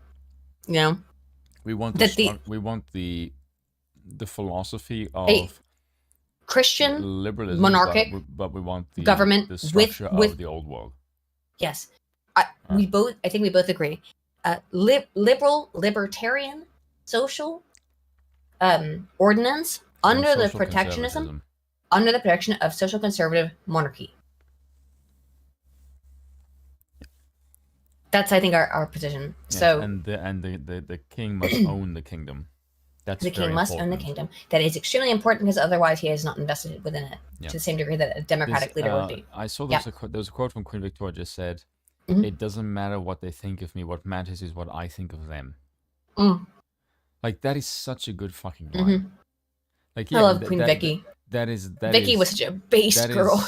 Well, and just because she said women, if they were ever to become equal, would turn insufferably ugly and mature. Well, wow! Didn't that come true, huh? Weird. I can put that on screen. Hold on. Yeah. Vicky was very based on that. While you do that, I'll keep reading this. A video that once perfectly encapsulated the Libertarian Party was when Gary Johnson got booed for not opposing the need for government driver's license. Libertarianism is a philosophy promoting the laws of fair capitalism and unfettered capitalism. They are non-interventionists with strong advocates for property rights, free immigration. Not all libertarians. Legalizing all drugs. And I've had a bit of an issue with that one as well. And prostitution. Libertarians are against taxes in all forms and any form of social benefits, and believe everyone must pull themselves up by the bootstraps. Based, and correct. Taxation is theft. Pull yourself up. Stop expecting the fucking government to help you. A private organization can help you if you are a victim of some malfeasance. The government will never truly help you. Only make you dependent upon them. Yeah, put that, Vicky. Yeah.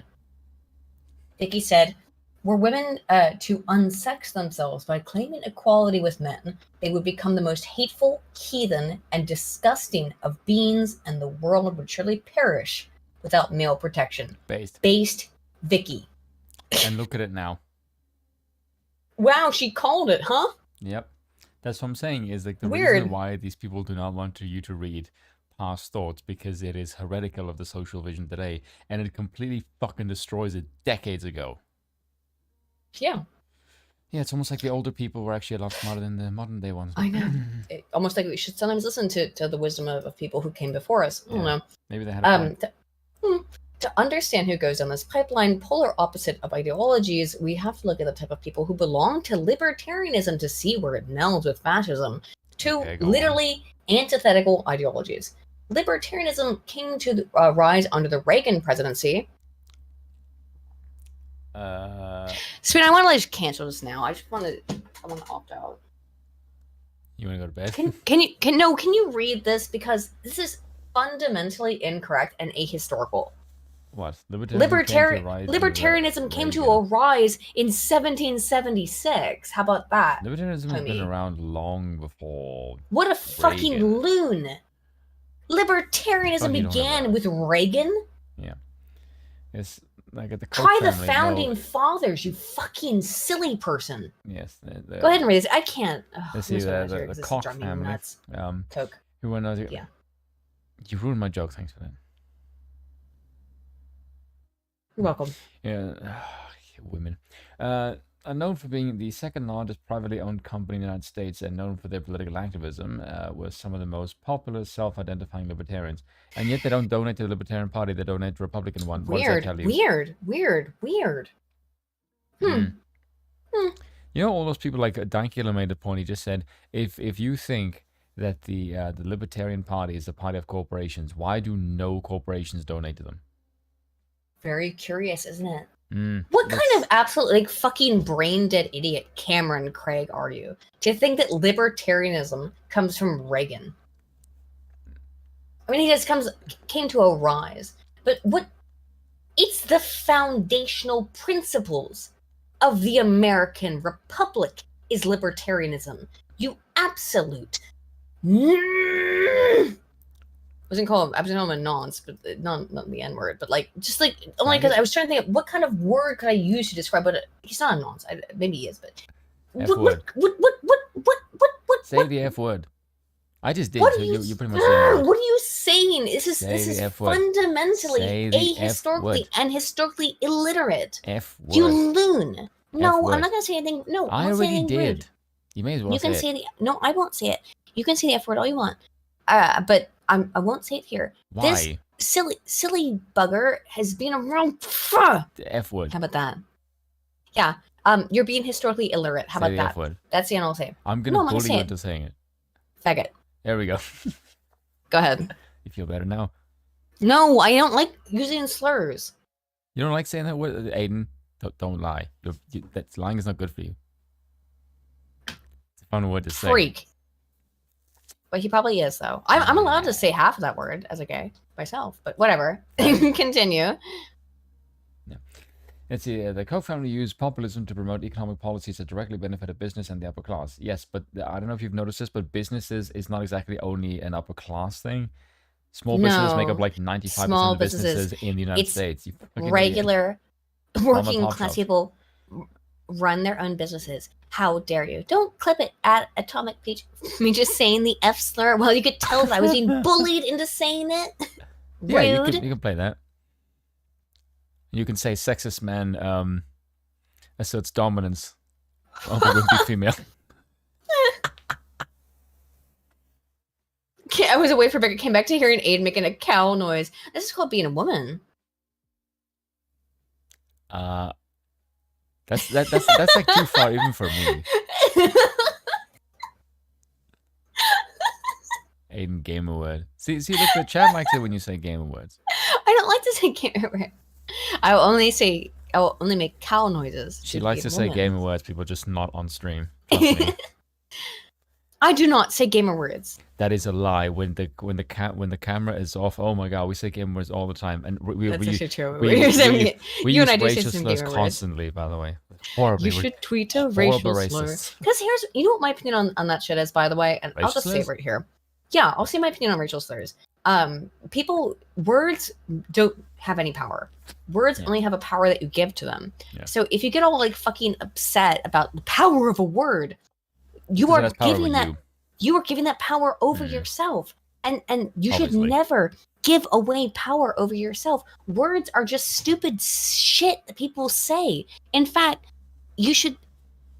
I can't understand why you would not be like, wow, the idea of trying to like cancel somebody or something for a word that they've said just shows that you're allowing a word that means nothing, that has no power, just a vocalization coming out of somebody else's throat to hurt you. That's not on me, man. Like I really, people talk shit about me all the time. Come on. Kiwi Farms. No, not just actually. KF is pretty cool towards me largely, but like whatever. Not entirely. The fact that I just said that is going to be rude, but because they hate everybody. That's what Kiwi Farms is. But the reality is that words are just sounds, and if you let just a word noise emanating from your face hole, if you let a word hurt you like that, it's because you're cringing gay. I think there's some words that are legally actionable. If you call someone a murderer, you're accusing them of crime, right? Yeah, instigating violence. If you call someone a pedophile, you are kind of accusing them of a crime. I think pedophile is less extreme because you could be a non-offending pedophile. But if you say this person is a murderer, you've accused them of a crime. I don't think you could be a non-offending pedophile. That's now. I agree, by the way, but if you've called someone a murderer, you have accused them of an actionable crime that is legally a problem. But using a word that is deemed insensitive, and that always can change. I still would like to respect people to a certain degree, but I think that if a word is making you like want to kill yourself, that's on you, homie. Like that's on you, not really on me. That's on you. Vocalizations from the throat. Some words can hurt like open fire. Yeah, that's the kind of word that hurts. Let's see. Aiden, I thought you believed that Creator used the divine logos to speak creation into existence. Yeah, well, to a certain degree, yeah. Not to a certain degree. I absolutely believe that God used language. Language is extremely powerful. Whether you believe in the Christian theology or you believe in just like Lord of the Rings. Literally the very Christian oriented world that Tolkien created was based on the idea that word was very powerful, and words are very powerful. And if you keep this conversation going, sorry, keep reading the fucking article. Read the dang article. 1 o'clock and read the fucking article then. Would you shut your face so I can make my point? Read. Okay. You fucking read at me. Fucking God's sake, yeah. You see, the vast majority of libertarians are middle and upper class white males who are born into positions of privilege, and already I want to punch you. With strong views on property rights, libertarians are going to protect their property and capital at all costs. Yes, by siding with a totalitarian ideology that cares for neither of those things. Yeah. How the fuck does that make any sense, you complete retard? It does not. Cameron, you're a silly person. Like, this is where you would stop and go, okay, this person is clearly retarded. Yeah, we'll keep going, though. Let's keep going and see how bad I can get. You see, they justify an economic system that contributes to wealth disparity because they're maintaining their hierarchy because they think they've earned it. Yes, because that's how that works. Yeah. Francis Boone, you're so lazy. Fuck you, Lance. No. Fucking tell me. It's 1 o'clock in the morning. God. Well, here's the thing. It's not 1 o'clock yet. You're getting close. Okay, fine. But this is a ridiculous thing. They believe they've earned it. Craig doesn't believe there's any such thing as hard work because he's never probably worked a day in his life. You know? So he can't even comprehend the concept of hard work. It's alien to him. I see. Go ahead, Spin. I see. That's why he's so if confused. their property and capital, regardless of how it's acquired, it's because they deserve it, and those who are undeserving or didn't work hard enough. Yeah, it's true. This is why historically they favored such as policies such as trickle-down economics as it directly benefits them. Trickle-down economics isn't real, by the way. Anything that makes wealth flow up is earned, while anything that makes wealth flow down is unearned. Yes, it's called fucking redistribution. It's by the state, pretty basic. It's very basic economics. You don't even have to read Thomas Sowell to understand this. Yes. It's Why are people so confused? But why are people so confused by like the actual basic function of economy? It fries my brain, dude. Continue. Big brain. No, it's very simple. That's the issue, right? No, the people are very simple. So libertarians have historically been socially left-leaning, thinking that the government should have no say in things such as a person's right to marriage and abortion. No. Left-leaning has always been involvement of government. More involvement of government. So this is, like, you can make up whatever excuses you want. Okay, sure, okay. Yeah. All right, fine. You see, however, a new wave of libertarians have been on the rise. New libertarians who combine libertarian principles with conservative views. Yes, we call those people conservatives. Or actual libertarians. Because left-leaning positions mean that you want to, in some degree, redistribute wealth. If you look at the lower left-hand corner of the quadrant of left-leaning politics, it's anarcho-communism, which is that we'll all just give each other our shit. But that's the antithesis of libertarianism. It's literally the antithesis of libertarian ideas. Dang, dude. Yes, and it says here, abandoning more and more of the traditional libertarian values while embracing conservatism. Okay, so they're just becoming conservatives. Because the economic philosophy of libertarianism is still there in conservative. Conservatives have more conservative social values. So they're just becoming more conservatives. There's no such thing as a neo-libertarian. That doesn't make any fucking sense. Libertarians have moved towards conservatism because it's the only way to protect libertarianism. Yes, exactly. That's why these people are morons. And self-identifying libertarians, Ben Shapiro's not a libertarian, by the way. For the record here, what the fuck? I don't think Ben Shapiro's ever called himself a libertarian. Yeah, if he has. Well, he's ridiculous then. Yes. And it's funny because he's a neocon. He did a political compass test and realized like, oh look, I'm not as libertarian as what I thought. It was like, no, we could tell you're not a libertarian, Ben. No shit. Do not support the legalization of all drugs or the right to an abortion. Things libertarians think the government should stay out of. Libertarians seem to be okay with government intervention only when it suits them. No.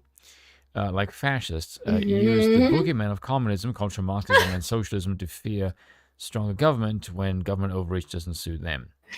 Fascism it requires the collectivization in and of itself of private business under the government. It's the only. There's very little functional difference. There are many, but in terms of the collectivization of business under government is the same under communism as it is under fascism. In that way, they are nearly identical ideologies. It's about the social part where they differ, right? The economic thing they're aligned on completely as ideologies. We should stop lying that that's the truth. Fascism and communism are aligned economically in terms of what the government should do with business. That's the truth. What is a neocon? A neocon is basically a liberal that likes war. Yeah, a liberal who likes war. Good way of explaining it. Yeah. Thank you. Let's see. Scroll down. Oh, did I? Wait, hang on. Sorry, my bad. Fucking hell, I'm sleepy as hell.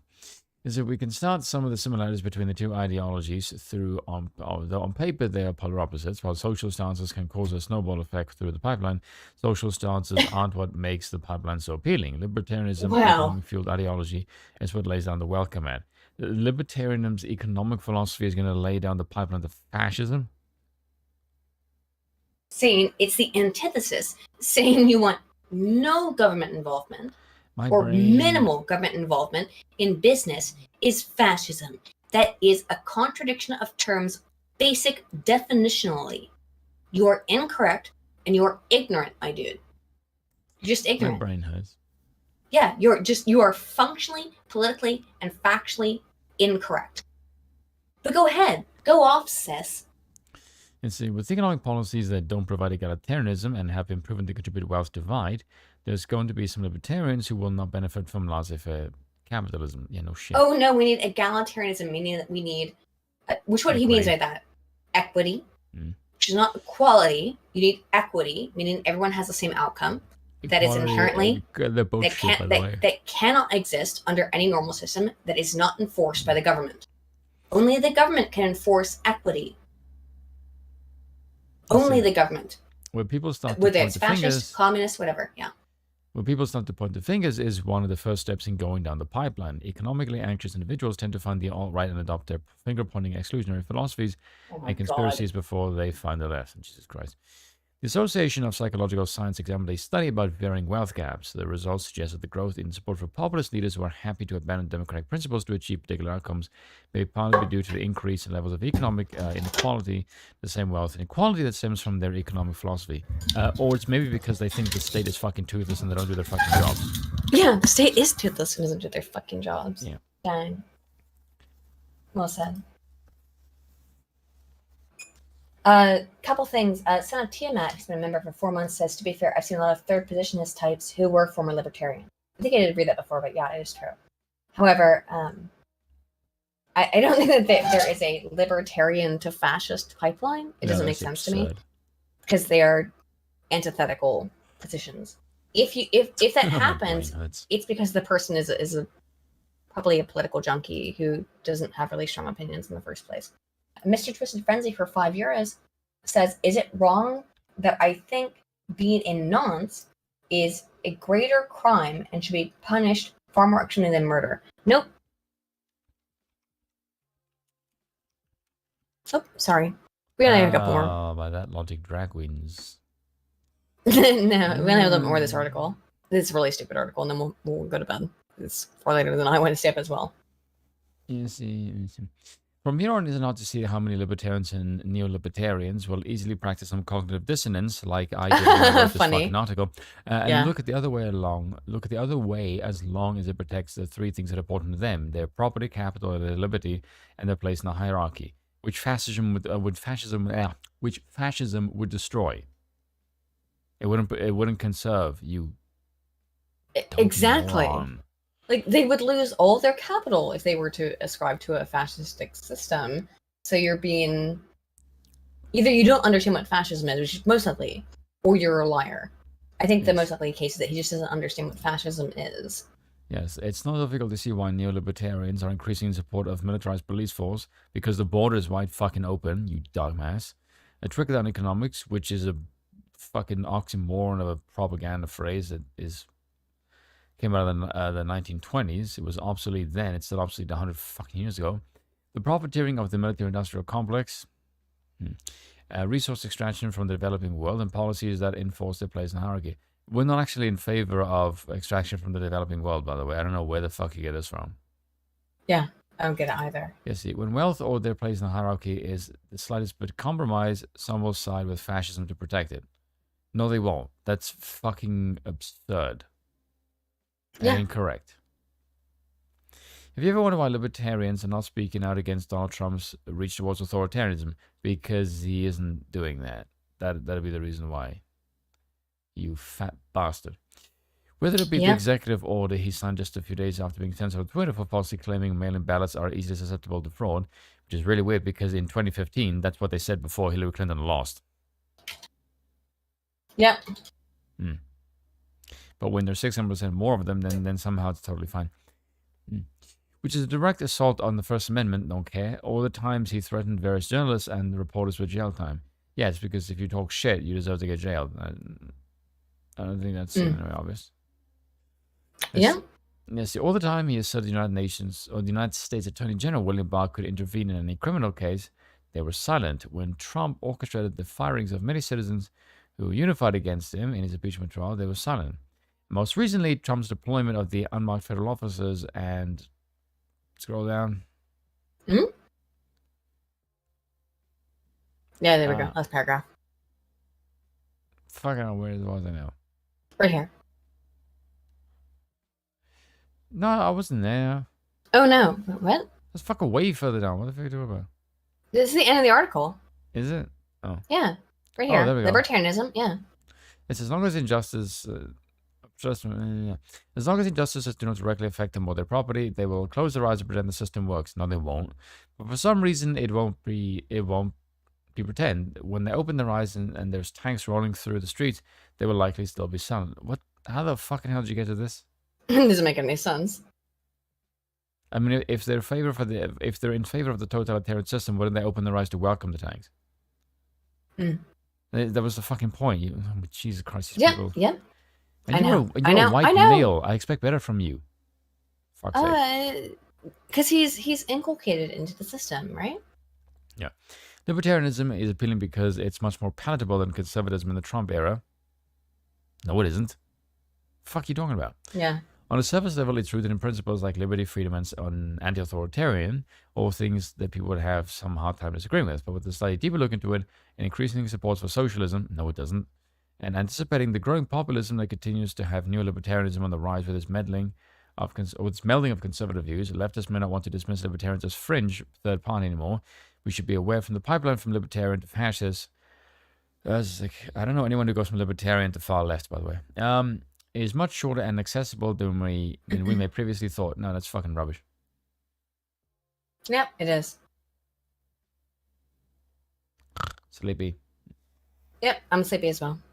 However, I did just read this tweet saying that I'm tired of neo-reactionaries calling everyone names, including their favorite pedophiles. When they get slightest pushback, they become cry bullies and complain about how dare you insult them. It's pathetic. What? Stop picking fights if they suck at it too much. Did I pick any fight? Someone responded to Dev. What did I do? I don't think they know what the fuck they're talking about. Oh, this is the thing. This is why we've had to respond to this. It's been insane. Anywho, I'm gonna head out. I think we're gonna head out for the night. It's been frustrating. I don't like the stuff that happened with Dev. It makes me very sad, but it is what it is. 80% of people think that Trump will win over Biden in 2024. Based. Whatever. I will. We'll talk to you guys soon. All right. Bye bye. Yeah. Oh, again, I hope you all watched my video that I put out on Eliza Blue. It took 2 months to make. Took 10 years to make. Took 2 months.